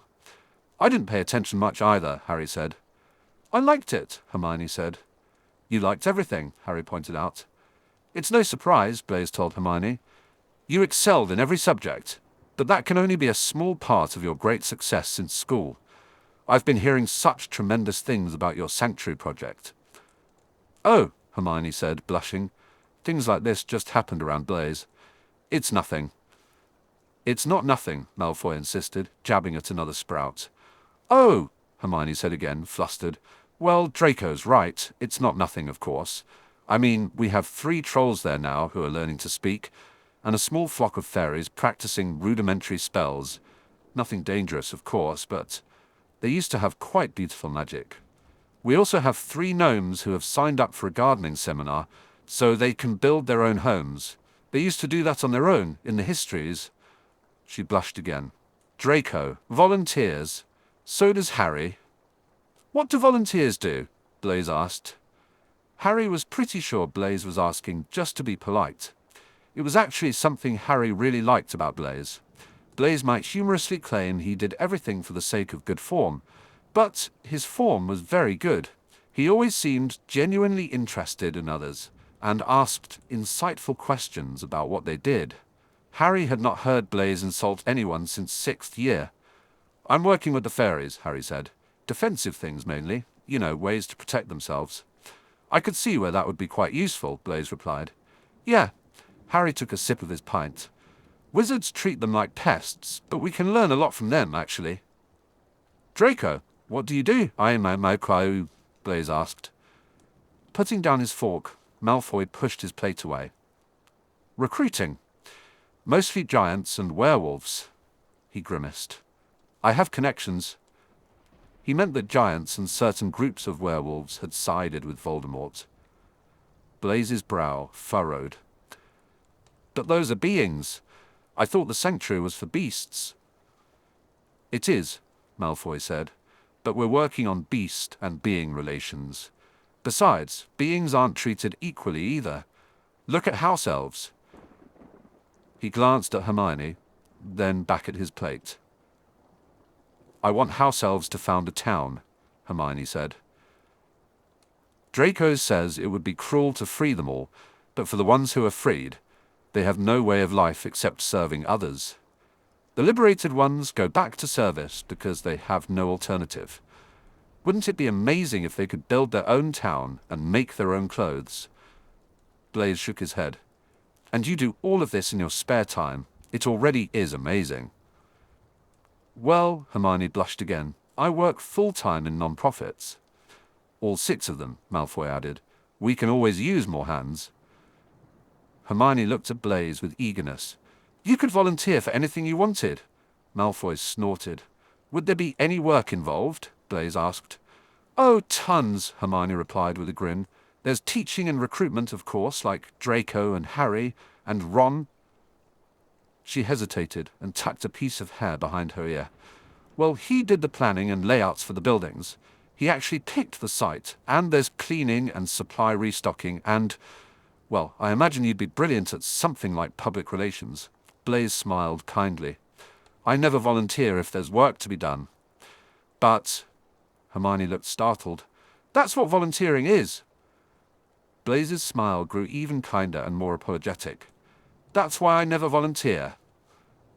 "But," Hermione trailed off again, frowning.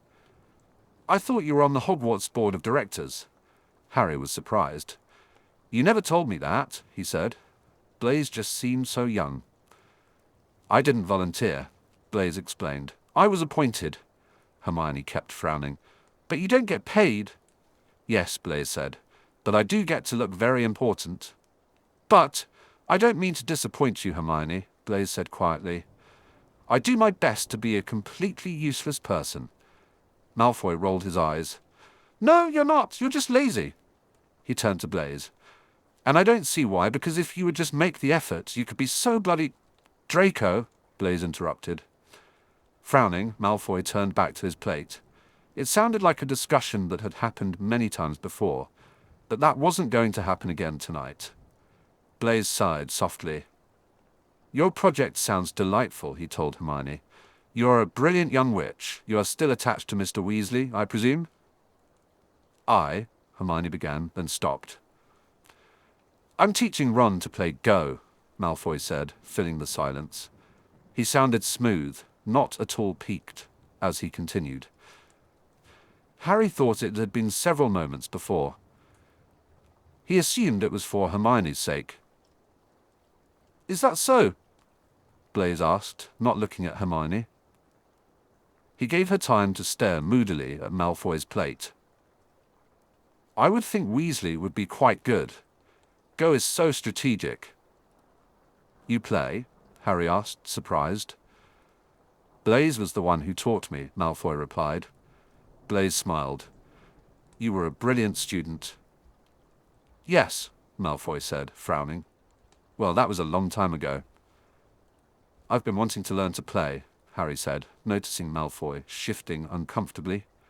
Malfoy wasn't looking at his plate. He was looking at Blaise. "It sounds interesting," Harry added. "I could teach you," Blaise offered. "Oh." For some reason, Harry couldn't stop himself from glancing at Malfoy. He found it hard to look past Malfoy's plate, which seemed to captivate everyone with its poor, murdered Brussels sprouts. Harry turned back to Blaise. "Yeah," he said. "That would be really cool." "Excellent," Blaise replied. "We must meet for Gyokuro. I know an excellent tea shop. They keep a board behind the counter." "I don't know what Gyokuro is," Harry admitted, stopping himself from glancing at Malfoy's plate again. "Green tea," Malfoy said gently. Harry finally looked at Malfoy, who met his gaze. Malfoy's grey eyes were very clear. His long, straight nose seemed a little too long, and there was already a line beside his mouth. He wasn't nearly as beautiful as Blaise. Harry looked down at his pint. "Oh," was all he managed to say. "I'm sure you'll love it, Harry," Blaise encouraged. "It's exquisite." "Okay," Harry replied. "Did you see Wang's statement on Yaxley's renewed sentence?" Malfoy's voice returned to normal, as he turned to Harry. Hermione. Yes, Hermione said. Malfoy took a sip of his fizzy water. You don't think it's a little harsh? Hermione looked at him in surprise. Yaxley was a Death Eater. I know, Malfoy said. I just mean he fought in both of the wars. Hermione twirled her hair around a finger. Don't you think he deserves a full term? Shaking his head, Malfoy replied, I'm not saying he doesn't deserve the sentence. The sentence is fine. I don't want any of us or them getting off easy. What I mean is the way Wang talks about it. She's just... I smell politics, Blaise said, leaning in. You're just like Pansy and Ron, Harry said. And everyone, come to think of it, they don't like politics. But you do, Blaise said. Oh no, Harry reassured him. I hate them. You didn't look like you hated them just now. Harry laughed. That's what Pansy says. He glanced at Hermione and Malfoy, who was still deep in conversation. Hate is the wrong word, maybe. I just don't know what to do with them. I can volunteer at the sanctuary, hunt dark wizards, or teach defense spells. Those are the kinds of things I'm good at. Blaise dropped his slice of orange into the remains of his cocktail. You sell yourself short. No, I don't. Yes, you do, Blaise insisted. Draco says you should be on the Wizengamot. Harry stared at him. That's Hermione. I'm sure it was Draco.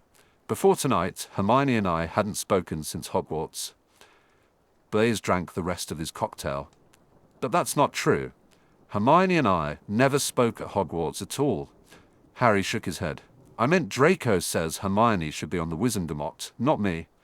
No. Blaise slid his Figtini glass to the side. He thinks Hermione should be Minister. He believes you should be Chief Warlock on the Wizengamot. He thinks Mr. Weasley should be Head Auror, and that I should lead the Department of International Magical Cooperation. This is his vision for the future, 2 decades from now.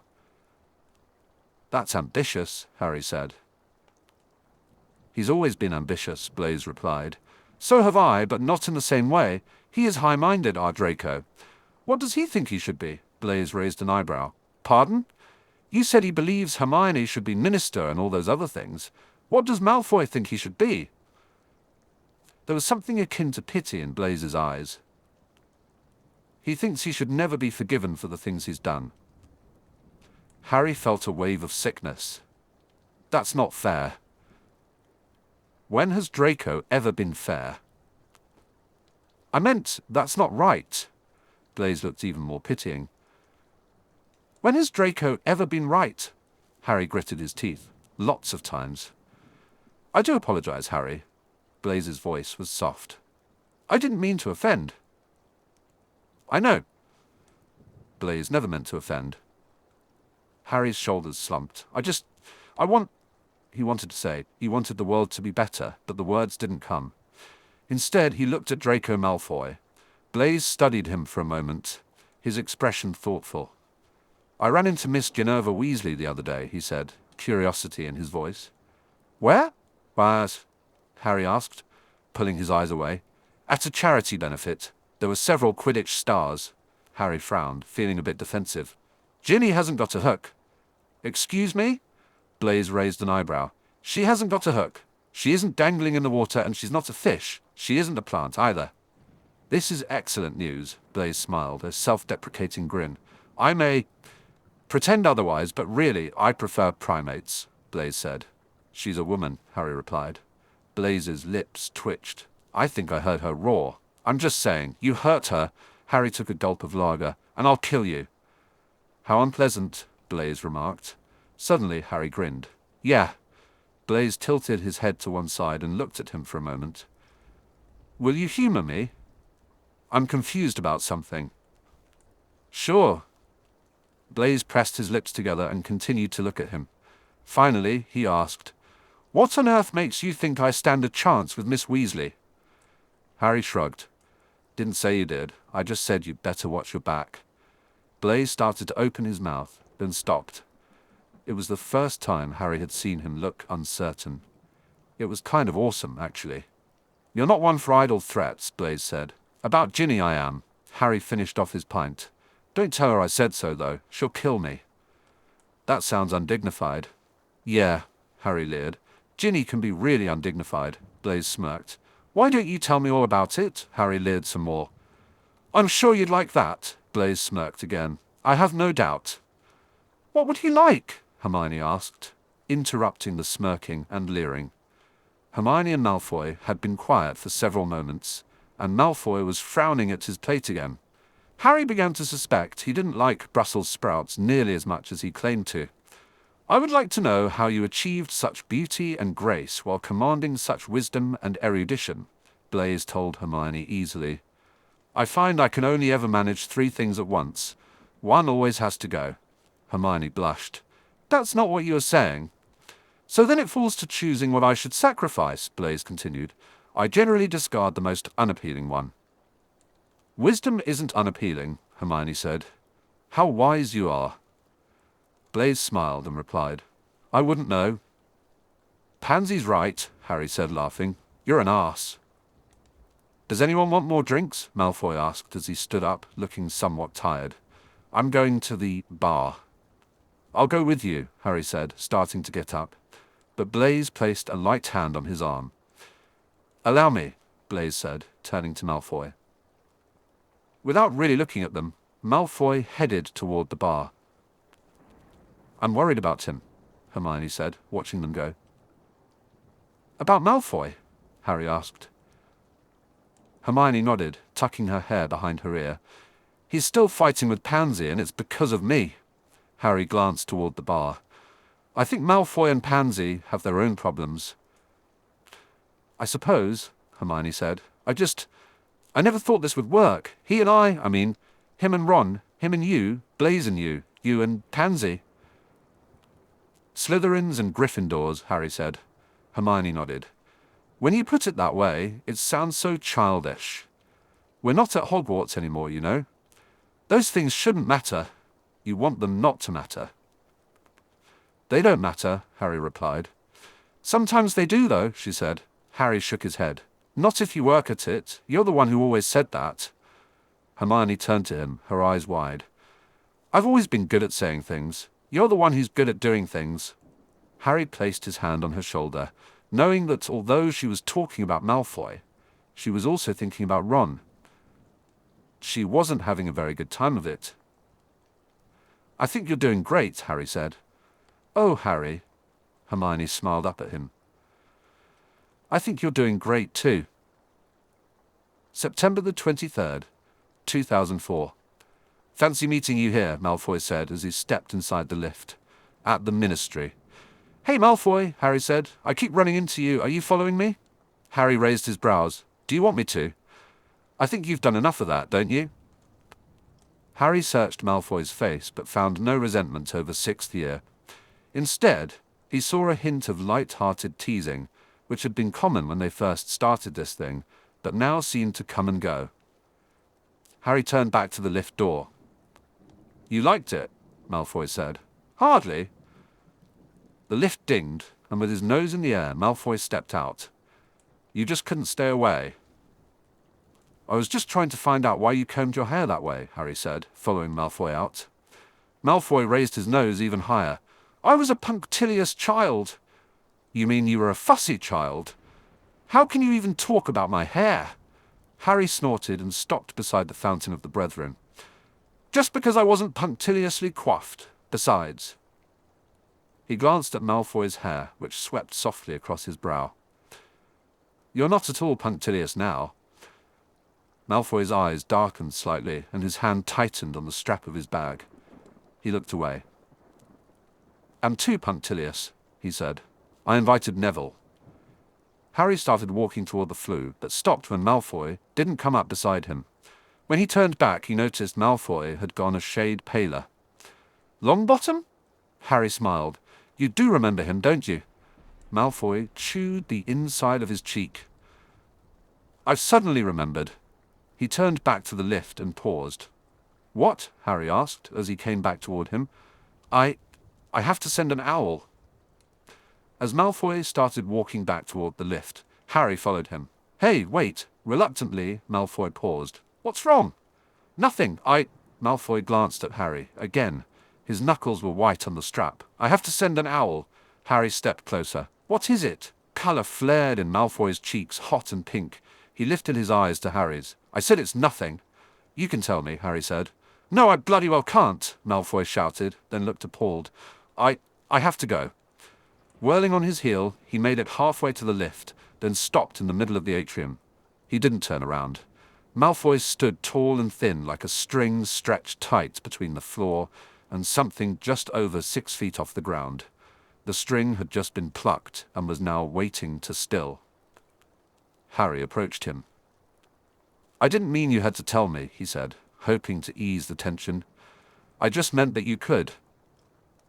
"Greg was going to come tonight," Malfoy said almost immediately, still not turning around. "I have to owl him to tell him not to."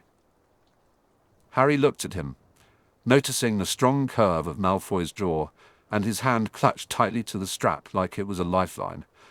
"Why can't he come?" Harry asked finally, when Malfoy just stood there. "You weren't there." Malfoy turned to him slowly. "7th year at Hogwarts. Busy saving the world," Harry almost quipped, but held back. Malfoy shook his hair out of his eyes. "Longbottom and Greg, they shouldn't be in a room together." "Why?" Harry asked again. "Greg cast the Cruciatus curse on Longbottom." "Oh," was all Harry could think to say. "More than once," Malfoy added. "Oh," Harry repeated, still at a loss for words. I'll go write that owl," Malfoy said, beginning to turn away. "Wait," Harry called. Again, Malfoy didn't turn around, but he did stop. "You weren't there." "You don't know what I was going to say." "Potter." Malfoy turned to him then, looking... Malfoy appeared miserable. "What could you possibly say?" Harry asked, studying him. As Malfoy had grown older, his bright white hair was now streaked with dull grey, and his long, lean hands looked a little bony. Harry thought he had never seen anyone quite as handsome, even more so than Blaise Zabini. "You were going to cast the Cruciatus curse on me," Harry said. Malfoy turned 3 shades paler. Harry could hear the sound of the Fountain of the Brethren, water splashing into the pool below. "I didn't manage it," Malfoy replied, his voice low. "No," Harry said. "Instead, I sliced you up into ribbons." Malfoy looked away. "That's different." "There was blood everywhere," Harry continued. "I had never seen that much blood. I watched people die, I watched them get murdered, but I had never seen so much blood as I did then." He stepped closer. "I remember the way it smelled." Malfoy took a step back. "That's different." "How is it different?" Harry pressed, pushing his glasses up. "Tell me how that's any different." "Longbottom didn't do anything," Malfoy insisted. "Greg just did it because people picked on him," Harry interrupted. "They picked on him for being stupid, spoiled, and fat." "That doesn't make it—" "No," Harry stepped closer again. "Nothing is ever going to make what I did to you right." Malfoy stubbornly shook his head. "Longbottom didn't do anything," he repeated. "I know what Greg's been through better than you do, and that's why. But Longbottom never did anything." He lifted his gaze. "No, in fact, Longbottom did a lot of things. He took detentions for the younger ones. He protected people. He stood up instead of giving in. He only ever did the right thing. He didn't deserve how we treated him. He didn't deserve any of it." Harry simply looked at him. "Malfoy," he said quietly after a long moment. "Do you think you deserved it?" Malfoy looked away. Harry had his answer. He wanted to touch Malfoy, but he didn't know how or where. He could take Malfoy's hand, but that felt too intimate. He could pat Malfoy's shoulder, but that didn't feel intimate enough. He thought about Malfoy's elbows. He often did. It was strange that he never saw Malfoy's elbows, since Malfoy always wore long sleeves. There was just that one time he had rolled one up. What Harry really wanted was to touch the side of Malfoy's face. He wanted to cup Malfoy's jaw in his hand, run his fingertips through his hair, and brush his thumb across his mouth to make him understand. "No one deserves that."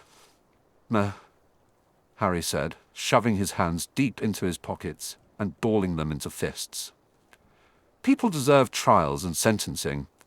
Sometimes they deserve prison. They may even deserve to be kissed. Who knows about that? But no one deserves to be cut up like that. No one, Malfoy, no matter what the reason. Self-defense. You think what I did was self-defense? Malfoy looked away again. No. You disable someone in self-defense. You stun someone or disarm them. You don't do what I did. I was trying to hurt you.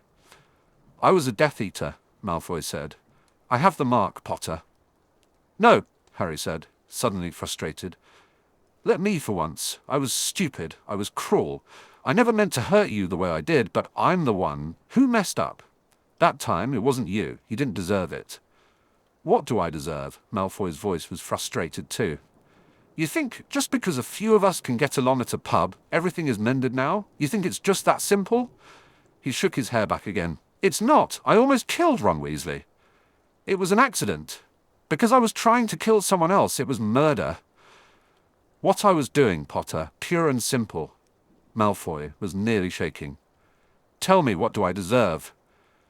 The sound of the fountain of the brethren was like rain. A second chance, Harry said.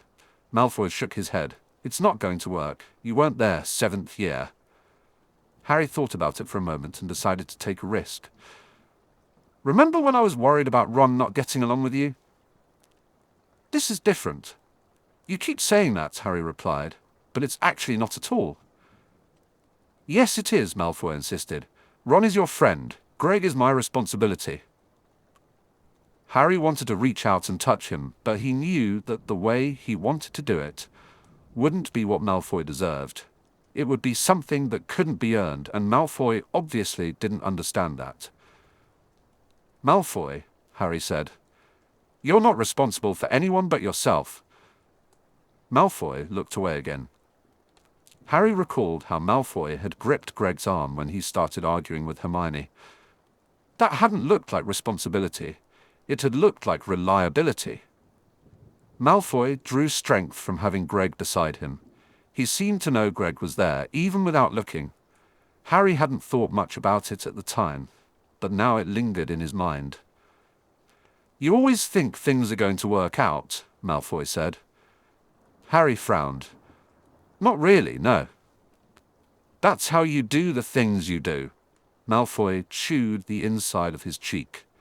You can just leap the way you do because you think everything will be all right, and to hell with failure. Shrugging, Harry replied, Mostly I just don't think at all. Malfoy stood there in silence. Hey, Harry said, that was funny. I made a joke. You can laugh. It's okay. I'm thinking about it, Malfoy said, frowning. Don't strain yourself. I'm thinking I'd better go send that owl. What about Neville? Harry said. He knows you're going to be there. He agreed to it. You said it yourself. He's a good person. It's more complicated than that, Malfoy replied. It doesn't have to be. Please, Harry urged. Trust me. Malfoy rolled his eyes in exasperation. This isn't an issue of trust, Potter. Yes, it is. Trust me. Harry stepped closer. Trust this. Malfoy hesitated. Harry reached out, but Malfoy stepped away. At least Owl Longbottom, he said. Harry pushed his glasses up. At least warn him, Malfoy continued. Then he can choose. When Harry just stood there looking at him, Malfoy added, Please. Okay, Harry said. Malfoy glanced toward the flue. I've got to speak to Greg. I'll see you at the pub. Okay, Harry replied, and went to send the owl.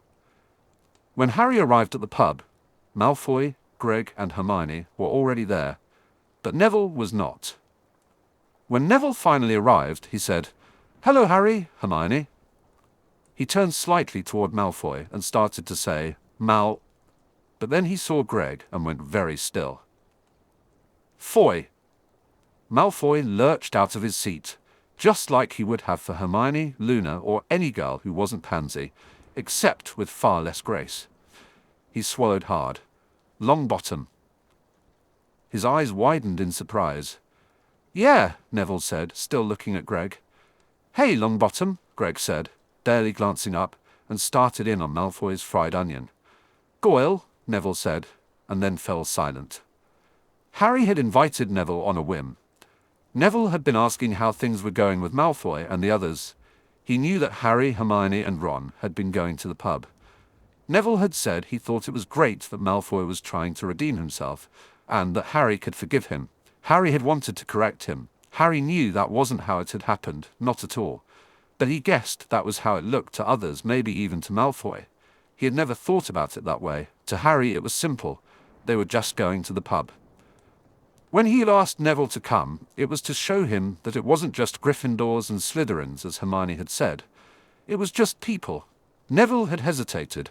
He had said he didn't know that Malfoy had been a bit of a prat in school, but he had said it in a teasing, slightly rueful way. Harry had assured him it would be different, and Neville had agreed. At that moment, he hadn't known that Greg was going to be there. You didn't get my owl, Harry said, as slow realization dawned on him. Neville was staring at Greg, who was demolishing Malfoy's onion. What? Neville asked, jerking his attention back to Harry. My owl, Harry repeated, glancing at Malfoy, who was hovering, as he sometimes did. Sorry, I owled you to let you know Greg was coming along. I guess it didn't reach you. I was in a cave in Devon, Neville replied, looking at Harry blankly. There was lichen. Sorry, Harry said. Do you want to sit down? Neville looked around the table, his gaze lingering on Greg. Meanwhile, Malfoy appeared to be trying hard not to pull out Neville's chair for him. Suddenly, Neville pulled out the chair and sat down. Malfoy sat down too, while Greg continued eating the onion. There are some lichens with incredible magical properties, Hermione said, her voice encouraging. Draco and I had an interesting conversation about cyanobacteria the other day. Neville turned to her, then glanced slightly at Malfoy. Did you? It's bacteria, Malfoy said, then bit his lip. Cyanobacteria is bacteria. Neville sounded blank, and what he said wasn't really an insult. When Harry thought about it, it just seemed insulting because it was Neville who hardly ever used sarcasm. That's fascinating, Neville said. Yes, Malfoy replied. I like plants you can eat, Greg added, heaping the rest of Malfoy's onion onto his plate. Except for vegetables. I don't like those. Onions are vegetables, Hermione pointed out, her voice still encouraging. You like those, Greg said. Don't be daft, Greg replied. Onions aren't vegetables. What lichen was it? Malfoy asked. Map lichen, Neville said, not looking at Malfoy, but at Greg. But map lichen is relatively common, Hermione noted. Neville turned back to her. It was growing an actual map in Chudley Cavern. We're thinking it could be used in wayfinding potions or charms. His attention wandered back to Greg. Longbottom, Malfoy said. What? Neville snapped, his voice a bit brusque. You could use it in a sachet, Malfoy suggested. The lichen. Yes. Neville visibly made an effort to be less short. That's a good idea. There are lovers' talismans that can always lead you back to the one you're looking for. Malfoy said carefully. It might even work in a compass. Can you eat lichen? Greg asked, holding a hunk of onion in his hand. I can't do this, Neville said abruptly, pushing his chair back against the floor. I'm sorry, Harry. Sorry, Hermione. Sorry, Malfoy. Hey, Greg said. All I asked was, can you eat lichen? I know, Neville replied. I'm sorry to you too. Hey, Neville, Harry said, catching his hand. Is there anything wrong with eating lichen? No, Hermione said. It's acceptable in many cultures, Neville said, trying to soothe Harry. Let go, Neville insisted. But Neville pulled away and began to walk off. Hey! Harry stood up, and suddenly Malfoy was there. Don't, he warned. But I said you didn't know what you were doing, Malfoy said. Greg's voice was rising. I didn't say anything about his grandmother or his stupid toad or anything. Draco said if I didn't... I had to just get plant bed not by ears. Neville's just upset, Hermione interrupted. But Draco said... He was just taken off guard, Harry explained to Malfoy. Neville was nearing the door of the pub. I'll just go talk to him, Harry said. Malfoy stepped in his way again. Potter? He just didn't get the owl, Harry said. It'll be okay. I'll go, Malfoy decided. Sitting at the table, Hermione looked up from patting Greg's hand. Draco, that might not be such a good idea. He said no one would get mad at me, Greg replied. No. Malfoy glanced at Greg, who looked overweight, foolish, and very unhappy. This is my fault. I'll sort it out. It's not, Harry began. Don't you dare, Potter, Malfoy warned. Whirling around, he went after Neville. Harry started after him. Oh, Harry, Hermione said. Don't. I'm just going to talk to him, Harry insisted. Hermione tucked her hair behind her ear. Draco wants to make amends. I talked about stupid plants, Greg complained. What's his problem, anyway? Harry looked at Hermione, pleading for help. I told him he could trust me, he said. He wants to do it by himself, Hermione replied. He wants to do everything by himself. Harry's voice rose in frustration. Realizing it, he tried to calm down. It doesn't have to be this way. Harry, it doesn't, he repeated, heading toward the door. Why is everyone mad at me? Greg asked. Of course they're not, he said as he left. Hermione was likely patting him again. It was night, but it wasn't quite quiet. The light in the bookshop was still on, and Hawkins' haberdasher was busy. The pub had a low murmur, spilling warm yellow light. Malfoy had caught Neville just at the edge of the footpath. Malfoy's face looked long and pinched, sickly in the glow of the street lamp. Hermione said the street lamps were from the 19th century, and that the wizarding world should stop using oil as fuel. She kept insisting they should set an example. Potter said. Potter, Neville interrupted. Malfoy, you can't even call him by his first name. Harry. Malfoy's voice was so low that Harry barely heard it. Harry thinks we can make it work. I know what Harry thinks, Neville replied. I know how he thinks. He believes that just because something is right, it can be done. He's always been that way. No, Malfoy said. The only time Harry had seen Malfoy look so completely open and vulnerable was when he had rolled up his sleeve to show Hermione what he understood about atonement. He thinks that because something is right, people should try, Malfoy said. I know you're trying, Neville said. I can't tell you how damn optimistic it makes me feel, but bloody hell, Malfoy, you don't think I'm trying too? I know, but please, you've got to understand, Malfoy pleaded. In that moment, Harry realized he was witnessing Draco Malfoy beg. He had seen Malfoy beg before, cowering in front of Voldemort, or admitting he didn't know right to Harry's face. But this felt different. He hadn't seen this before, and it felt like a violation to watch. It felt disrespectful to Malfoy. Shameful, offensive, and unkind. Malfoy had once said to watch, and Harry couldn't stop. Greg's always been... I understand, Gregory Goyle, swore, Neville said gently. Harry forced himself to step out onto the pavement. No, you don't, he replied. Harry, Neville turned toward him. You don't, Harry insisted. He didn't know any better. He's been made fun of his whole life, and he... Harry, Neville said quietly, look at who you're talking to. Harry wanted to say that Neville wasn't like that, but of course Neville had been. He looked at Neville, who had grown up fit. Neville had sharp, straight brows and shoulders, sandy-coloured hair that was thick and wavy, a full, strong mouth and long legs. He was smart and brave, a better poster child for the war than Harry could ever be. While Harry got angry and hexed reporters, Neville could only be kind when he wasn't slaying monsters. Neville Longbottom had always been the real hero, but no one knew it until the end. He had been round, clumsy, and forgetful, and everyone had laughed. He can be forgiven, Harry said instead. Harry, Neville sounded like Hermione when she was sad, and didn't know how to break something to him. I've forgiven everything. I did it years ago. I had to, or I'd have never made it. Then why? It's just not that simple, Harry. Neville's eyes were full of pity. I know you want it to be, but it isn't. The murmur from the pub grew suddenly, and all three of them looked toward the door. where Hermione and Greg had just stepped out. "I don't understand," Harry said, turning back to Neville. "If we just—" Neville's voice was still quiet. "Do you have nightmares, Harry?" Harry glanced at Malfoy, who looked so desolate under the street lamp. Turning back to Neville, Harry said, "Yes. Do you ever see faces in them?" The face Harry saw most was Ginny's. It had started during their 7th year and had never really stopped. It had been the worst when they were together.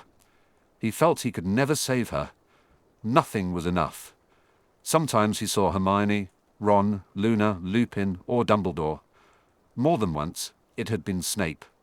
Lately, there had been Malfoy, lots of fire, and falling through a veil. When Harry didn't answer, Neville said, "I see faces in mine." He looked at Greg and then back at Harry. Before he dreamed of Ginny, Harry had always dreamed of Voldemort. "It's taken me years," Neville continued, "to hear Hannah call out and not think she's being tortured." "Neville, Micah," Harry said. Neville gave him his self-deprecating little smile. "It just needs more time, Harry. That's all." "I get what he's saying." "Or saying," Greg added. "He's saying he sees me in his nightmares." He thought about it for a while. "Man, that's wicked cool." "I'm sorry," Neville said, and with a pop, he disapparated. Harry stared at the spot where he had been. It felt like forever before he could lift his eyes. Yet he couldn't help but look up. It was as though his gaze was pulled by a magnet to where Draco Malfoy stood. He looked pale and small in the light. "That was an awful thing to say," Hermione told Greg. "Hey!" Greg shrugged. "I was thinking positive." Malfoy's shoulders slumped. "Nightmares aren't positive at all," Hermione said. "Sure they are," Greg replied, looking down at her. "I mean, not if you're having them, but if you're in people's nightmares, it must mean you're real tough. You know, like a head honcho." "Oh, Greg," Hermione said. "How can you say such things?" "Because they're true," Greg said angrily.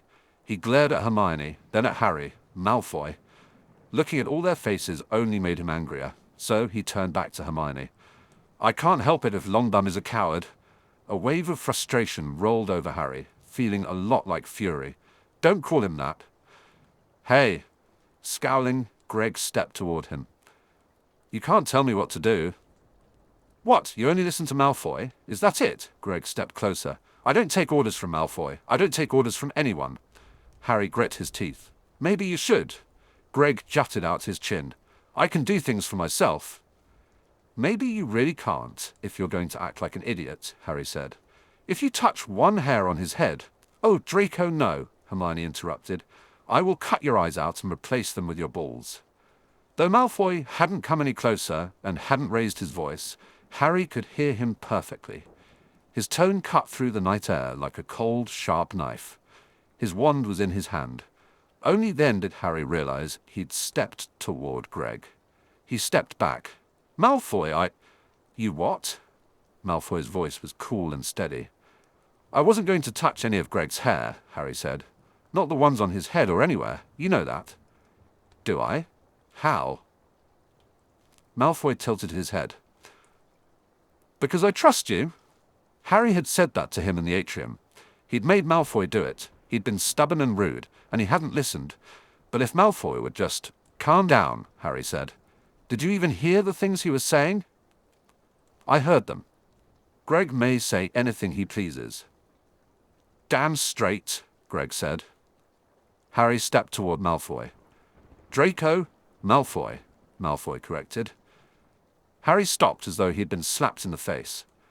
Putting away his wand, Malfoy walked over to Greg and took his arm. "Come on." "Greg," Malfoy said. Greg looked disappointed. "You're not going to do that thing you said with his balls?" Malfoy smiled slightly. "Greg, do I ever do any of the things I say I'm going to do with people's balls?" "I dunno," Greg replied. "You're the poof." "Draco," Hermione said. "Wait!" "Granger," Malfoy responded. "For once, just mind your own business." "Oh." Hermione bit her lip, her eyes filling with tears. "Cheer up," Malfoy said. "Potter here says everything is going to be all right." You don't have to drag me, Greg said, as Malfoy was indeed dragging him. Come along. Malfoy put his arm around Greg, looked at Harry, and disapparated them both. Well, Harry said to the empty space, that went well. Chapter 6. September 30th, 2004.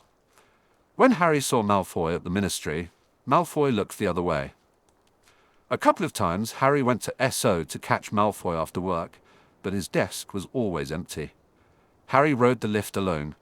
Only Pansy and Blaise were at the pub that night, a week after the incident with Neville and Greg. You haven't come here in a while, Harry said to Pansy. I wasn't wanted, Pansy replied. That's not true, Harry said. Pansy looked bored. You don't count. Harry supposed he should feel offended, but he didn't really, because it was Pansy. She didn't mean it the way it sounded, even when she deliberately made it sound that way. Why not? He asked. Pansy doesn't like a fuss, Blaise said. You mean Hermione, Harry said. Pansy sipped her Bloody Fairy. Blaise means everyone who isn't you. Harry wanted to ask about Malfoy, but found he couldn't. Oh, hello, said Luna. Luna, Blaise said, standing. How lovely it is to see you. Luna gave him her hand, and he kissed it, as though this were ordinary, and they did it all the time, which apparently they did. Blaise slid her chair out for her, and she sat down.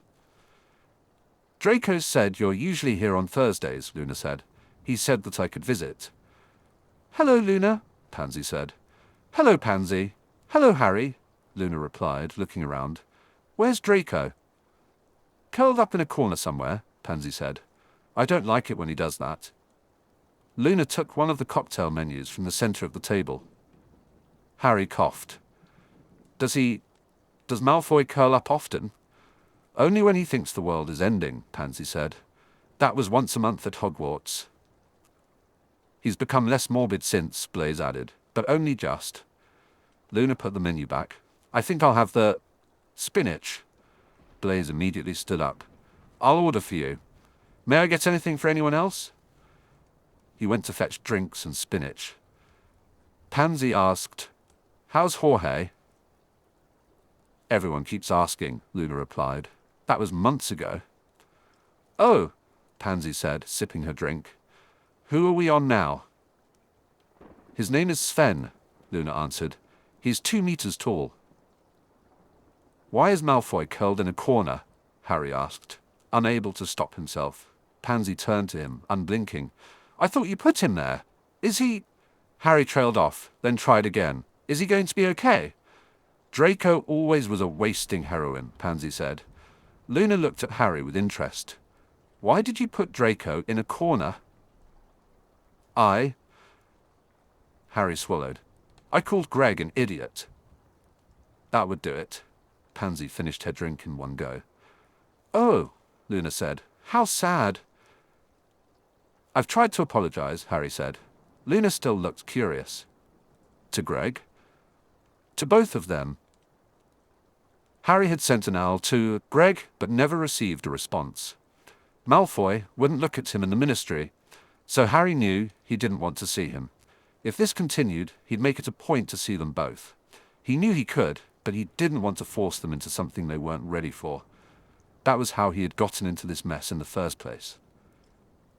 Draco can't accept apologies, Pansy said. Harry swallowed. Can't he? He's too busy on his fainting couch with his smelling salts.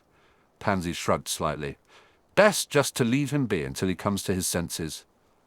Will he... Harry swallowed again. Will he come to his senses? He'll rally, Pansy said.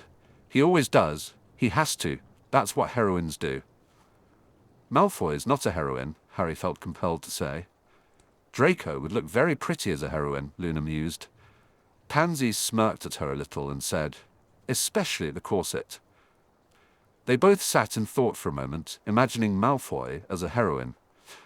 What are we doing? Blaise asked as he distributed Pansy's drink and his own figtini. The spinach is on its way, he added while sitting down. We're imagining Draco in a corset, Luna replied.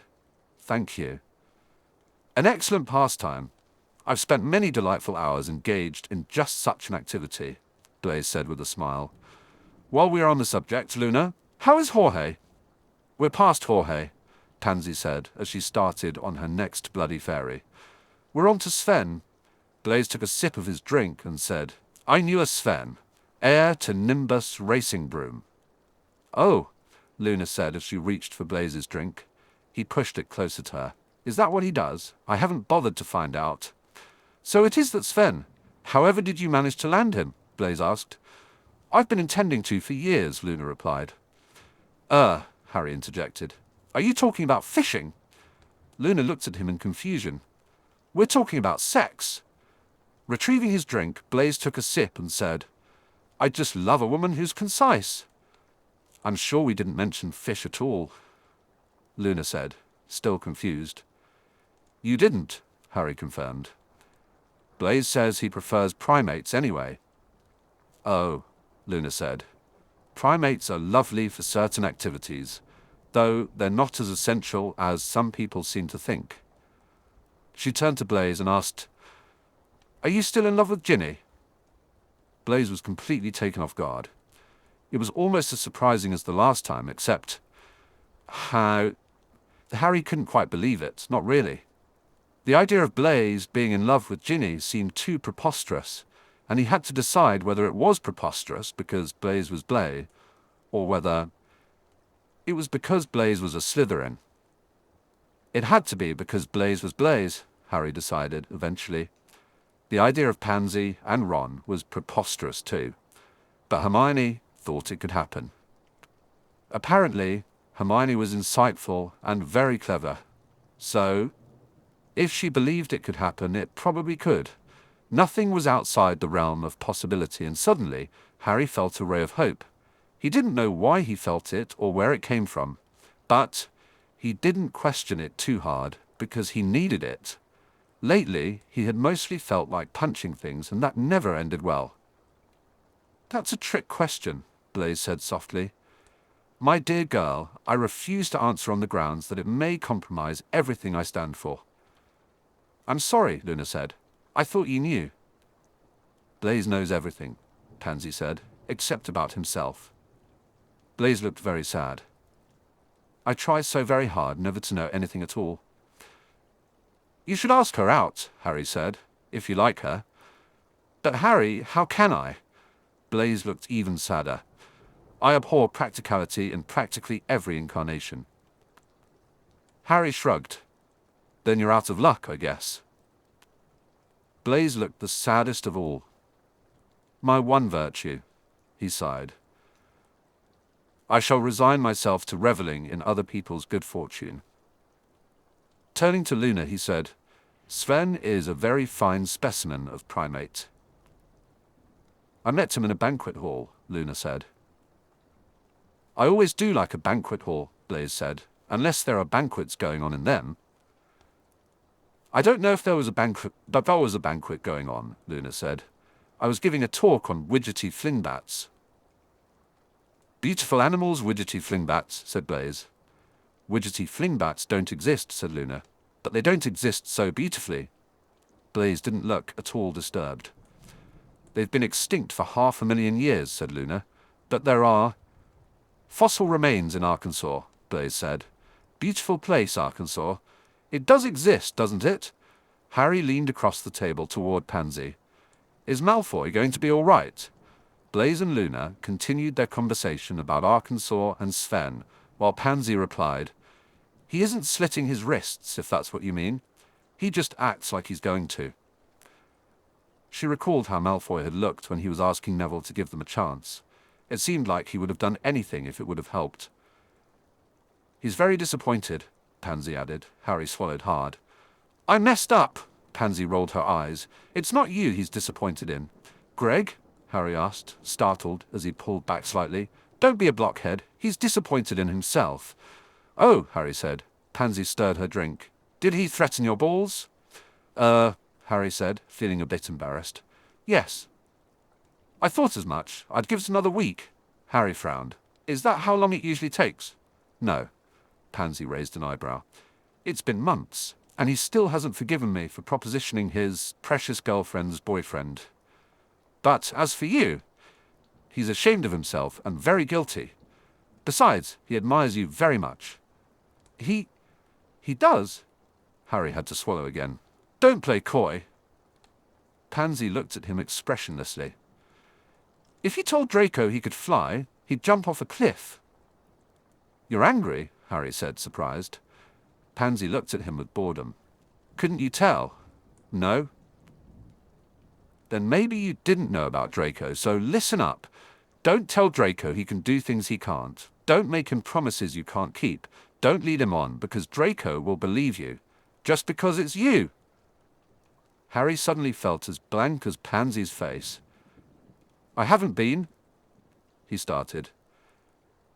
"Leading him on," Pansy said. "Yes, you have been. Hermione has been. Even Ronald has been leading him on, in his utterly artless way. If any of you ruin it for him, I will crush you like the ants you are." "Are you still angry?" Harry asked, pushing his glasses up. "It's hard to tell." "Funny. I'm not going to ruin it." "Pity." Pansy looked bored. "The idea of crushing you gave me pleasure." "That I could tell." Pansy inclined her head and regarded him for a while. At last she blinked slowly. After that she stirred her drink, moving a bit more like a normal person. "Have I told you about the time a peacock chased Draco around the manor?" she asked. Harry shook his head. "Is it as good as it sounds?" "It's better," Pansy said, smiling. October 5th, 2004. Potter. Malfoy. Harry turned and lurched out of his chair at his desk so quickly that he almost stumbled. He might be turning into Malfoy, just a little bit. Malfoy was here at his desk, and it hadn't even been a week yet. Pansy had said to wait a week, and it had only been 5 days. While Harry searched for the right thing to say, Malfoy looked away. "May we go somewhere else?" he asked. "Sure," Harry replied. It was just before 5, and there could be people in the lounge. "There's records," he said. "All right," Malfoy said. Harry walked out of his cubicle, and Malfoy followed. They walked down the corridor, past Robards' office, past the conference room, and around the corner. Malfoy didn't try to say anything. He didn't even really try to walk beside Harry. He was just following. Harry had to resist the urge to turn around again and again to make sure he was still there. At last, they reached the door, and there was the records room. Malfoy entered the room, and Harry shut the door. Malfoy said, "I'm sorry that I threatened you. I'm sorry that I was unpleasant to Hermione." Harry felt a tightness in his chest. "Malfoy," he began, but couldn't say anything more. "I've already talked to Hermione about it. She's all right. I'm sorry that Greg said those things." "Malfoy," Harry's voice cracked. "I read the owl you sent to him. He wants to know what to do with it. I told him to apologize to you. He will." Malfoy frowned at the scrolls on the shelf beside Harry's thigh. "You were right. He does do what I tell him to." "Please stop," Harry said. "All right," Malfoy replied, turning his attention back to the scrolls. There were many more records down below in the archives. These were just the case files from the past couple of years, but there were enough scrolls to fill the small room. Harry almost never entered it. It smelled like books. "I'm sorry I said what I did to Greg," Harry said. "I would never have lifted a hand." Malfoy pursed his lips. "I know, I get stupid sometimes." "Protective," Malfoy grimaced. "If I were Blaise, I'd say that was a pretty word." "You're not Blaise." "Then I'll just say it's too pretty for what am." The records room wasn't dark, but the light was soft, which made Malfoy seem less harsh. Harry thought they should go to lunch again. He wanted to see Malfoy in the sunlight. "Luna thinks you're pretty," Harry said. Malfoy rolled his eyes. "Potter, Luna thinks Nargles are pretty." Now that he had Malfoy's attention, Harry held his gaze. "I'm sorry about what happened with Neville." For a moment, Malfoy met his eyes, but then he looked away. "It wasn't your fault." "Yes, it was." "No," Malfoy replied. Malfoy sounded annoyed. It was Greg's, and it was mine. It was about things we did, and we need to pay for them. For how long? Malfoy rolled his eyes again. Not getting to share a pint with Longbottom and gossip about the old days is a small price to pay, believe me. Harry just looked at him. Malfoy appeared a little pale, with shadows under his eyes. I made a promise I couldn't keep, Harry said. I'm sorry. Morgana's tits. Harry wasn't sure he had ever really heard him swear before. Potter, you've been talking to Pansy, haven't you? Yes, Harry replied. When am I going to convince anyone that you can't listen to anything she says? Harry tilted his head. She did tell me this great story about you and a peacock. I don't follow people blindly. Malfoy shook his hair back. I mean, I did, but I don't anymore. If I do something, it's because I think it's right. He paused. Or because I'm a stupid ass, but it isn't because I can't think for myself. I wanted to try with Longbottom because I wanted to try, Potter.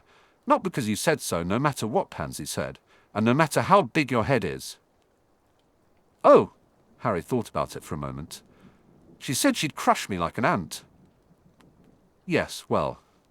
Malfoy's mouth formed an unhappy little line. She's always wanted to say that to you. I like that she said it. Well, that's...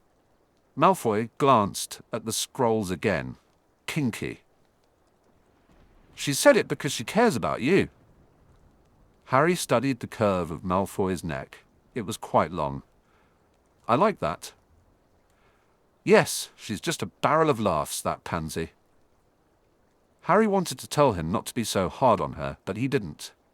He was pretty sure he had learned his lesson about Malfoy's friends, at least for now. Instead, he looked at Malfoy.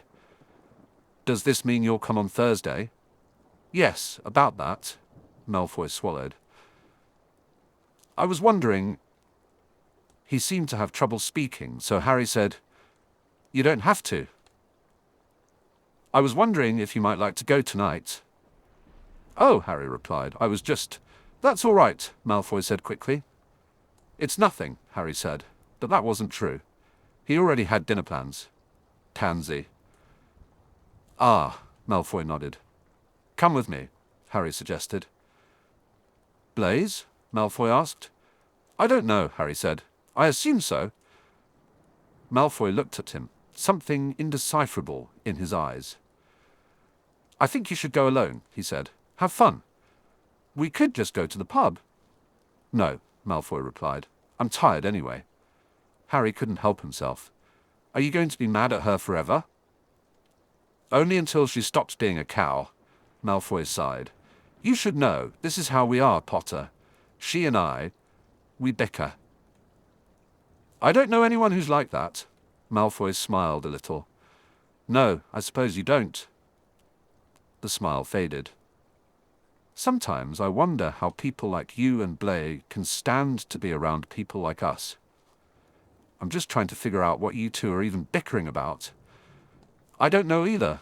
Malfoy put his hands in his pockets. I think it started when she dipped my pigtails in a well of ink. You had pigtails, Malfoy? Oh yes, Pansy's always worn the trousers in our family. Malfoy didn't seem to notice what he'd said, using that word as if it were as true as blood could be. Harry's chest tightened, and he suddenly realized he was in a dark closet with Draco Malfoy. Harry's hands began to sweat, and this had the potential to end very, very badly. Didn't seem aware of the danger at all. Well, Potter, he said, have a good time. He began to open the door. You'll be at the pub, Harry said. Thursday? Yes, Malfoy replied. And tell that filthy bint I said hello. Malfoy says he misses you, Harry told her. That's why you're so happy, Pansy remarked. I'm not happy that he misses you, Harry said. You're happy you made up. Harry stepped into the room since it was clear Pansy wasn't going to ask him in. She called it a drawing room, and Harry thought that was fine, as he didn't know what else to call it. Whenever he visited Pansy, he found himself thinking about Petunia's specials on the BBC. Pansy's parents' townhouse was in Chelsea, magically nestled between the other houses on the row. Unlike Grimmauld Place, the Muggles had corrected the numbers long ago. There were 2 number 3s. Her parents never stayed there during the off-season, whatever that meant, so she used the place the rest of the year. Pansy's life seemed to revolve around being wherever her parents weren't. When they came to town, she would go to her family's estate in Surrey or stay with Malfoy. Malfoy didn't live in his parents' house or in a house at all. He had a flat in Hammersmith. Pansy seemed to find something about it distasteful, even though she had once shared it with him for 4 months straight. Harry didn't understand what the issue was. He had never been to Malfoy's flat. He had been to Pansy's quite a few times, though. Pansy was settled in an overstuffed wingback chair, her legs tucked under her in the heavy folds of her robes. When she wasn't in a formal setting, she considered a pub to be formal. Pansy always seemed to find a way to perch, yet somehow she managed to make it look like lounging. "Did he come crawling?" she asked, sounding anything but casual. Harry found himself intrigued. He thought Pansy might be quite interested. He glanced at the vases on her parents' shelves, noting they appeared to be from Japan. "I don't think he does that," he said. "I don't know who you're talking about," Pansy replied. "But I'm talking about Draco," he clarified. "I am too," she responded, meeting his gaze. "I think he used to do that. Maybe he did it all the time, but now I don't think Draco Malfoy crawls to anyone." Pansy regarded him, her eyes as black as ever and unreadable. "You've never seen him without any clothes on?" she said finally. "No," Harry answered, turning back to the vases and resolutely avoiding thoughts of Malfoy in that state. There was a brief silence. "You're defending him, to me." Harry turned back to her. "You sound surprised." He smiled, pleased that he could evoke any reaction from her. "I didn't know," Pansy said, her tone flat. "Now you do," he replied with a shrug. The door clicked open and Squeak, one of Pansy's house elves, entered. "Mr. Blaise Zabini and Mr. Theodore Knott," the elf announced. They had this formal way of speaking here, with misters and announcements, and Harry was slowly getting used to it, even if it felt strange. "Theodore!" Pansy stood up. "What are you waiting for?" she asked Squeak, sounding more irritated than when she had told Harry she'd crush him like an ant. "Show them in." Squeak vanished, and Blaise and Knott walked in, with Knott coming forward to kiss her hand. Harry never quite understood the hand-kissing. Malfoy never kissed anyone's hands, and Blaise never kissed Pansy's. He had kissed Luna's, though. Blaise hardly ever stood for Pansy when she left the table or entered a room, either. Perhaps it related to what Malfoy had said about Pansy not being a lady, but Pansy had stood this time when Blaise and Knott entered the room, and Pansy never stood for anyone. Now that Harry thought about it, she looked a bit flushed. "I hope you don't mind, Pansy," Blaise said. "I thought Teddy could use some company." "I believe it was Blaise who required company," Knott replied. "Good evening, Pansy." "Hi," Pansy responded. Knott was lanky and angular, very thin. His dark brown hair hung flat and long on either side of his face, but his eyes were surprisingly large and soft, framed by straight black brows. He wasn't particularly handsome, but his height was striking. Harry couldn't remember what Knott looked like at school. He couldn't even recall if they had ever spoken more than 2 words to each other. "Hello, Harry. Day's day. This ain't happy?"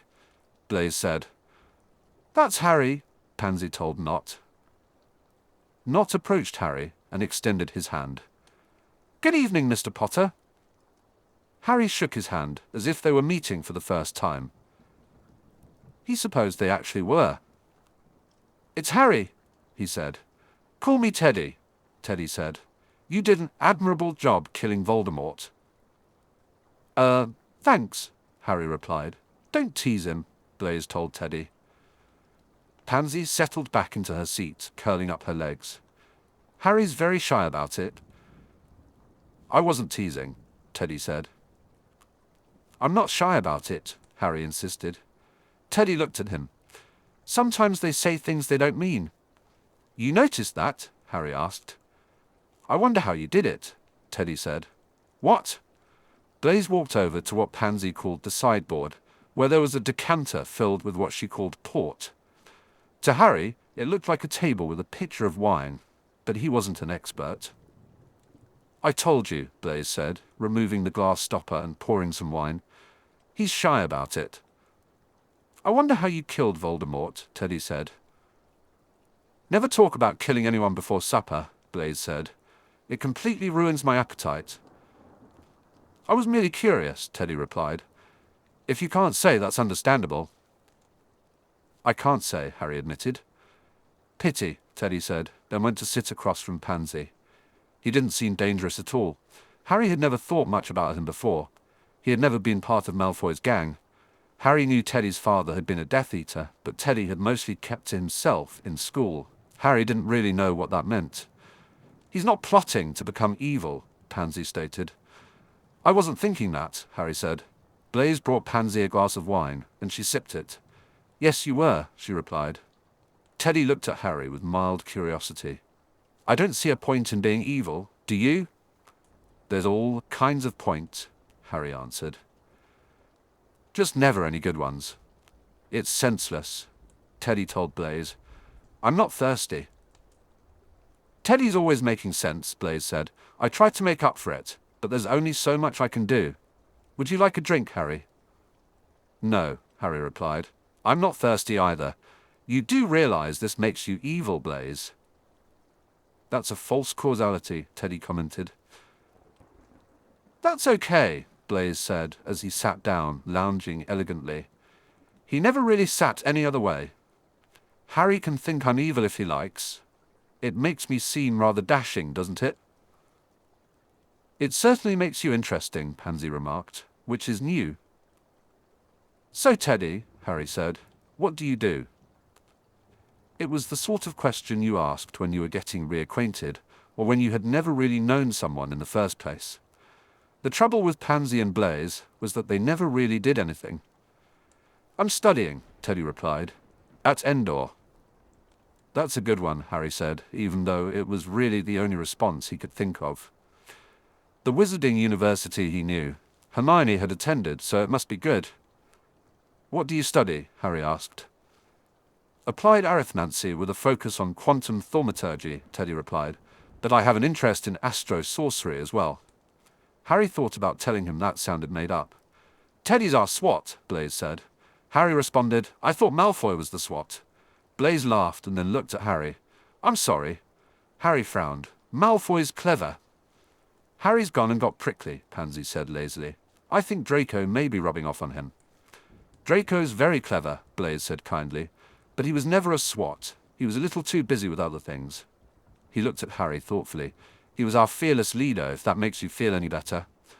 "He didn't lead you," Harry pointed out. "Well, I was never really part of the group," Blaise admitted. Pansy looked at her nails. "We've already established I was the Ron Weasley." Blaise considered this. "I like to think of myself as the Luna Lovegood of the crowd." "You're batty enough," Pansy told him. Harry frowned. "Sorry, mate, he said to Teddy, "but you're no Hermione." "Miss Granger is a very clever witch," Teddy replied, not seeming to mind not being compared to Hermione. "I've heard about her magical beast sanctuary. Have you seen it?" "Yeah," Harry said. "I work there." Frowning, Teddy said, "I had read in the papers you were an Auror." "Oh," Harry said. "I am. I volunteer. So does Malfoy." He felt the need to add. "I've read that the idea is to teach trolls to speak and gnomes earth magic," said Teddy. "Not so much earth magic for gnomes," Harry clarified. Maybe one day. Hermione's really big on creatures regaining lost arts, but she's starting small. She wants gnomes to be able to grow their own gardens, places they would prefer to live." "Interesting," Teddy said.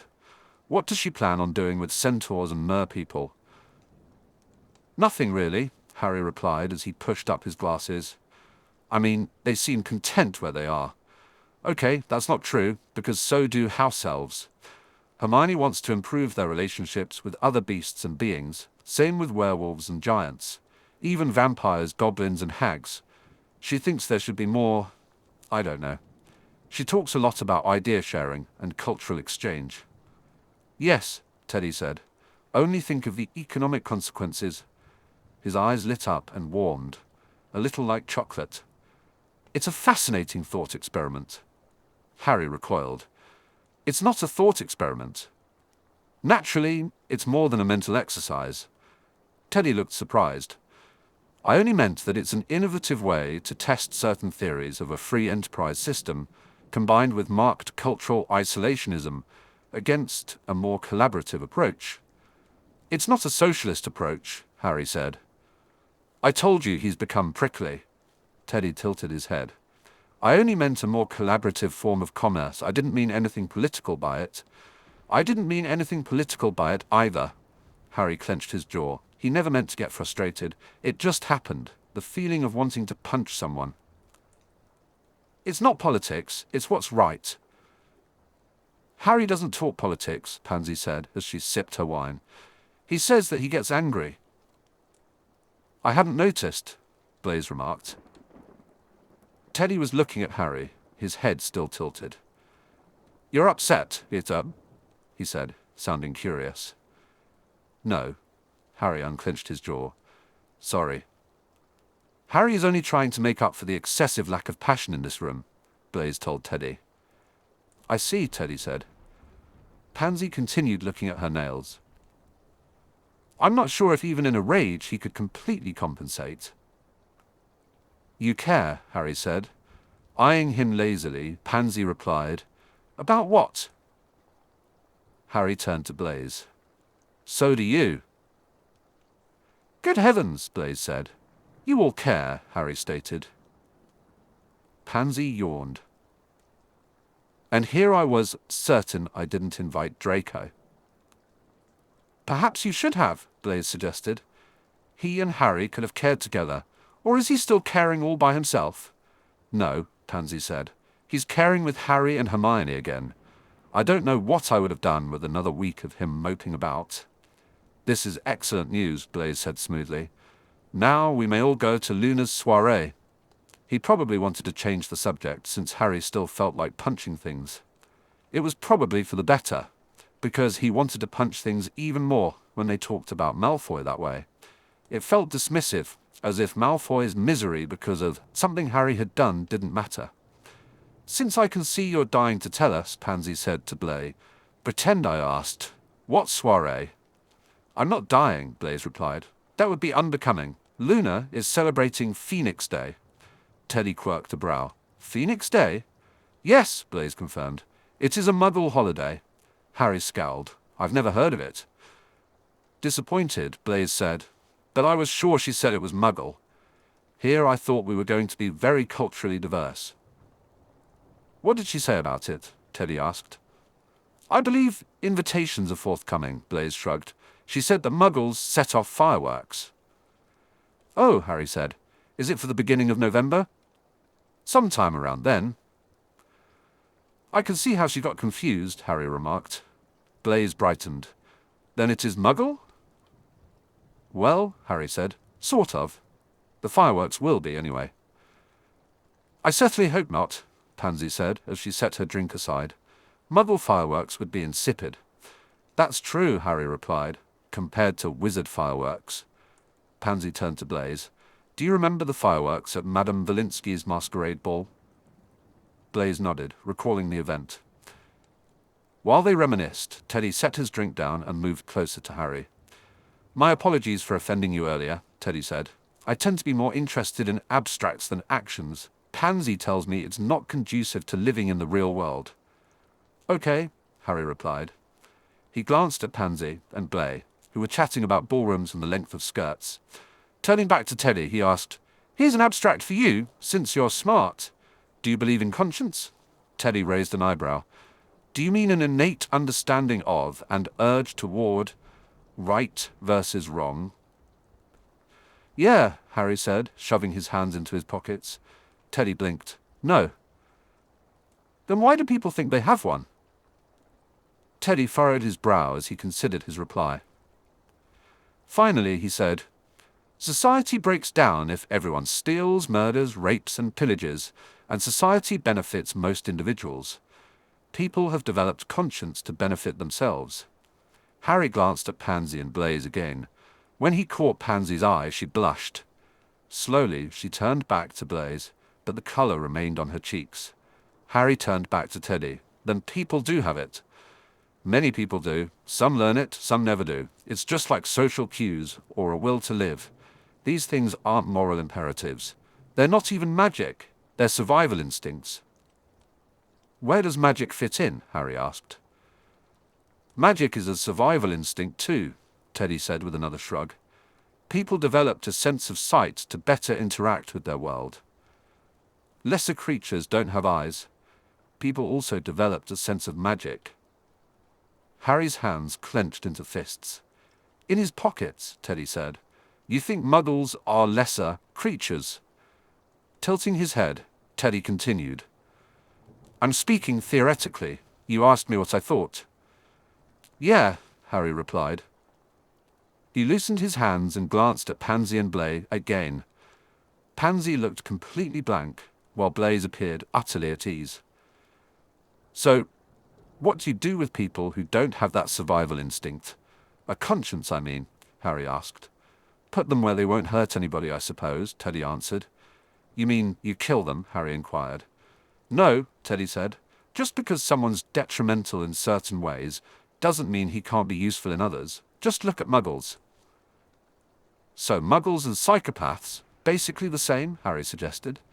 You're talking about sociopaths, and I didn't say they were the same as muggles. What I was going to say is that you should help them. And if you can't help them, you protect them because they might be helpful to you. Okay, said Harry. What should I have done with Voldemort? Teddy's eyes widened. They were brown, with long lashes. Harry noticed tiny freckles all over his face, but they were so light he hadn't seen them until he stood this close. The Janus Thicky ward hasn't got high enough security, Teddy said. They say there's a wizard hospital off the west coast of America for the criminally insane. You're saying Voldemort shouldn't have been killed? Harry asked. Teddy's brow rose. Does that make me a Death Eater? He wondered. No, Harry said, rubbing his forehead.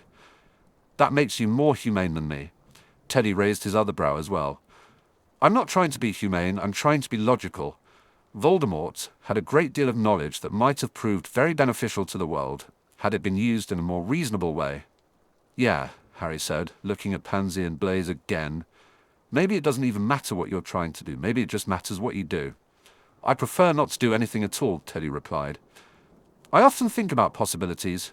If Voldemort had defeated you, I would have been very curious about how a dictatorship would impact wizarding economic trends. I might have created charts and found it all fascinating. I could have even been Voldemort's accountant.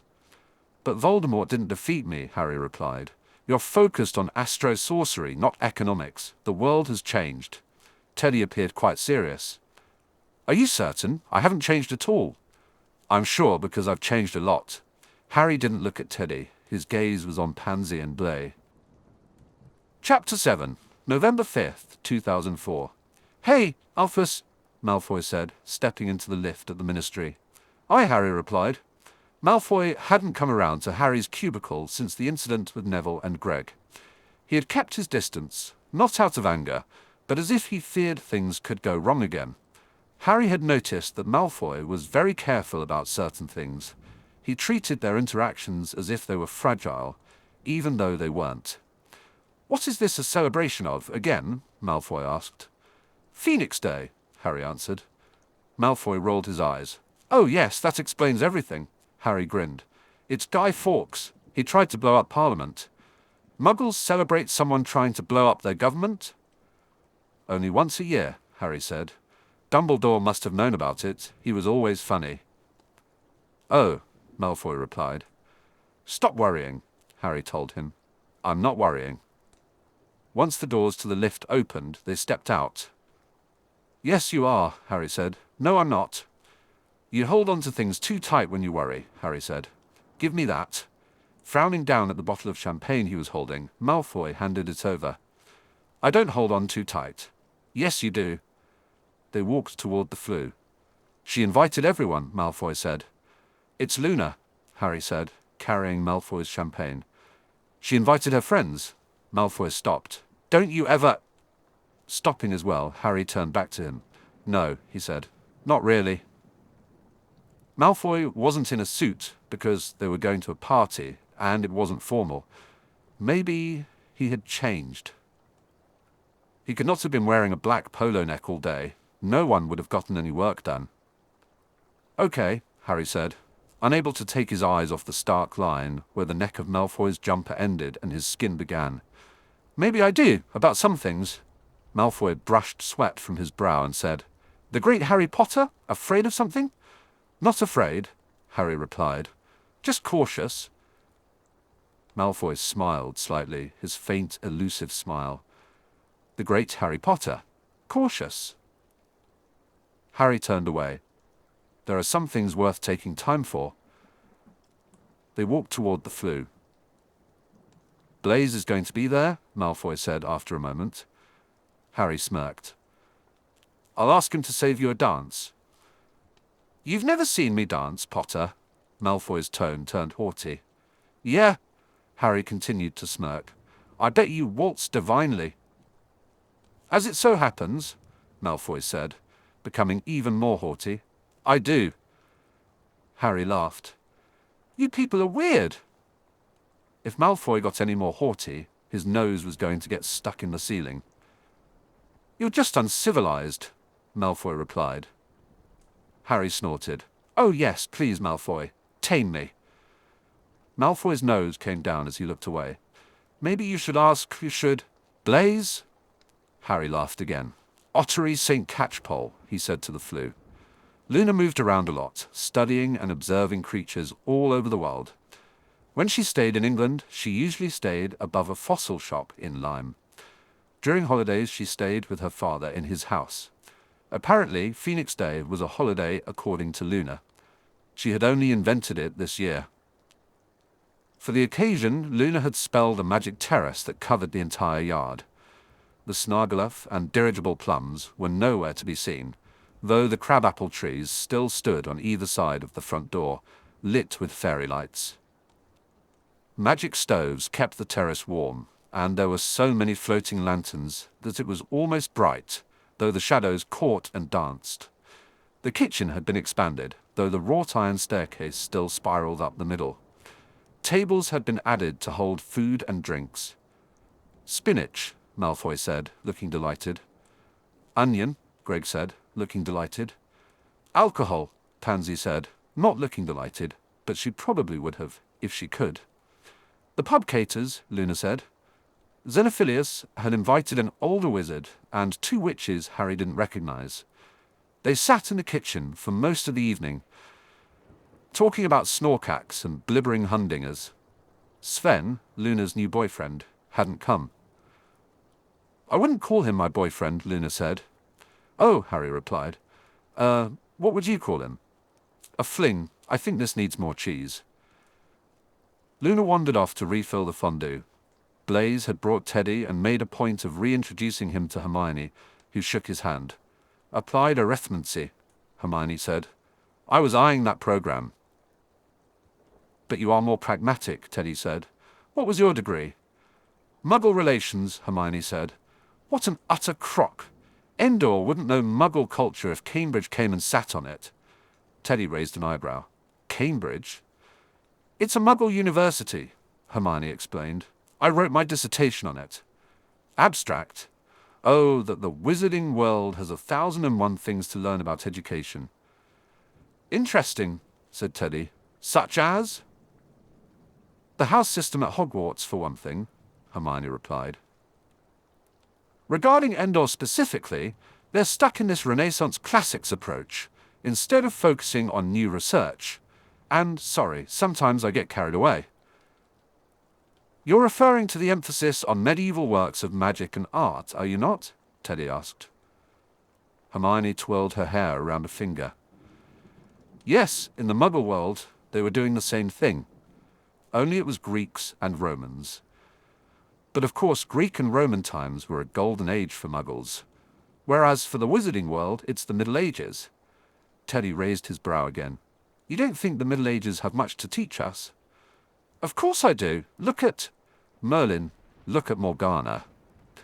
But if we're going to focus on medieval wizardry, why is it all Western? Ah, said Teddy. Scheherazade?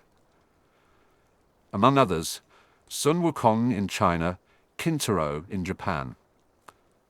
Don't even get me started on the Native American shamans that Renaissance wizards decimated. But I would like to get you started, Teddy said. Harry walked over to Pansy, who was standing alone on the patio, with her arms folded in her voluminous sleeves. Her burgundy and black robes covered almost every inch of her, except for her pale face. Her black hair glinted in the lantern light, and she looked exceedingly bored. I don't think you should be jealous, Harry said. Pansy looked away from Teddy and Hermione. You use foreign words. Harry smiled. Okay, do you steal Malfoy's jokes, or does he steal yours? Nothing is original. Pansy sounded even more indifferent than usual. Even turnabout, Harry suggested. Pansy returned her gaze to Teddy and Hermione. It isn't turnabout.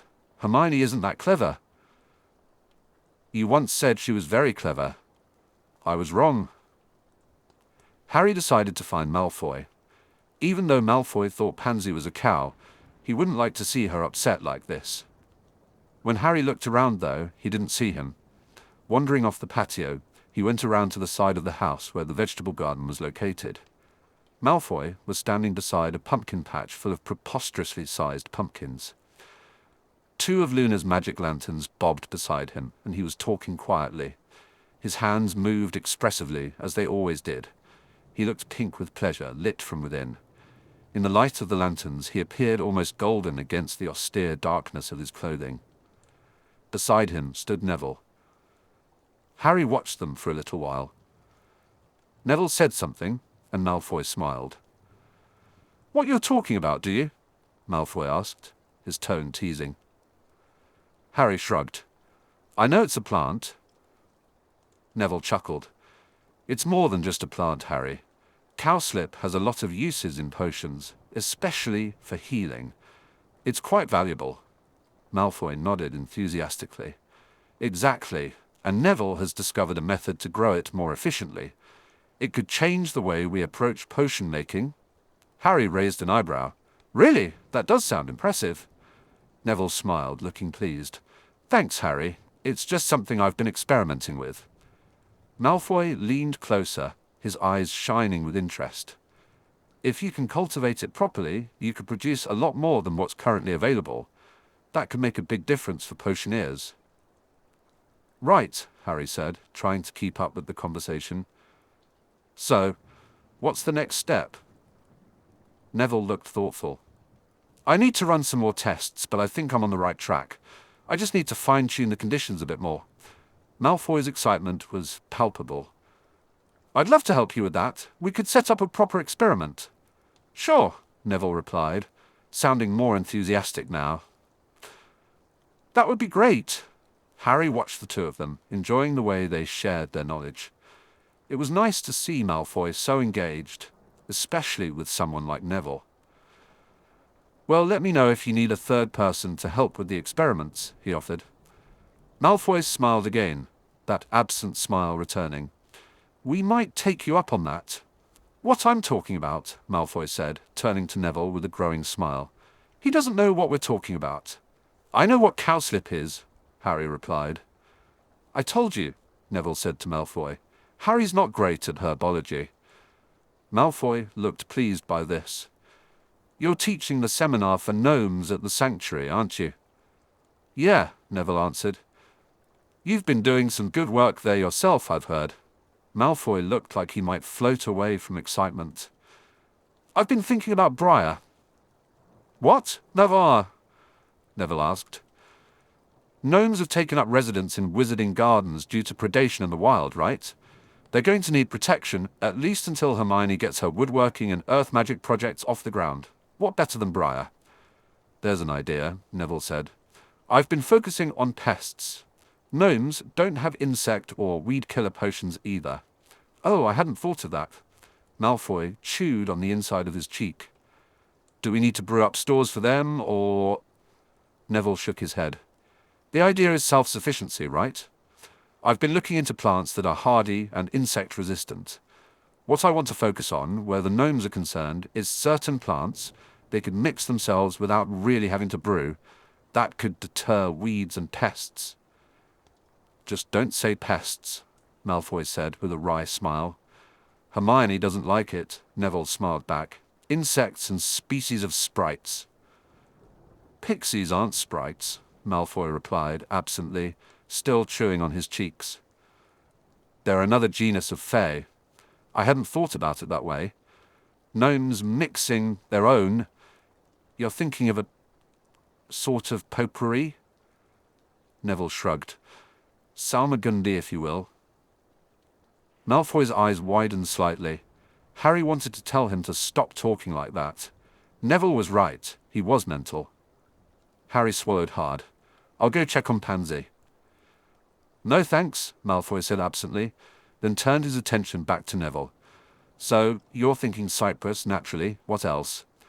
Harry walked around the house, but instead of finding Pansy, he found Ginny. Hi, he said to her. Harry, she replied. Good, you're here. Tell Ron he's an imbecile. Ron, Harry said. You're an imbecile. Gibson is a bloody amazing, Ron argued. If you weren't on the Harpies, I wouldn't be on the Cannons, Ginny interrupted. Not even if they bloody paid me. I thought they did pay you, Greg said. There's no amount in the world that'd be enough, Ginny insisted.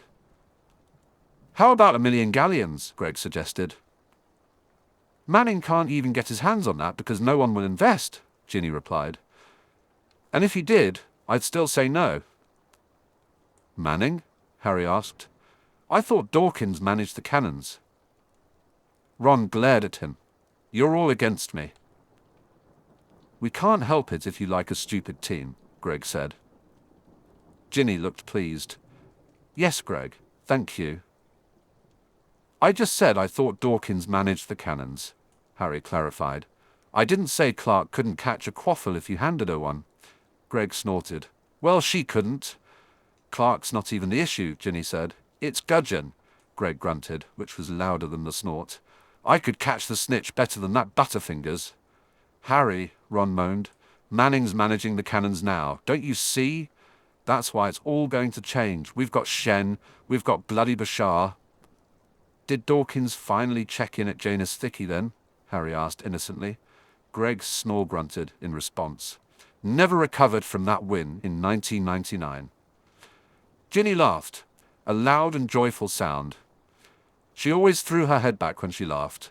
Throat was milky white, and my hair was red like fire. I always loved to hear her laugh. She laughed more often after we broke up. Greg, Ginny said, slapping him heavily on the back. You're all right. I am, Greg replied, looking at her in surprise. It was no wonder. Her freckled face flushed with amusement, and her wide mouth stretched into a grin. I guess that not many girls who looked like Ginny had ever slapped Greg on the back before. He might as well get used to it. Ginny slapped everyone she liked on the back, and when she didn't like them, she sometimes punched them in the face. Who do you favour for next season? She asked Greg. Tornadoes, Greg said. Here's what's wrong with the Tornadoes, Ginny started. I don't understand what's so wrong with the bloody cannons, Ron interjected, but Ginny continued talking to Greg, ignoring him. Ginny used to be good people, Ron said. You mean she's consorting with the enemy? I asked. Greg's not an enemy, Ron said. He's just a bloody goon. Hey, Greg said. I heard that. Shut your gob, Ginny told Ron. You're just jealous that some people can think straight when it comes to Quidditch. Bloody Malfoy supports the Tornadoes, Ron replied. That's the only reason Greg does. Draco supports the Tornadoes because I support the Tornadoes, Greg said, jutting out his chin. I'm the Quidditch expert of the family. There was that word again. My chest tightened, even without Malfoy saying it. Expert, Ron snorted, but it wasn't nearly as impressive as Greg. Come along, Greg, Ginny said. Let's leave Wannykins alone to cry. She squeezed my arm. Come find me later, yeah? It's been a while since I've seen you. That went well, I said when Ginny and Greg moved away a little. Well, Ron moaned. Harry might... Your sister is practically a traitor, Ron said. Harry tried to break it to him gently. Ginny hasn't liked the cannons since her 3rd year, Ron. Everyone's against me, Ron replied, sounding mournful, but then his eyes wandered across the patio, and the act faded. Maybe I'll go get something to drink. On the other side of the terrace, Hermione was deep in conversation with Teddy Knott. I'll go with you, Harry said. In the kitchen, they were stopped by Xenophilius, who wanted to introduce them to his witch friend Helga. She had seen a camel-backed turtle off the coast of Africa. Neither Harry nor Ron cared about camel-backed turtles, but for some reason Xenophilius thought they did. By the time they returned outside, someone had started the music. Harry later discovered that the gramophone cylinder was under one of the crabapple trees, but it had 8 horns. Some were in the trees and a couple were wrapped around the floating lanterns. How those horns amplified the music without being attached to the gramophone was confusing, but Harry had never tried to make magic make sense, especially when it came to Luna. Honestly, he thought some of the horns might have been alive. This is bloody brilliant, Ginny said. This? Ron said, appalled. You listen to N-spelled. Shove off. You're not my sister anymore. Ginny shrugged. I can't help it if you have no taste. Anyone want to dance? Dancing is for pussies, Greg said. Ginny frowned at him. What kind of dances have you been dancing? Minuets, mainly, Greg replied. Ginny imitated Greg's snore grunt. Purebloods. Greg frowned back at her. I thought you were a pureblood. No, Ginny said. I'm a blood traitor. It's different. Come on and dance with me. Greg looked shocked. Well, he said, if you want me so bad. Ginny pulled him out onto the terrace. She had always been gorgeous, but she had only become more stunning in the last several years. Flat-chested and slim-hipped, her long, toned limbs complemented her large brown eyes, and an absolutely devastating smile. She had always been a good dancer, too. The grace and strength she learned from Quidditch translated beautifully to the dance floor. She could even make Greg look good. Harry thought she might be the prettiest person he had ever seen, maybe even more beautiful than Blay, especially since Ginny was dancing with Greg, who was big, clumsy, and not beautiful at all. Now there's a sight, Malfoy said, as he appeared beside Harry. Harry looked around and noticed Neville talking to Luna. Yeah, he replied, reminding himself to focus back on Ginny, instead of staring at Malfoy. Did you put her up to that? Malfoy asked. No, Harry shrugged. Ginny's just like this. Greg's always hated dancing, Malfoy said, sounding curious. He's rotten at minuets. In Harry's opinion, Greg was still no good at dancing, but he seemed to be enjoying himself, moving his hips to the music with Ginny. Harry turned to Malfoy. You and Neville seem to be getting on all right. Potter, did you know there are approximately 12,000 species of moss? Malfoy smiled. No, of course you didn't. Neville's a bloody genius with plants, Harry replied, returning his gaze to Ginny. Plus, he has a large vocabulary. Yeah, Malfoy said, sounding pleased.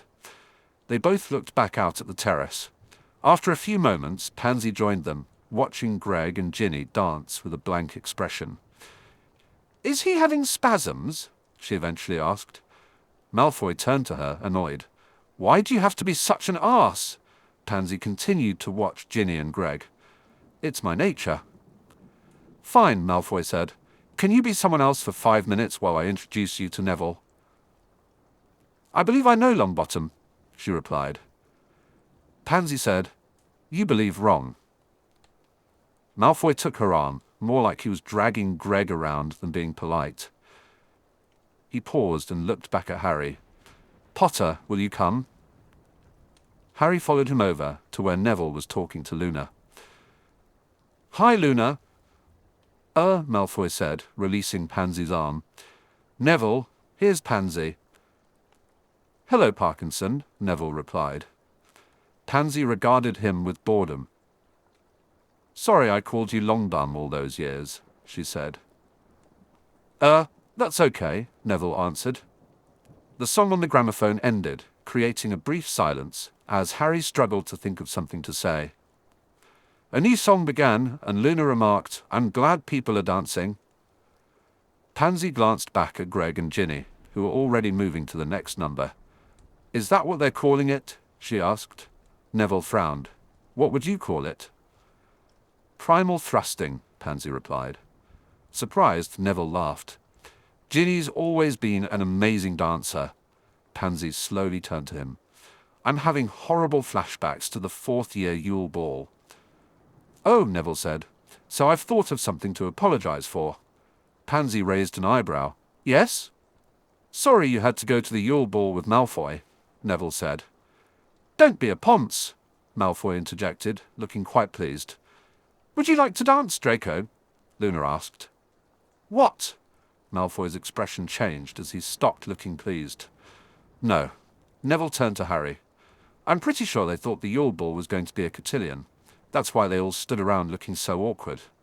Purebloods don't know what to do without a quadrille." "You're pretty much speaking another language," Harry told him. "Don't worry about it," Neville said, laughing again. "I don't know it either. I kept tripping over my own feet." "Gran said I was impossible and refused to teach me." He shrugged. "Malfoy says he's a wonderful dancer," Harry said. "Not to this," Malfoy replied, looking horrified. "Come on, Draco," Luna encouraged. "I can teach you. I know lots of dances." Horrified turned to mortified. "Absolutely not," Malfoy said. Harry grinned at him. "Afraid, Malfoy?" "I'm not afraid." Malfoy straightened up. "I'm just—" His shoulders sagged a little. "Abstaining." Harry smirked. "Is that what they're calling it these days?" Glaring, Malfoy straightened his shoulders again. "Luna, I'm sure there's someone else who'd like to dance. Potter, for instance." "Sure," Harry said, turning to Luna. "I'm not afraid. Or even abstaining," Luna agreed. Neville turned to Pansy as Harry and Luna moved farther onto the patio. "I suppose you're a lost cause," Neville said. "You wouldn't catch me dead," Pansy replied. There was a pause. "Why don't you ask Hermione?" Harry wasn't a great dancer, but he wasn't bad either. He had learned a lot dancing with Ginny during the 2 years they had gone out, but he wasn't nearly as good as she was. Still, it was fun, and Luna was right, she was fantastic. Harry had thought she would dance ethereally, moving kind of hazily, like water or a dream. But though she was just as graceful as he had imagined, she gave herself completely to the music, which was popish and just the slightest bit raunchy. She closed her eyes and moved her hips. When she danced, it was nimble and quick, perfectly in time. The song ended, and Ron cut in for the next one, while Neville was still dancing with Hermione. Malfoy stood stiffly at the edge of the terrace, looking, for the first time, unsure. Time since Hogwarts felt a little awkward. Pansy stood gracefully by Malfoy's side, but the distance between them and their lack of movement made them both look out of place. Teddy held a drink and talked to Blaise, who kept glancing at Ginny. Harry approached them, a bit breathless from dancing. "Hey," he said, "are you sad this isn't a cotillion?" He had just learnt the word and was trying it out. Harry thought he should go back to reading the Thesaurus if Neville was going to start coming to the pub. "We're not sad," Pansy replied. "We're bored, aren't we, Draco?" "Pansy's bored," Blaise added. "Teddy's bored. Draco and I are embarrassed." Harry looked at Blaise in surprise. "Why?" "Draco's embarrassed that he's been asked to dance," Blaise explained. "I'm embarrassed because I haven't been." "I'm not embarrassed," Malfoy said, sounding as stiff as he looked. "This just isn't my kind of dancing." "It's my kind of dancing," Harry said with a grin. He turned to Blaise. "Want to dance?" "This isn't my kind of dancing either," Blaise replied, extending his hand. "But I can learn." Harry took Blaise's hand. "Good." They returned to the terrace while Teddy went inside to refill his drink. Blaise, as always, was exquisite and perfect, effortlessly attractive, even while dancing. Harry struggled with what to do with his arms. Then Blaise placed his hands on Harry's waist, and Harry put his hands on Blaise's shoulders, just like Ron and Luna did, as well as Ginny and Greg. Hermione and Neville mostly just laughed. On the edge of the terrace, Malfoy and Pansy stood stiffly, watching. Eventually, Pansy tilted her head and said something to Malfoy. He looked back at the dance floor and nodded once. Harry turned to Blaise and smiled. "I don't think algae dance like this at all," Harry said. "Sometimes being human is all right," Blaise replied. "We have all these interlocking parts." Harry laughed. "You say that to Ginny, and she'll punch you in the eye." Blaise chuckled. "Eyes and fists don't interlock as well as some other parts. Doesn't she know that?" Grinning, Harry said, "Not Ginny." Blaise asked, "If I tell her she's an exquisite specimen of ape, what will she do then?" "Probably punch you in the other eye," Harry answered. Blaise smiled. "I love a lady who appreciates symmetry."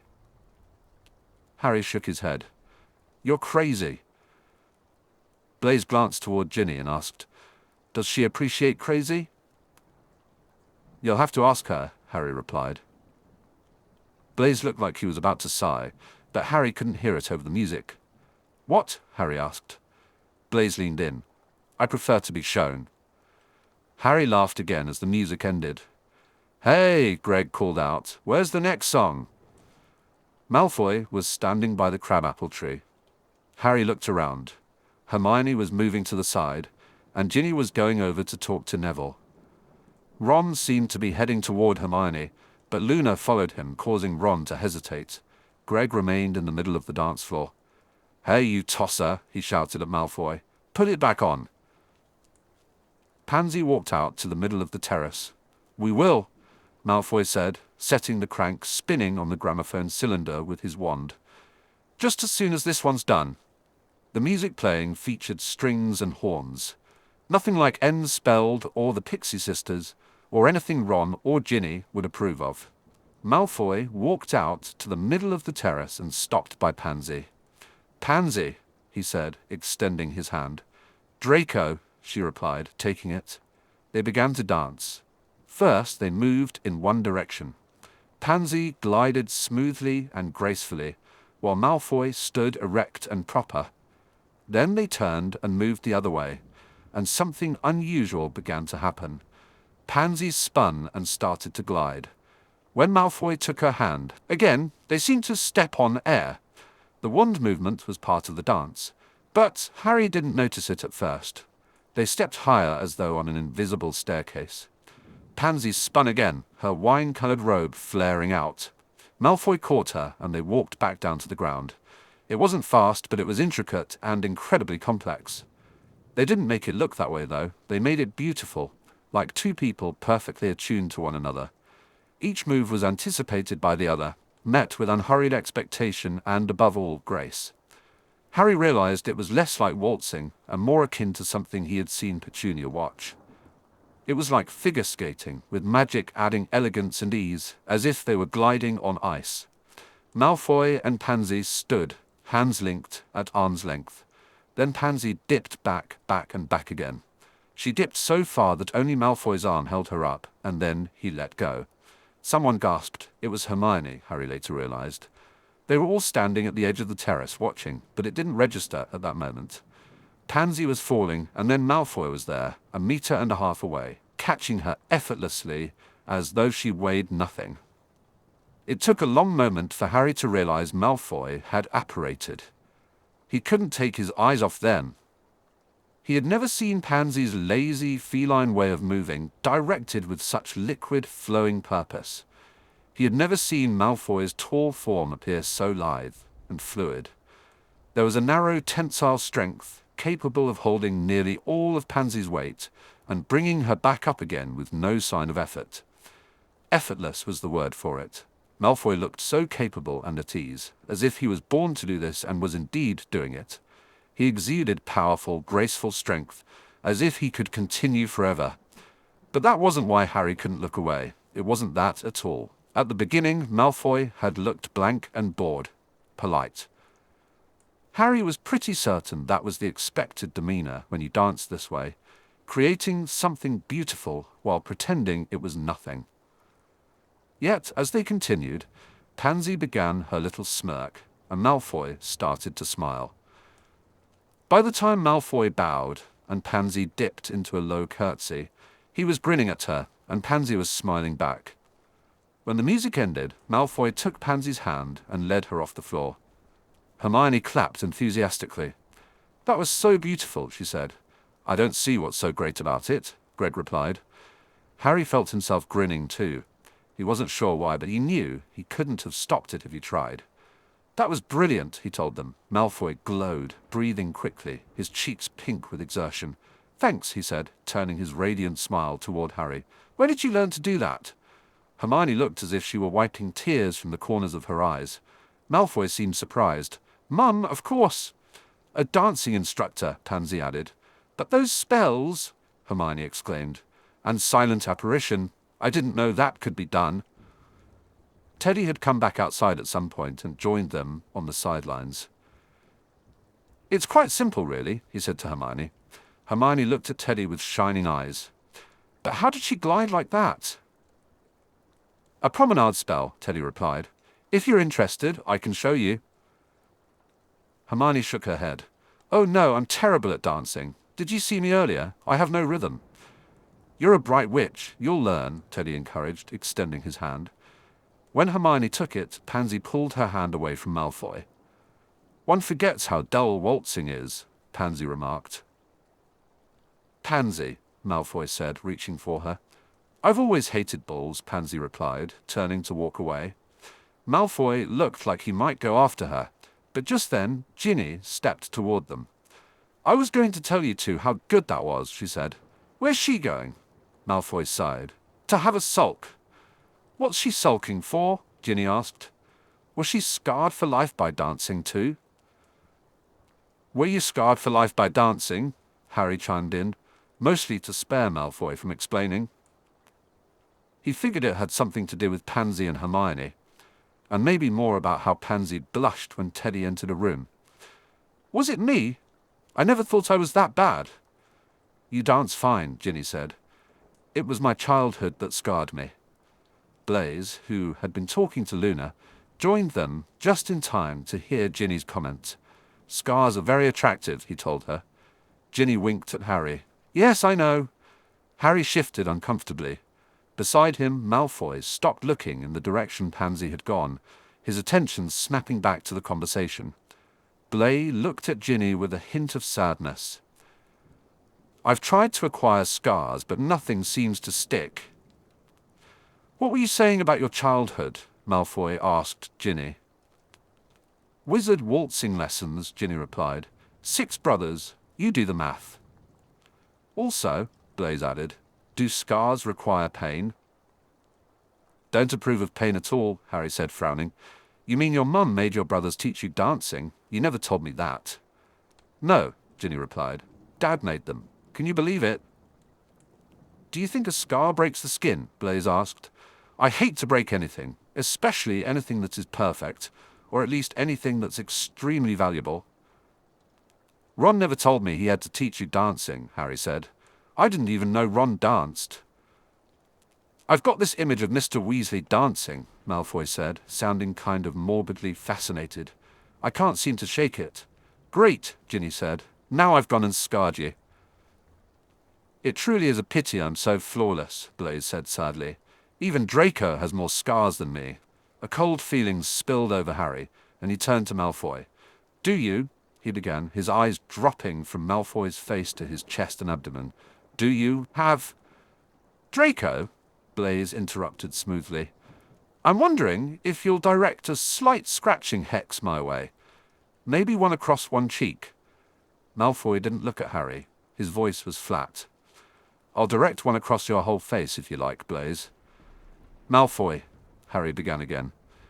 "Don't think I won't do it," Malfoy said. Blaise turned to Ginny. "Miss Weasley, will I be dashing with a modicum of maiming?" "I think you'll be crazy," Ginny told Blaise. "But I hear you're fond of violence," Blaise continued. He was putting on quite a show, and Harry couldn't figure out whether it was for Ginny's sake or to protect Malfoy's scars. "Harry here tells me you enjoy a lovely bruise." Ginny's brows rose, but she looked amused. "Harry, did you tell him about that time we—" "Nope," Harry said, and looked away. Malfoy raised an eyebrow. "Potter," he began. What Blaise is trying to say, Ginny, Harry interrupted, is that he would like to wizard waltz with you. Ginny's eyebrows shot up again. Is that what you were trying to say? She asked Blaise. Well, Blaise replied. Either that, or I thought you might hex me if Draco refuses to provide me with facial lacerations. I hear you inflict pain in delightful ways. Ginny's expression turned mischievous. Harry, did you tell him about that other time we— Nope, Harry quickly replied. I'm sure it was Malfoy who told Blaise about your bat bogey hex. Oh, yeah. Ginny turned to Malfoy. Sorry about that, Malfoy. Malfoy said. It's Draco. Hey, can you tell me about that other time you and Potter— Nope, Ginny interjected with a grin. Zabini wants to dance. When you say want, Blaise remarked. He's dying to, Ginny said, turning to Blaise. Aren't you? When you say dying, Blaise responded. Come on, Zabini, Ginny urged, taking his hand. When you say Zabini, Blaise said, you really should say Blaise. He allowed himself to be led onto the dance floor, where Teddy was attempting to teach Hermione a wizard waltz. When Malfoy turned to Harry, his eyes were heavy-lidded and darker than usual. So, Potter, he said in a low, purring voice. Nope, Harry replied. Malfoy smirked. You don't know what I was going to say. I suppose not, Harry admitted. But I know I'm going to say nope. Are you? Malfoy asked, moving a little closer. If it's about that other time with Ginny, then— Nope, Malfoy said, his eyes darkening further. She said, if you wanted to waltz, Draco, Luna interrupted, you could have just said so. She had come up with Neville, who was talking to Ron. Harry looked around. Ron stood alone, staring at the middle of the terrace where Hermione was tripping over her own feet. Teddy, smirking slightly, caught her. Hermione laughed as Teddy steadied her with a hand on her elbow. You two looked good, Draco, Neville said. Thanks, Malfoy replied, glowing with pride. I suppose we all dance a little differently, Luna said. Will you dance with me if I do it your way, Draco? Malfoy looked surprised. He started, then glanced at Harry for some reason. Harry looked at Ron, who was gritting his teeth. Suddenly, Ron turned and stalked away. I've got to go, Harry said. Malfoy turned to Luna. Of course, Fanny, he said, taking her hand. Harry hurried to catch up with Ron. Around the side of the house, Pansy sat by the pumpkin patch on a stone bench, looking completely bored. The two lanterns that had been there earlier bobbed a little distance from her head. Just as Ron started to step into her line of sight, Harry pulled him back. What? Ron asked. Harry quickly cast a muffling charm. Don't do anything stupid, he warned. Ron frowned. I don't know what you're talking about. You know what I'm talking about, Harry replied. Ron shook him off. Harry, she's dancing with him. She was dancing with Neville earlier. Harry pushed up his glasses. Ron, you're not seriously jealous of Teddy, not? Huffing a sigh, Ron scratched the back of his neck. Yeah, no, fucking hell, I don't know. She won't even talk to me. We've been fighting for months. That's not all her fault, Harry pointed out. It mostly is, Draco said. No, it's not, Ron scowled. Yeah, well, she bloody started it. I never did anything with Parkinson. Hermione knows that. Does she? Because if she does, then why are we still fighting? We're practically broken up. Did she tell you that? Rubbing his forehead, Harry replied, Did you tell her that? Ron shoved his hands in his pockets. Well, we are. If you want to break up, Harry said, then break up. Just don't do anything you'll regret. Especially not with Pansy, he thought, but didn't say. I'm not doing anything I regret. Yeah, Harry raised his brows. I can be friends with Parkinson. Hermione can be friends with Draco, can't she? She can even be friends with Not. But can I be friends with Parkinson? Oh no, can't have that. Why? Because she's bloody hot, that's not fair. Maybe it's because you think she's hot. That's rich. Like she doesn't think Not is hot with his big brain. No, Harry said. You're right. Just be careful. It's Parkinson, Ron replied. Not a bloody dragon. He waved away the muffling charm and walked over to Pansy, and Harry let him go. When Ron returned to the front yard, Hermione was learning to wizard waltz with Teddy. Ginny was waltzing with Blaise, and Malfoy was waltzing with Luna. The music was reminiscent of classical tunes but had a more medieval sound, featuring lutes, harpsichords, and what must have been panpipes. It was the kind of music that could cast spells, and really the dancing could too. Blaise and Ginny moved like magic, even without spells guiding them across the patio. He bent her back and twirled her, and she fell into his arms over and over. There was power in the way she danced. It reminded Harry of a tango. She used her legs, arms, and everything else. Whenever he saw her like this, or playing Quidditch, he couldn't understand why they had ever broken up. They were perhaps the most beautiful people he had ever seen, and their dance was far more impressive than Malfoy's and Pansy's. Blaise and Ginny were also captivating, but Malfoy's and Pansy's waltzing seemed rather basic, and a bit stiff now that Harry had seen how it was supposed to look. Malfoy and Luna were similar. They were skilled, but more like water from a pump, pretty and shimmering, but lacking the wild beauty of a stream. Harry wondered why he still couldn't take his eyes off Malfoy. "Hey," Neville said. Swallowing hard, Harry forced himself to look away. "Hey, whoop," he replied. "Happy Phoenix Day," Neville said. "Yeah," Harry responded. "Are you sure you don't know how to do that?" He gestured toward the terrace, trying to avoid looking back. Neville laughed. "Are you asking me to dance?" Harry smiled. "Yeah." Still chuckling, Neville asked, "You don't like your toes?" "Toes," Harry said. "Who needs them?" "I'm sorry," Neville said. When Harry looked at him in confusion, Neville continued, "About last time, at the pub. I'm sorry I reacted the way I did." Harry shook his head. "I should have made sure you got the owl. Malfoy kept telling me, and I didn't listen." "Yeah," Neville said. "Draco." Harry looked down at his feet. "He's really trying, isn't he?" Neville said. "Yes." When Harry looked up, he saw Neville frowning at something he couldn't see. "I'm sorry," Harry said. "I know you're trying too." Neville shook his head. "I still can't even look him in the eye." Harry glanced around for Greg. Sighing, Neville replied, "He's in the kitchen. Here we are all together, Luna and her Phoenix Day, as if that isn't just an excuse to gather everyone. And I can't even share the bloody spinach with him." Harry smiled crookedly. "I'm not sure Luna is that calculating." "Don't be so sure. She should have been in Slytherin." Neville thought about it for a moment. "Lots of people should have been. If they want something bad enough, they go out and get it, but I just can't seem to—" He shook his head again. "Neville, it's not like you're holding a grudge," Harry said. "It doesn't make you a bad person just because you can't forget that." He knew he had to say it. He had to be honest with himself, with Neville, and even with Malfoy. Because you can't forget that someone tortured you, or tortured someone you love. If you were Bellatrix right now, I couldn't forgive you. "It's not forgiveness," Neville said, running a hand through his hair. "It's just the forgetting part that's hard." Harry looked at him for a moment, taking in Neville's strong, kind face, and his large, capable hands. "Malfoy says don't forget.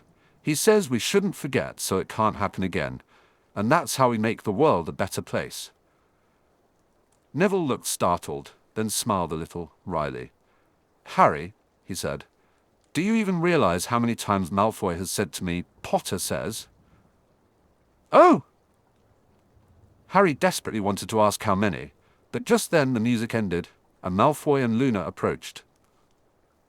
"Luna says it's time for fireworks," Malfoy announced. "Great," said Neville. "Who's going to set them off?" "You," said Luna. Neville hesitated, a shade paler. "I don't know anything about—" "Come on, Longbottom." Malfoy flashed a goading smile. "Don't tell me you're afraid of a little magic gunpowder." "Well, yes," Neville admitted. "In fact, I'm terrified."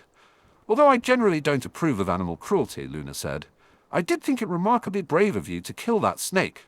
"What does that have to do with—" Neville started, then changed the subject. "Anyway, Harry here." "No way," Harry replied, mostly because it was funny. "Come along, Neville." Malfoy spoke in the tone he used with friends, fully expecting them to follow. He really was high-handed, It lifted Harry's spirits to hear him talk that way to Neville. "I will help you set the fireworks," Malfoy continued, "since Harry Potter here is too much of a coward." "Yep," Harry said. "That's me." "Pyrotechnics really bring people together," Luna remarked as they headed toward the house. "Explosions and dying bring people together too," Neville said. "I like you a lot, Amalthus," Malfoy said, "but I'm not ready to die with you just yet." Wizard fireworks were different from Muggle fireworks. After they exploded, the sparks took on a life of their own.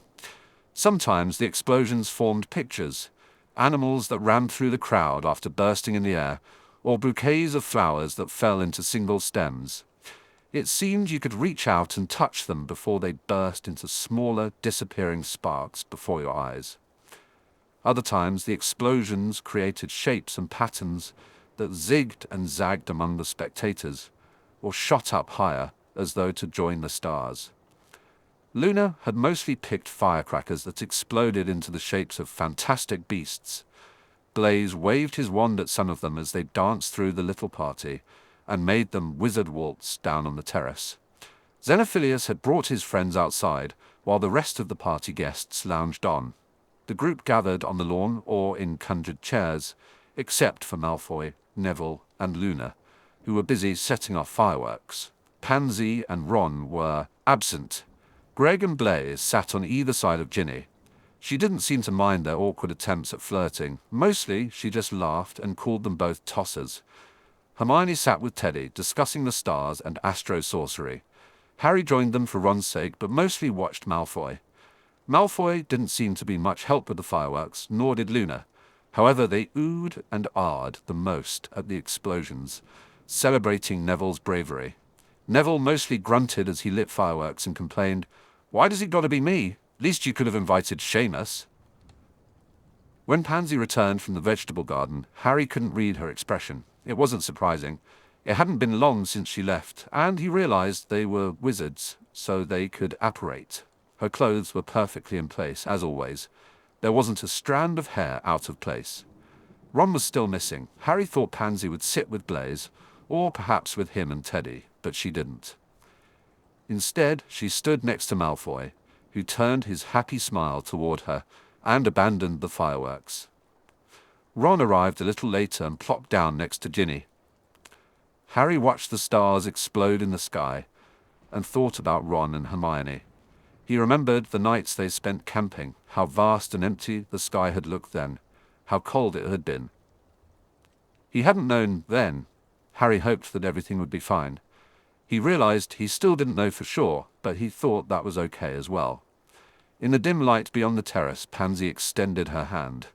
Malfoy took it, gripping it firmly. Chapter 8, November 11th, 2004. "Hey, Potter!" Malfoy said, stepping onto the lift at the Ministry. "What's wrong?" Harry asked. "What?" Malfoy pushed back his hair. "Nothing's wrong." "Right." Malfoy turned to look at the lift doors. "I was rotten at occlumency." "Me too," Harry replied. Malfoy chewed the inside of his cheek. "Not because I wasn't good at it, though." Harry pushed his glasses up. "You do realize what you just said makes no sense." The lift dinged, and they stepped out. "I was good at occlumency," Malfoy said, "but everything was always there to read right on my face." Harry felt his lips twitch into a smile. They kept doing that lately. "So," he said, as they walked by the Fountain of the Brethren, "what's wrong?" "Pansy's coming." That's good, right?" Harry frowned as they stopped by the fountain. "You guys made up." Finally, he didn't add. Malfoy smiled faintly, as if he could hear it regardless. "Yes, we made up." "Why, exactly?" "Why did we make up?" Malfoy's smile became more definite. "Because we were dancing, and we used to have to dance together. And when we did, we'd be so angry that our parents were making us, that it actually was all right, dancing with her. I haven't danced with Pansy since we were 16. "But you looked really good." Malfoy's smile was teasing. "Thanks, Potter." "I mean, Pansy looked good too.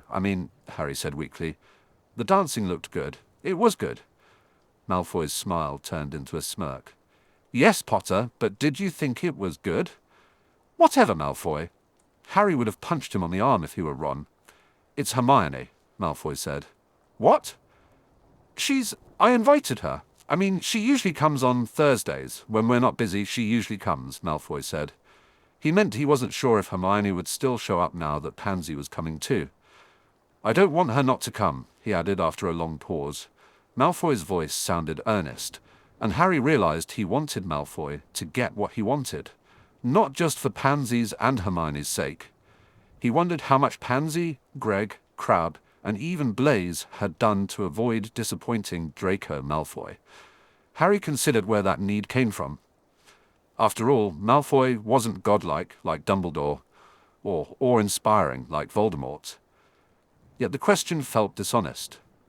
People didn't want to disappoint Malfoy because they looked at him, saw what Harry saw now, and couldn't help themselves. I can't say it'll be all right, Harry finally said. Malfoy brushed the hair out of his eyes. It wasn't your fault last time. With Neville. It was, though, Harry replied. I said it would be all right, and I had no way of knowing. You were right. No. They could argue about this all day, but Harry wasn't going to. Malfoy was looking down, chewing his cheek, with his hair falling across his brow again. In moments like this, Harry could smell him, though he still couldn't figure out if Malfoy wore cologne. Mostly, he just smelled clean. Why did you go into the Forbidden Forest? Malfoy looked up. Harry knew what he meant, despite the sudden change of subject, but he said, What? Anyway, just to buy time. When Voldemort, the name was still a struggle for Malfoy to say, asked you to be brought to him, you went. Why? Malfoy seemed to be asking him the same question Theodore Nott had, about how Voldemort died. Even if he was, Harry didn't feel like explaining Horcruxes at that moment. I had to, was all he said. That seemed to be the answer Malfoy wanted. He nodded and said, I said you do the things you do because you think everything is going to be okay, but you don't. Do you? It wasn't a question. He held Harry's gaze. You have no idea what's going to happen. You just do what you do because it's the best thing to do. You always do your best. Not always. Malfoy was staring at him, and Harry couldn't quite tell if he approved or not. But I try, he said finally. Malfoy's eyes drifted from Harry's face down to his neck, possibly his mouth or chin. They had done that before. They had been doing it more often lately. Harry thought that Malfoy did approve, and if his gaze lingered there again, something was going to happen. Something might happen now. Harry licked his lips. Malfoy took a deep breath. Except in potions. Harry forgot what he had been about to say. What? Malfoy wasn't looking at him. You tried your best, except in potions. You were absolutely, without a doubt, atrocious. Except when I was cheating, Harry pointed out. I did my very best at that. Malfoy looked at him again, a small smile forming at the corner of his mouth. Tosh, Potter. You probably stumbled on that book by luck. Well, Harry tried to lift his nose in the air like Malfoy. But once I found it, I did my very best to be a fraud. Malfoy's smile widened. I believe your efforts in that direction have mostly proven unsuccessful. Harry brought his nose down.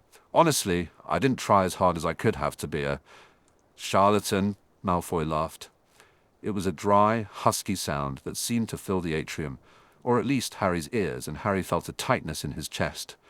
Come on, Potter, let's go get a pint. All right, Harry replied. When they arrived at the pub, Pansy was already sitting at the table. Hermione arrived 10 minutes later. Malfoy leapt out of his chair in his typical Malfoy fashion, and took Hermione's coat. Harry wondered when Hermione had started allowing Malfoy to take her coat without making a fuss. It didn't seem very Hermione, but Malfoy clearly enjoyed doing things like that. I'm glad you could join us, Pansy said. It's always interesting to see Draco all aflutter.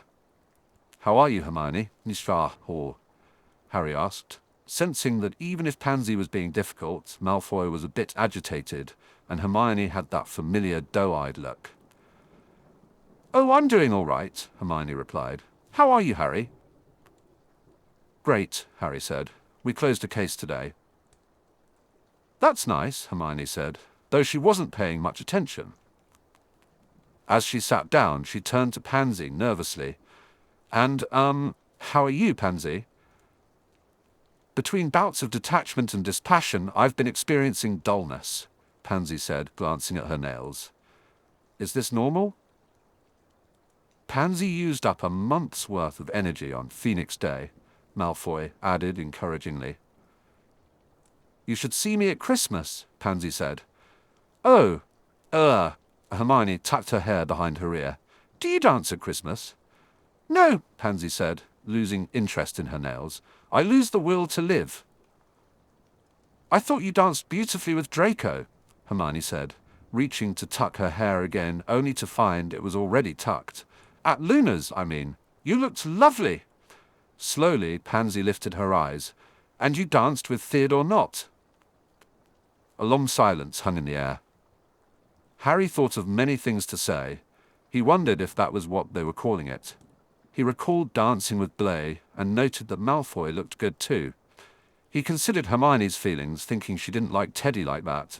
He also thought about how he was almost 90% certain Pansy didn't have sex with Ron in the pumpkin patch, so she could rest assured. But none of those thoughts felt right. The silence stretched on, and Harry couldn't see Malfoy's hands. He suspected Malfoy might be holding on to Pansy's leg when Hermione suddenly spoke. Ron told me what you said. Pansy's eyes narrowed. Did he? Yes, Hermione replied. I want to say thank you, and you're right. And I'm sorry, I'm so sorry. You told me something once about yourself. You said you thought I'd understand, and I thought I did, but I didn't really. Maybe I still don't. In fact, I'm certain I still don't. But I judged you on it. I thought it meant I knew who you were and how you would act, and I wasn't fair to you. I'm sorry. You people say you're sorry a lot, Pansy remarked. Malfoy remained still, but Harry could tell for certain now that his hand was on Pansy's leg. Pansy blinked. I forgive you, she said. Oh, Hermione responded, her eyes shining. I'm so glad. I hope we can be friends. Harry wasn't sure what Pansy had told Ron. He was fairly certain she hadn't apologized or admitted to wronging Hermione. That just wasn't Pansy. Maybe she had told Ron it wasn't worth it, or to go back to his girlfriend. Perhaps she had helped Ron see that it wasn't over yet with Hermione. Whatever it was, Harry thought that Pansy had probably done it for Malfoy, not for Hermione or Ron at all. Under the table, Malfoy let Pansy go. You know, Hermione, Pansy said after a moment, the world isn't a fair place. I know, Hermione replied, tucking her hair behind her ear. But that doesn't mean that I should treat you unfairly. Pansy continued to look at her with her dark, lazy eyes. It doesn't mean that you should treat me fairly either. But, Hermione appeared a bit helpless, I want to. Raising an eyebrow, Pansy asked, Is the idea that I'll reciprocate? Hermione shook her head. That isn't it at all. Pansy kept her eyebrow raised. Then why bother? Malfoy tightened his grip on his fizzy water. Oh, Hermione exclaimed, surprised. Because I'll feel so much better. You are a bizarre and incomprehensible creature. Don't get your shorts in a twist, Draco. Pansy rolled her eyes without looking at him, then added, I won't do anything with Ronald. Said Hermione. Thank you. Unlike you, I expect something in return. In return, you won't suspect that either of us are doing anything, and so everything will be pleasant. Everything will be convenient, because that's the way I want it. I want it that way too, Hermione smiled. Watch out, Harry said. Now that you're best friends and everything, all Hermione is going to want to talk about is hair, makeup, and boys. That's all right, Pansy replied, looking bored. That's all Draco ever talks about. You never talk to me about boys, Hermione said, feeling hurt. Would you like me to? Malfoy asked with a smirk. I want to hear Malfoy talk about makeup, Hermione said. Harry grinned at him. Greg told me how you wanted an earring in 4th year. Pink with embarrassment, Malfoy muttered, That little traitor. Harry continued teasing. I think you look dashing with an earring. Malfoy looked away. You're spending too much time with them. You're spending too much time around Greg, Pansy told Harry. I see he's taken my place as your informant on Draco. You all can inform on Malfoy any time you want, Harry replied, generously. Malfoy looked sad. No one ever informs on Potter. Poor Draco, Hermione said. It's okay. I'll inform on Harry if you like. Malfoy perked up. Will you? Hermione, Harry said. It's okay, Harry, Hermione replied, looking brave. Someone has to. Did you know Harry didn't even know what a portkey was until 4th year? Harry covered his face with his hand, feeling himself turn red. How was I supposed to know? Potter, Malfoy said, sounding delighted. There are these things called books. They have words. I highly recommend you try one. Harry groaned. He didn't know what a pensieve was until 4th year either, Hermione added. Harry glared at her. I wasn't raised in the wizarding world. Right, Hermione said happily, because my parents are so magical. Well, Harry said, you could have told me about portkeys and pensieves. Maybe you missed the P section of reciting Hogwarts, a history. To think that I wasted all that time telling stories of Draco's dungarees, Pansy said. Yes, Harry said. Malfoy's dungarees. Let's go back to those. Here's another thing about Harry, Hermione said. He never listened when his friends tried to give him information or suggested that maybe he should pay attention in class. Malfoy nodded. He was just bragging a little while ago about what a miserable little cheat he was in potions. Hey, Harry exclaimed, feeling betrayed. That's not what I wasn't bragging. We were... Malfoy beamed at him. We were what, Potter? He asked, sweetly. Teasing, Harry said. Malfoy blinked his eyes. His lashes were blonde and very long, sweeping low. Is that what we were doing? He murmured. Honestly, Hermione continued, I don't think Harry even knew what the Wizengamot was before 5th year. I like you, Pansy said. 5th year, Harry replied, when I was put on trial. Pansy turned to Malfoy. I like her. I was attacked by Dementors, Harry said. I had to cast a Patronus. Yes, yes, Pansy said. Your life was very hard, and you're a hero. Now, Hermione, tell us. Did you have to explain the birds and the bees to Harry, or did he have to figure it out on his own? Hermione shot sly eyes Harry's way. I didn't have to explain the birds and the bees to him, she said. Yes, Harry said. Thanks. But I did have to explain the bees and the bees, Hermione continued. Harry put his hand over his face again. Why? He asked. Why? That's okay, Malfoy told him soothingly. I'll explain the bees and the bees to you, if you're still confused. Harry wanted to bat his eyelashes and say something clever and teasing, the way Malfoy just had, except he couldn't. He was too embarrassed. I don't understand why I'm even friends with you people, he moaned. I've been working on a theory, Pansy said, and now I believe I have enough proof. It's because we all had miserable childhoods. Now, Hermione, she said, turning to her, tell us all about your childhood. Leave out none of the gory details. I didn't have a bad childhood, Hermione replied. But your parents were... Harry waited. He was sure Malfoy waited too. Even Hermione probably waited. But none of them should have, because there wasn't even a pause, and Pansy went right on talking as though she could never have said anything worse than dentists. Of course you had a terrible childhood. Well, Hermione said as she tucked her hair behind her ear, let me tell you all about this horrible muggle thing called orthodontics. 17 November, 2004. Potter! Harry dropped his fork. He had just sat down to dinner alone in Grimmauld Place. It was where he usually ate when he wasn't with Ron and Hermione, at the Burrow, or at the pub. It was a Wednesday night, so there was no pub. Harry had just been trying to decide whether to fall asleep to the wireless after dinner, or if he was in the mood for a fly, when he heard his name. Rushing over to the hearth, Harry dropped to his knees. Malfoy? He said, surprised, because of course it was Malfoy. It was just that Malfoy had never called him on the Floo before. "Potter!" Malfoy's face, green with Floo fire, looked panicked. "There's a Hydra. It's in the sanctuary." Harry closed his eyes, then opened them.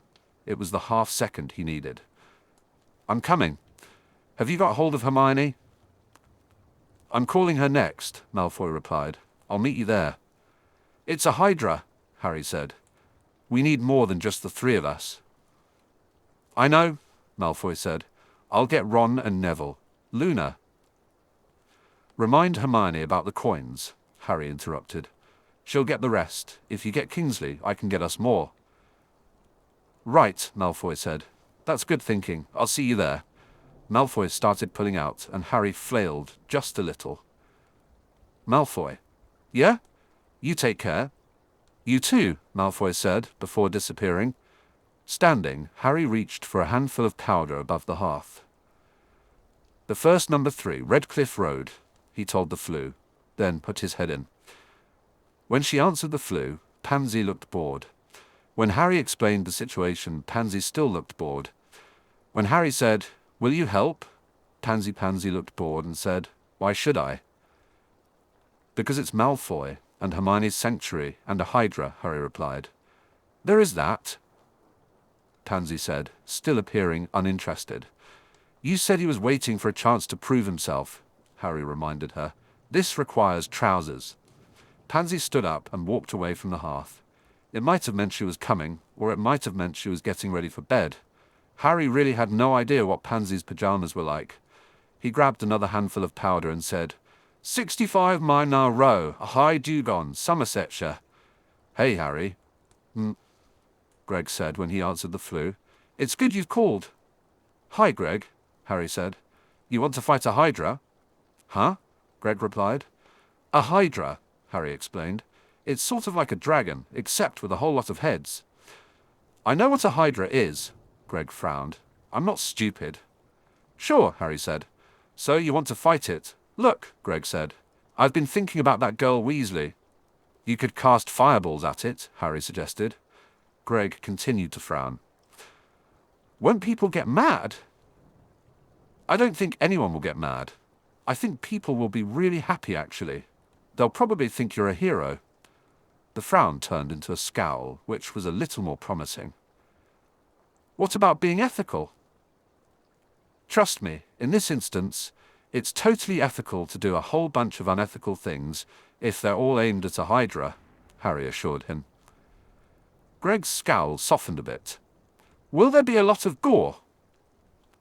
"Oh, I think there'll be gore everywhere," Harry said. "Well," Greg said, "okay." The next place Harry tried was a mansion in Greater Manchester. When he put his head into the Floo, he saw that there was a party going on. "Mrs. Zabini?" he asked the woman who answered. She was very beautiful. "Me?" She laughed, a tinkling sound. "I'm Miss Poole. Would you like to talk to Gloria?" "Of course you would. Everyone does." "Wait," Harry said. "I want Blaise." The woman laughed again. "Of course you do. Everyone does." She wandered away, her hips swaying in her silver gown. When Blaise finally approached, he was holding a glass of champagne. "Why, Harry, to what do we owe this pleasure?" "It's Hermione's sanctuary," Harry said. "It's under attack." Blaise put down his champagne. "I'm so sorry to hear that." He genuinely looked concerned. "It's a Hydra," Harry said. "We're going to fight it." "Ah," Blaise replied. "Will you come?" Blaise looked sad. "It's a Hydra, so you need as many hands as possible." "Yeah. Will you come?" Blaise appeared even sadder. "I have a party, Harry." "I know," Harry said. "I thought you might like to look very important, though." "Ah," Blaise said again. "Will you come?" Harry repeated, "Will you come?" "You know I don't like violence," Blaise said gently. "No," Harry said. "I don't." Blaise raised his brows. "You seemed to enjoy it quite a lot when you were talking to Ginny." "Yes, but I was speaking of very pleasant violence. You are speaking of painful violence. You're also speaking of exertion. I only like very pleasant exertion, Harry." "Ginny might be there," Harry said. "She gets excited about heroics, I should know." Yes. Blaise looked at him thoughtfully, still rather melancholy. You've thought of ways to get to each of us, haven't you? What? You've tried to understand what I think is important, Blaise said, and you're attempting to manipulate me, using what I value. I'm not attempting to manipulate you, Harry said. I need your help. I admire the effort, Blaise said. I can't tell you how much I appreciate that you've thought of me in this hour of crisis. But Harry, I am essentially a selfish being. I've told you that. I've told Draco that. But neither of you cares to believe it, so you don't, Blaise said. I don't care if you're selfish, Harry replied. I don't really care what you are. I just care if you help. Blaise, help. Blaise sighed. I'll think about it, Harry. Okay, Harry said. Blaise didn't come. Malfoy, Hermione, Ron, Neville, Luna, Ginny, Hannah Abbott, Dean Thomas, Padma Patil, Cho Chang, George and Angelina Weasley, and Gregory Goyle all came. Pansy Parkinson arrived in trousers. They were soft, black and form-fitting, paired with a tunic that reached almost to her knees. The tunic was red, and her hair was styled in a tight bun at the nape of her neck. She looked stunning and surprisingly fast in that outfit. Harry had never thought she could be quick. She always seemed so lethargic. But when she fought, her spells were sharp, quick, and incisive. Harry felt a bit afraid of her. Harry had never seen Draco Malfoy fight a battle. He wasn't sure Malfoy had ever actually fought. He had seen Hermione and Ron in battle, and even though it had been well over 5 years, they were still stronger than many others. He had also seen Neville and Luna fight, but it had been a while since he had trained Hannah, Dean, Padma, and Cho. It had perhaps been too long, but they were good at hanging back. Even at his most modest, which Harry usually was without trying, he couldn't deny that he was the best fighter among them. Malfoy, however, was not half bad. Harry didn't really think of him as a fighter, even though he was a hit wizard. When he pictured Malfoy at work, he imagined him pouring brightly coloured potions into other brightly coloured potions and using a centrifuge. He pictured Malfoy in a laboratory that smelled of chemicals. A figure in a white coat worked with slender, clever hands, performing intricate tasks with test tubes and files. Sometimes Harry imagined latex gloves and wondered if they were used in the wizarding world. He hoped they were. Malfoy fought differently than Ron or George, who rushed in and reacted to everything. Harry felt he could almost see Malfoy thinking, forcing himself to move forward. But Malfoy did advance. He relied heavily on defensive spells and waited for openings. Sometimes he waited too long, but when he acted, he did so without hesitation.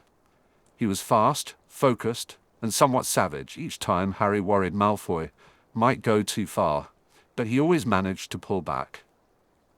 Harry himself was not at his peak. His focus felt divided. It should have seemed strange for Draco Malfoy to be brave, but it really wasn't. Later, when Harry reflected on it, he realized Malfoy had always put himself out there at Hogwarts. Of course, he had only done so when he believed there was no risk to himself. He had dressed as a Dementor to scare Harry and swaggered up to Buckbeak. But Malfoy was still the same. He waited for openings and then took them. The only difference now was his timing. Malfoy must have undergone rigorous training to become a hit wizard. Harry recalled being surprised when he first learned Malfoy was in Specialist Ops. Hit wizards needed to pass all the tests and training that Auras did, and then some. He had thought Specialist Ops must have been desperate for a potions expert. Now Harry mostly thought about how hard Malfoy must have worked. Part of Aura training involved fighting a Hydra, which was one of the final tests. Of course, it wasn't a real Hydra. Those were rare. The Hydra used in training, illusion created in the 1970s. Such complex illusions required a significant amount of spell work, and there was a certain fondness for the old creature. It resembled clay, with movements that were jerky, like stop-motion animation, yet defeating the simulation was still quite challenging. The task was designed to emphasize teamwork. Fighting Hydras required coordination. The primary challenge was the numerous heads. If you cut one off, 2 would grow back in its place. Using the killing curse on a head would also result in 2 more appearing. The only way to truly kill a Hydra was to stab its heart, which was hidden somewhere in its body, surrounded by a writhing mass of heads. The plan was for enough people to distract the heads, while one person moved into the center, with everyone providing cover until they could reach the heart. This particular Hydra presented an extra difficulty because anti-apparition wards had been cast around it. Hydras were shaped somewhat like Harry had always imagined brontosauruses. They had long, sloping tails, stocky bodies, and clumsy, flat-footed legs. Instead of a long, slender neck, there were many long, slender necks. In legends, Hydras could have as many as 100 heads, indicating their survival through numerous battles. Baby Hydras were born with 3 heads, and this one had about 35. Each head had fangs around a foot long, protruding from pointy snouts similar to dragon noses, with bulging eyes set further back that seemed to draw you in, like tar pits. The heads were about as long as Luna and 3 times as wide. The Hydra was covered in obsidian-colored scales. Harry and the others would have stood little chance if not for the trolls. The gardens had been the first to be trampled by the chaos. The Hydra approached, and while some of the gnomes tried to fight, most were only throwing mud at the creature's thick, long tail. They also slung mud at each other, and many were curled up, crying. The Hydra was headed for the little town, or rather, the large town, filled with big huts that Hermione had encouraged the trolls to build. Before this, trolls had never had permanent homes. They were mostly nomads. Hermione was trying to teach them the benefits of civilization. Beyond the troll village lay the mushroom ring, where the fairies lived. The fairies were whirling about in confusion. Harry wanted to remind them of the defensive spells he had taught, but he was too busy at the moment. The trolls had lumbered out of their huts, waving big sticks and clubs at the Hydra's heads. It was a challenge to convince the trolls not to bash the heads, as that would only multiply the problem. It was also tricky to prevent them from attacking the humans trying to help, but Hermione was doing a good job instructing them.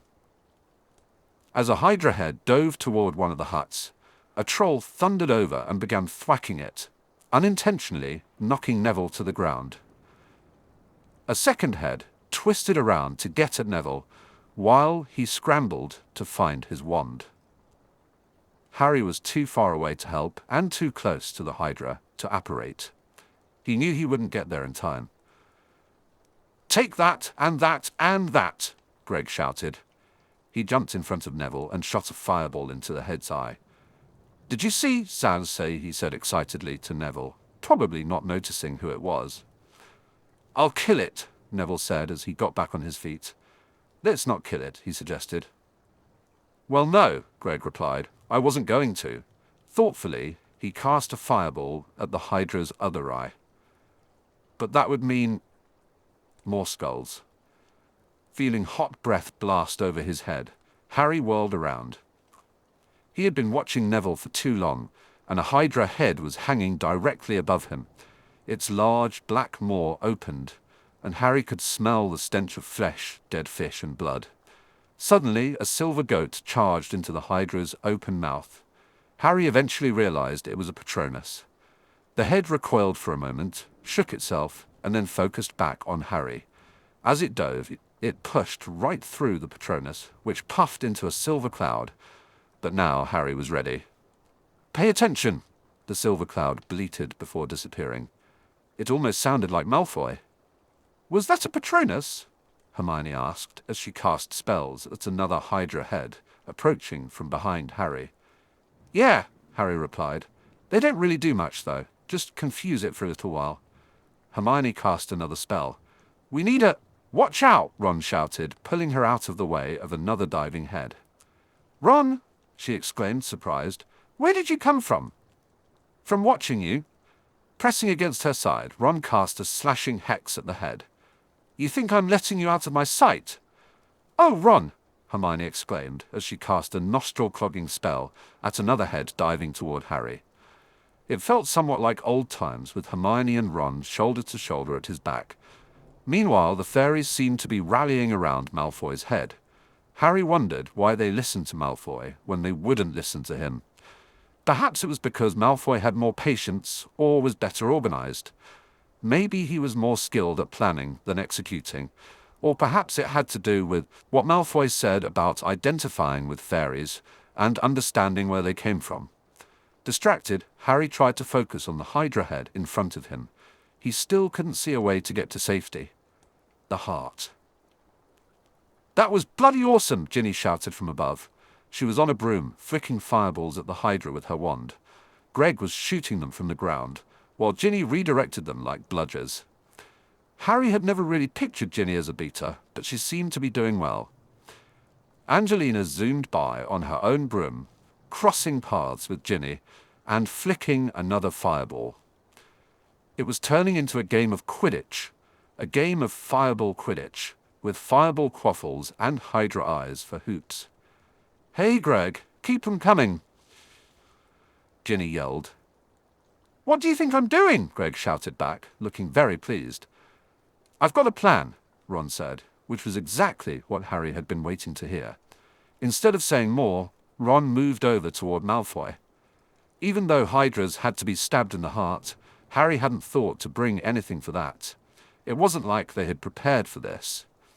While Ginny, Angelina, and George had the presence of mind to bring brooms, they hadn't exactly dressed for the occasion.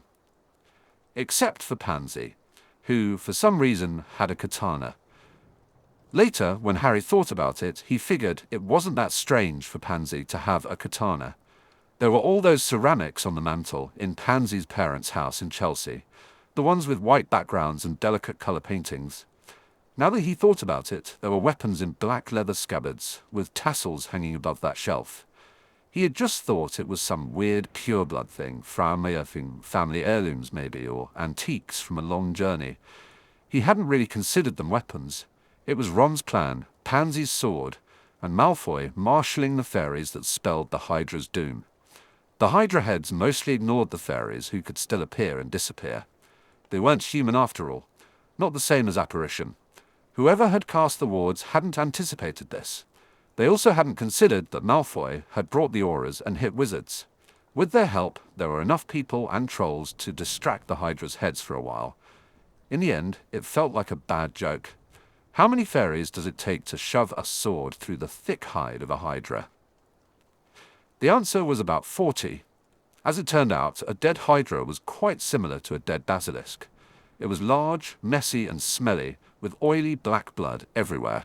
"Oh, Ron!" Hermione exclaimed, flying at him. "You were brilliant! You were amazing!"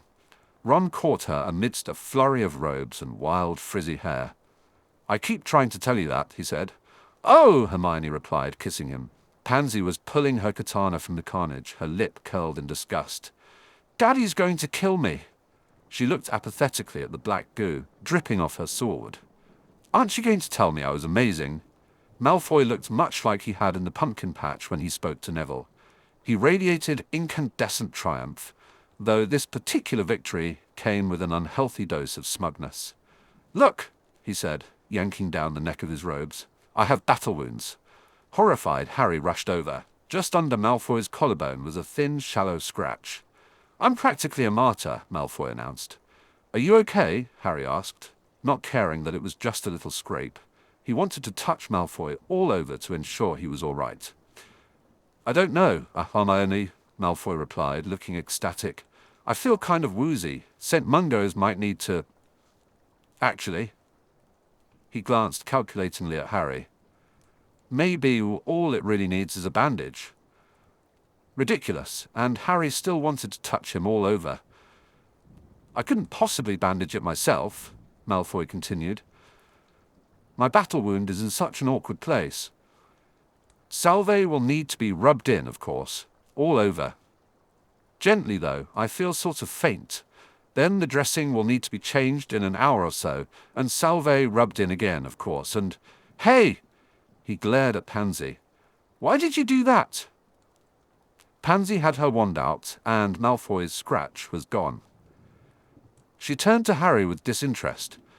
"He tried the salve thing on me when that hippogriff scratched him." Malfoy deflated a little. Are you hurt anywhere else? Harry asked, coming closer. Can someone tell me, said Kingsley Shacklebolt, how a Hydra ended up in Sussex? Malfoy turned to him. I think it might have been political, he said. Oh? Kingsley raised his brows, looking stern. Malfoy walked through the mess of necks and heads toward Kingsley without seeming intimidated. Harry followed him. The Sanctuary is a contentious issue, Malfoy said, beginning to explain about Wang, Meager, and the rest. He seemed to suspect former Death Eaters. Kingsley nodded along. All right, he said when Malfoy finished with his theories. Tell me what happened here. From the beginning? Malfoy had been coming for his night of volunteering when he saw the Hydra. It had already gotten through the protection wards that Ron had set around the Sanctuary, which was one reason Malfoy thought the Hydra had been sabotage. He described how he'd apparated to his flat and called Harry on the flu. And then I called Hermione, and she rounded up the rest, Malfoy said. And then you, Harry added. I called Pansy and Greg, Harry said. Malfoy went very still. You did? He asked, his voice low. I called Blaze, Harry replied, but he was at a party. Nodding again, Kingsley asked a couple of questions. He had been promoted to the head of specialist operations after the war, and Robards had moved up to head Aura. Harry didn't really know what Kingsley thought of Malfoy, but he wanted to tell him about Malfoy's fight. He managed to stop himself, but only just. Good job, Agent Malfoy, Kingsley eventually said, and Malfoy preened at the compliment. Aura Potter, Kingsley continued. Good job. He moved off to question some of the other auras and hit wizards to figure out what had happened. Harry watched him go. I won't tell him how I had to save your life, Malfoy said, still preening. Okay, Harry replied. I won't tell him that your Patronus is a goat. Malfoy lifted his nose in pride. Shacklebolt already knows. Harry would have moved closer again, but Neville approached just then and asked, What's he doing exactly? Harry looked around. The trolls were putting thatched roofs back on their little huts, and the fairies were teasing the gnomes who were trying to fix their gardens. Most of the humans were standing around talking, except for Greg, who was attempting to saw off a Hydra head. Harry said. I think he wants to keep the skull. But why? Neville asked. Malfoy watched Greg for a moment. I'll go talk to him, he said, which really meant he was going to help, since Greg was having a little trouble sawing through the spine with his rudimentary cutting spells. I'm not sure, Harry replied to Neville's question. They both watched Malfoy and Greg for a while. He saved my life, Neville said finally. Yeah, was all Harry said. Neville didn't take his eyes off Greg. You should tell him he can use my maggot moss. Harry pushed his glasses up. I'm sure he'll appreciate it. Neville turned back to Harry. It'll rot the flesh right off. Give it a week, and those skulls will be completely stripped. Oh, Harry said. Well, that's good of you, Neville. Neville hesitated. I'll give it to you, yeah? Then you can give it to him. Sure, Harry replied. That was bracing, Ginny said as she landed near Harry. Neville moved off to talk to Dean and Hannah. I guess you could say that, and Harry said. Good show. Ginny slapped him on the back. Harry laughed. You weren't so bad yourself. Good idea, those Cirrus 9000s. Now, if only we could be as killer against the magpies. Harry adjusted his glasses. You do know you're kind of obsessed, right? I'm not obsessed, Ginny said, frowning magnificently. It's just bloody Morgan. We should have Angelina on the team. If we could just get past the magpies' chasers, I could clean up with their stupid seeker.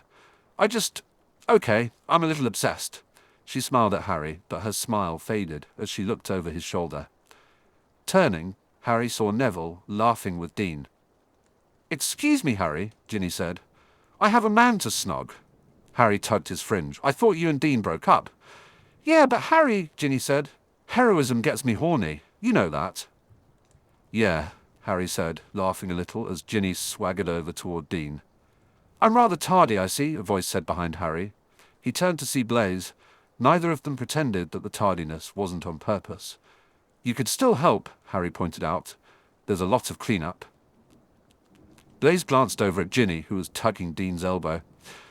My window of opportunity appears to be closing, he said. Closing shut. Ginny was kissing Dean. There's plenty of opportunity, Harry continued. If you don't like a mess, there's public relations, like Hermione said. Malfoy thinks this was a political maneuver. We could use a good spin on it. You really are a lot like Draco, Blaise said, looking apologetic. He's very persistent. Harry grinned. His Patronus is a goat. Really? Blaise raised his eyebrows. I suppose that makes sense. He tilted his head and watched Harry for a little while. Aren't you disappointed in me? Harry shrugged. I've decided to stop worrying about why people do the things they do and just focus on what they do. Blaise looked thoughtful. Interesting. I'll be disappointed though, Harry said, if you don't come to the pub with us.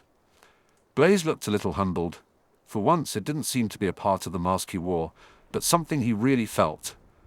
I believe I can work it into my schedule, he said, if you want me. Sure, Harry replied. Everyone's invited, except the trolls. I should imagine Hermione might object to not inviting trolls, Blaise pointed out. Harry looked around for Hermione. I don't think she will, he said. Over a pile of Hydra guts, Hermione was snogging Ron quite senseless. Chapter 9. At the pub, Greg tried to buy Ginny a drink. Thanks, Ginny said, but Dean's getting it. Thomas, Greg snorted. Hey, so Weasley. Ginny.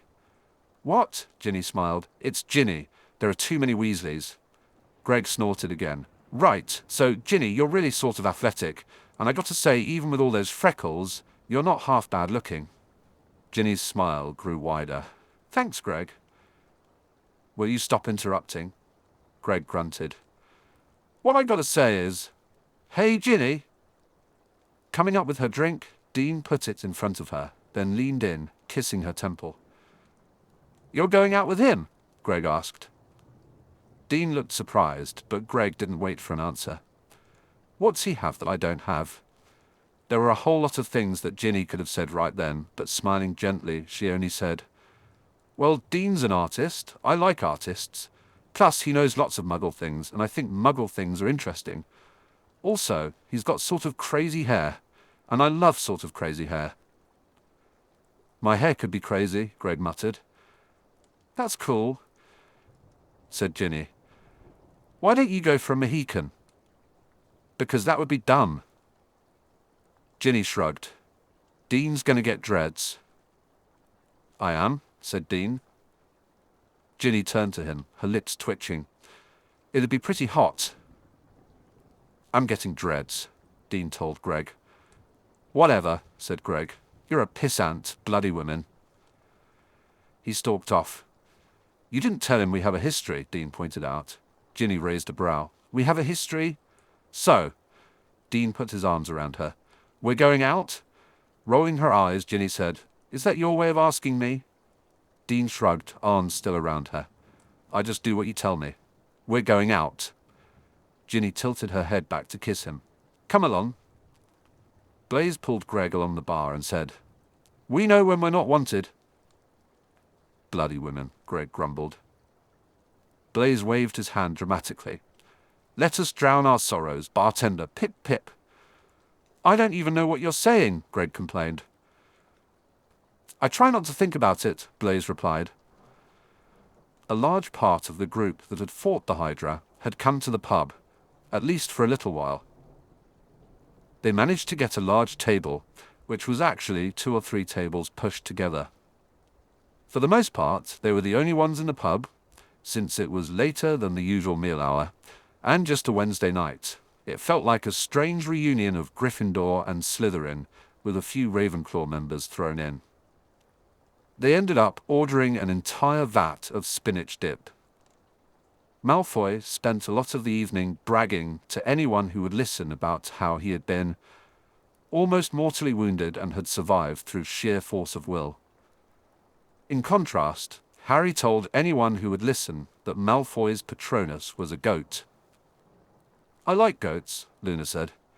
Aberforth says the same thing. George replied with a smirk. They're very friendly, Luna insisted. I said Aberforth says the same thing, George repeated. Busy with her spinach, Luna ignored him. And they get along great with other animals, she added. George rolled his eyes. This is just too easy. What's your Patronus? Malfoy asked George, likely trying to change the subject from goats and Aberforth's preferences. George frowned down at the table. Angelina placed her hand on his arm and said, It's a baboon. Malfoy had no way of knowing why George felt sad about having a baboon as a Patronus, but from the look on his face he probably guessed. You should see pansies, he said lightly, clearly trying to steer the conversation away from George's discomfort. Pansy, however, was not amused. He should not. Malfoy looked extremely entertained, smug and happy the way he had looked all evening. Yes, he should. What's your Patronus, Pansy? Harry asked. I know what it is, Ron said. Hermione looked at him in surprise, then tried to hide it. Ron just grinned at her. It's a ferret. That's... Harry swallowed, glancing quickly at Malfoy. That's not a bad Patronus. I think ferrets are... He didn't look at Malfoy this time. They're quite cute, actually. Of course they're cute, Malfoy preened. Pansy looked exceedingly bored with everyone. It's not a ferret. Malfoy preened some more. It's much better. He's impossible. Pansy looked around apathetically at everyone. You all do realize what you've done. You've gone and made him impossible. I've always been impossible, Malfoy said, unable to preen any more than he already was. Your Patronus has been the same since 5th year. What's your Patronus, Pansy? Harry asked again. Slowly, she turned her eerie eyes on him. It's a dragon, if you must know. Draco is a constellation, Potter. Malfoy turned to him excitedly. It's the dragon constellation. It's circumpolar. That means it's visible all year round. In China, they have a different zodiac than the Greek one, you know. It's not based on the constellations, but every year they celebrate a different animal and you know all this, don't you? Yeah, Malfoy. Harry knew he was smiling, but he couldn't really help it. But you can tell me anyway. Malfoy scowled. How am I supposed to know when you actually paid attention in class? When it was easy, Harry said easily. He glanced at Pansy. Anyway, you could cast a Patronus in 5th year. Malfoy looked disgruntled. Of course you would call a Patronus easy. I just meant, Harry began, you just meant you thought you and your little fan club were the only ones learning advanced charms in 5th year, Pansy said. What? George asked. Did Umbridge have special classes for special stooges? Harry stiffened, noticing Malfoy beside him did the same. But Pansy continued in her easy, lethargic way. No, Draco did. Harry turned to Malfoy.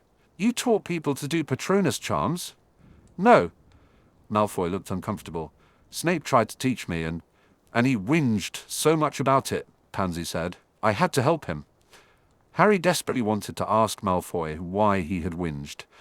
He was almost certain Malfoy hadn't been able to cast one at that age, which was why he didn't. George asked, Why'd he whinge? Couldn't cast one? Pansy turned her cool, sharp gaze on him again. Snape was the one whinging, she replied. No, he wasn't. Harry wished everyone would just be quiet.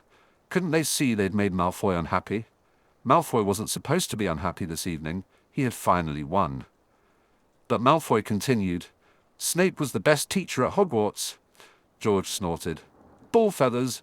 Lupin was the best professor. Everyone knows that. No, said Hermione. She had finally surfaced from excessively snogging Ron.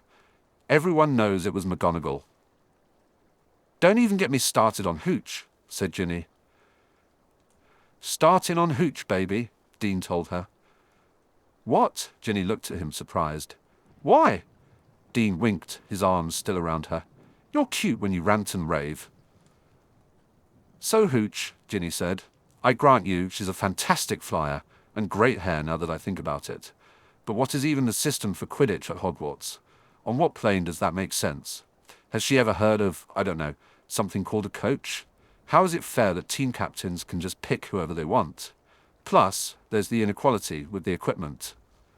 She continued speaking, mostly to Dean, though Cho and Padma were at her end of the table. Cho nodded along, clearly having her own thoughts about the fairness of Quidditch at Hogwarts, while Padma remained polite. Dean responded with frequent affirmations saying, "Yes, you're right, that's so wrong, and whatever you say, baby." Malfoy frowned at everyone. Snape was the best professor. Snape was a greasy git, George replied, and surprisingly, it didn't sound unkind. But, Malfoy insisted, he was a hero. He was involved in espionage. Watch out, Pansy smirked. Draco isn't cute when he rants and raves. Harry had a different opinion about that, but decided it wasn't the right time to express it. Pansy, Malfoy said, you tell them. Pansy took a sip of her drink. I can't tell them. Malfoy looked completely betrayed. But, he said again, Snape was our head of house. He was bad at that, Pansy replied. And Weasley is right, he was a greasy git. If we're picking a great professor, we might as well choose a hot one. Ron scratched the back of his neck.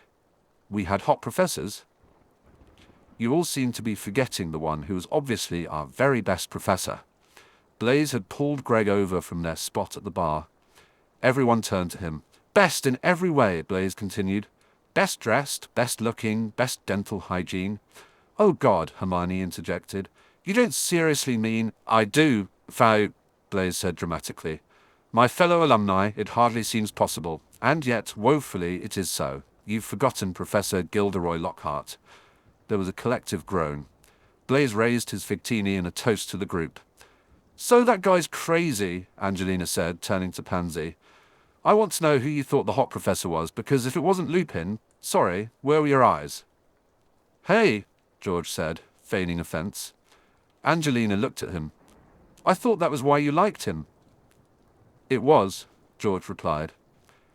Lupin was just so, so scruffy and unassuming. Scholarly, gentle, good-hearted, well-muscled. Angelina narrowed her eyes at him. Don't get carried away, sweetie. I just meant, George continued, putting his arm around her and giving her a squeeze. You weren't supposed to be into him. Rolling her eyes, Angelina pushed him away. I was in my 5th year. Besides, I obviously don't go for unassuming.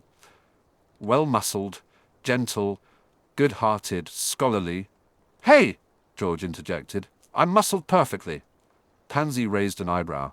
Is there proof of this? Girl, Angelina laughed. You're quick. Pansy looked at her with her typical aloofness. A sign that Harry had learned meant she was actually interested. I'm sorry I made fun of your hair at Hogwarts, she said. I'm sorry I made fun of your face at Hogwarts, Angelina replied. Snape was an excellent teacher, Malfoy said. He was incredibly intelligent, and even if his manner was gruff, he was dedicated to imparting knowledge. Snape was a great bloke, Harry added. I agree. Pants at teaching, though. He might have had his favourites, Malfoy said, pushing his hair back from his brow. But he tried to teach everyone. He pursed his lips at Harry, even those who never paid attention in class. Harry shrugged. You're not teaching at all if you're making people feel like crap. Then they can't learn anything. Hermione told me that when I first started teaching the DA. Hermione, Malfoy said in an appealing way. Sorry, Draco. Hermione twirled her hair around a finger. Snape was really awful to me, even if he was one of the best at his subjects. Malfoy looked a little crestfallen. For all his thoughtfulness about the mistakes he and his friends had made and the need for atonement, he seemed to have a huge mental block when it came to Snape. That was all right. Harry thought it was kind of cute. And umpiring, Ginny was saying. It's bad enough professionally, but honestly, the violence Hooch allowed, and with school children, no less. Hey, said Hermione. It's like you're speaking English. I know, right? Ginny replied.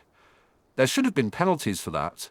Slytherin should have completely lost to Ravenclaw in 1994, but who was the umpire? Hooch, that was who. And when you think about that foul that Flint... That was an awesome foul, Greg said, looking dreamy. This is why our love is doomed, Ginny said. Doomed. You're speaking another language again, Hermione told her. Honestly, if you think Marcus should have been penalized for that foul, you can shag Thomas all you want, Greg said. Hear that? Dean said, leaning in toward Ginny's ear. You can shag me all you want. But Hooch, Ginny began. I liked Hagrid, Greg said, turning back to the other end of the table. Blaise looked sad. You and I had such a rapport earlier this evening. Hagrid didn't have any rapports, Greg said. I don't like rapports anyway. Hagrid was an excellent teacher, Luna said, though I was disappointed in the scope of the curriculum. Luna, George said, you were also disappointed the Hydra had to die. There will be a wake this Saturday, Luna replied. Malfoy frowned. What's a wake? Luna asked. It's another Muggle ritual. Don't forget your pajamas. I like everyone here, Harry announced. But I want you all to know, Lupin was still the best professor. It was Firenze, Pansy told Angelina. Angelina's eyes widened in surprise, and then she began to grin. Oh yeah, you're spot on there. What, Jaws? George asked. Oh, said Hermione, also looking rather surprised. Yeah, you're right, Pansy, that's true. What? Yeah, Ron asked again. What did she say? Padma called down from the other end of the table. Firenze? Angelina called back. Hottest professor. Oh, said Cho. Well, that's true. Parvati hated him, Padma said. But he really was quite stunning, wasn't he? I'd tap that, Ginny said, throwing back the rest of her pint. I don't understand what's happening, Ron said. Let me explain it to you, Blaise said. Firenze was very well endowed. Angelina leered. What was he hung like? Blaise regarded her blandly. I was referring to his brain. At least goats are friendly with humans, George moaned. Did you ladies learn nothing from the example of Aberforth? You were good friends with him, Harry, Blaise said. Was he as invigorating as we all imagine? Harry turned beet red. We were friends. Blaise smiled in a kind, encouraging way. Sometimes friends can be very friendly. I found him very invigorating, said Luna. When everyone looked at her, she turned to Harry.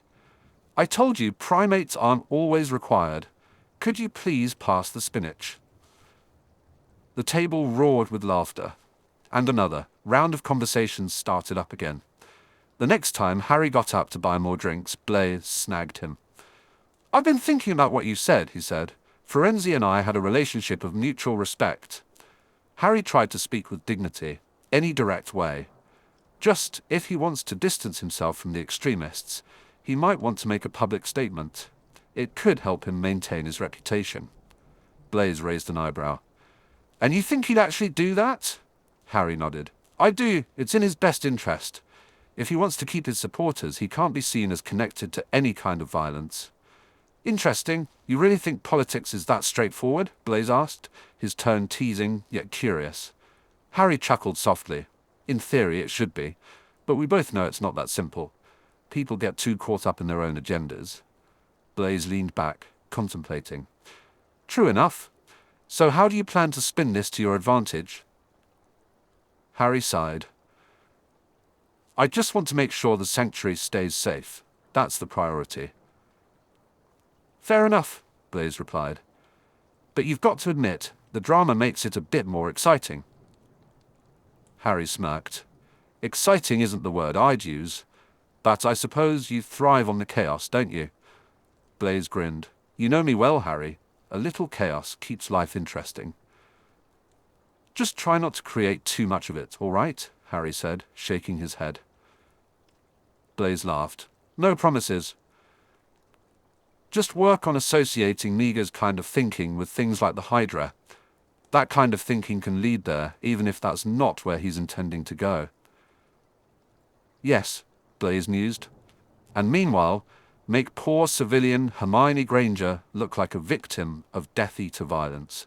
She and her innocent dependents are only just saved by the side of light and right, with Harry Potter at the helm, swooping in to save the day.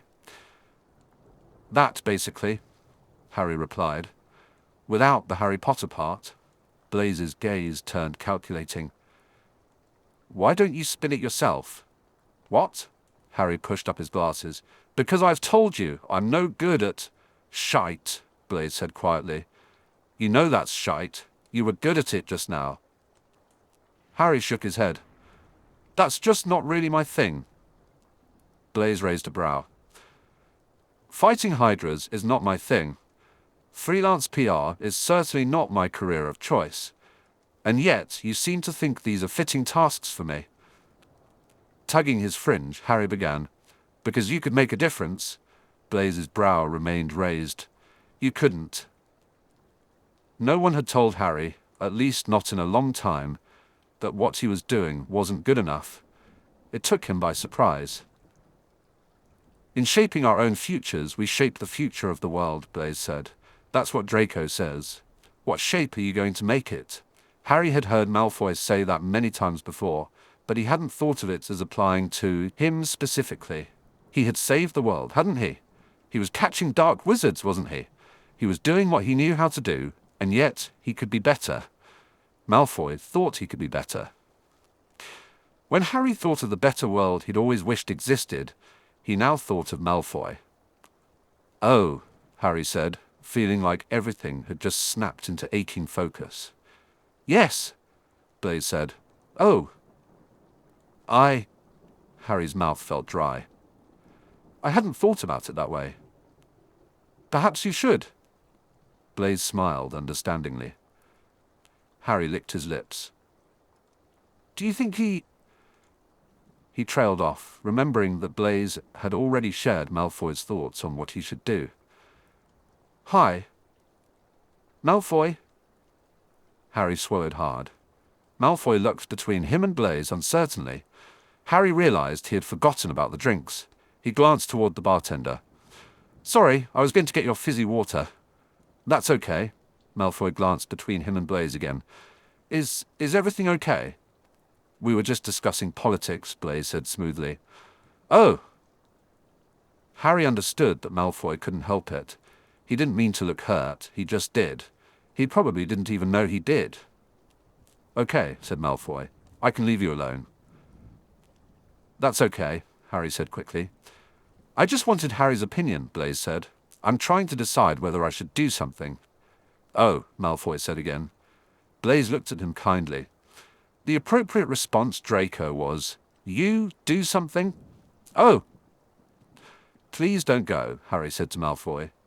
I've decided to ask Miss Chang about it also.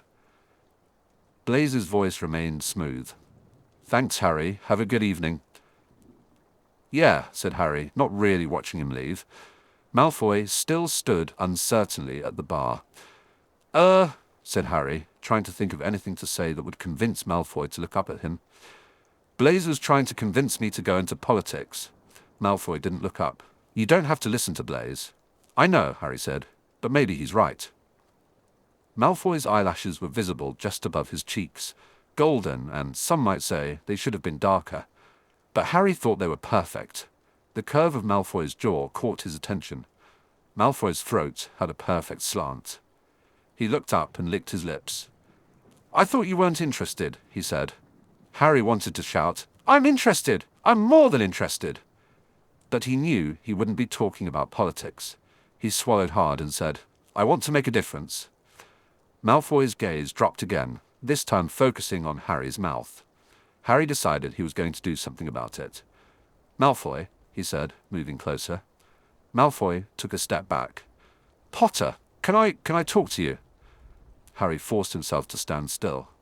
You're talking to me. Malfoy looked away, but then his eyes returned to Harry's mouth, as if pulled there. Alone? We're alone, Harry replied, stepping closer again. Malfoy did a neat sidestep.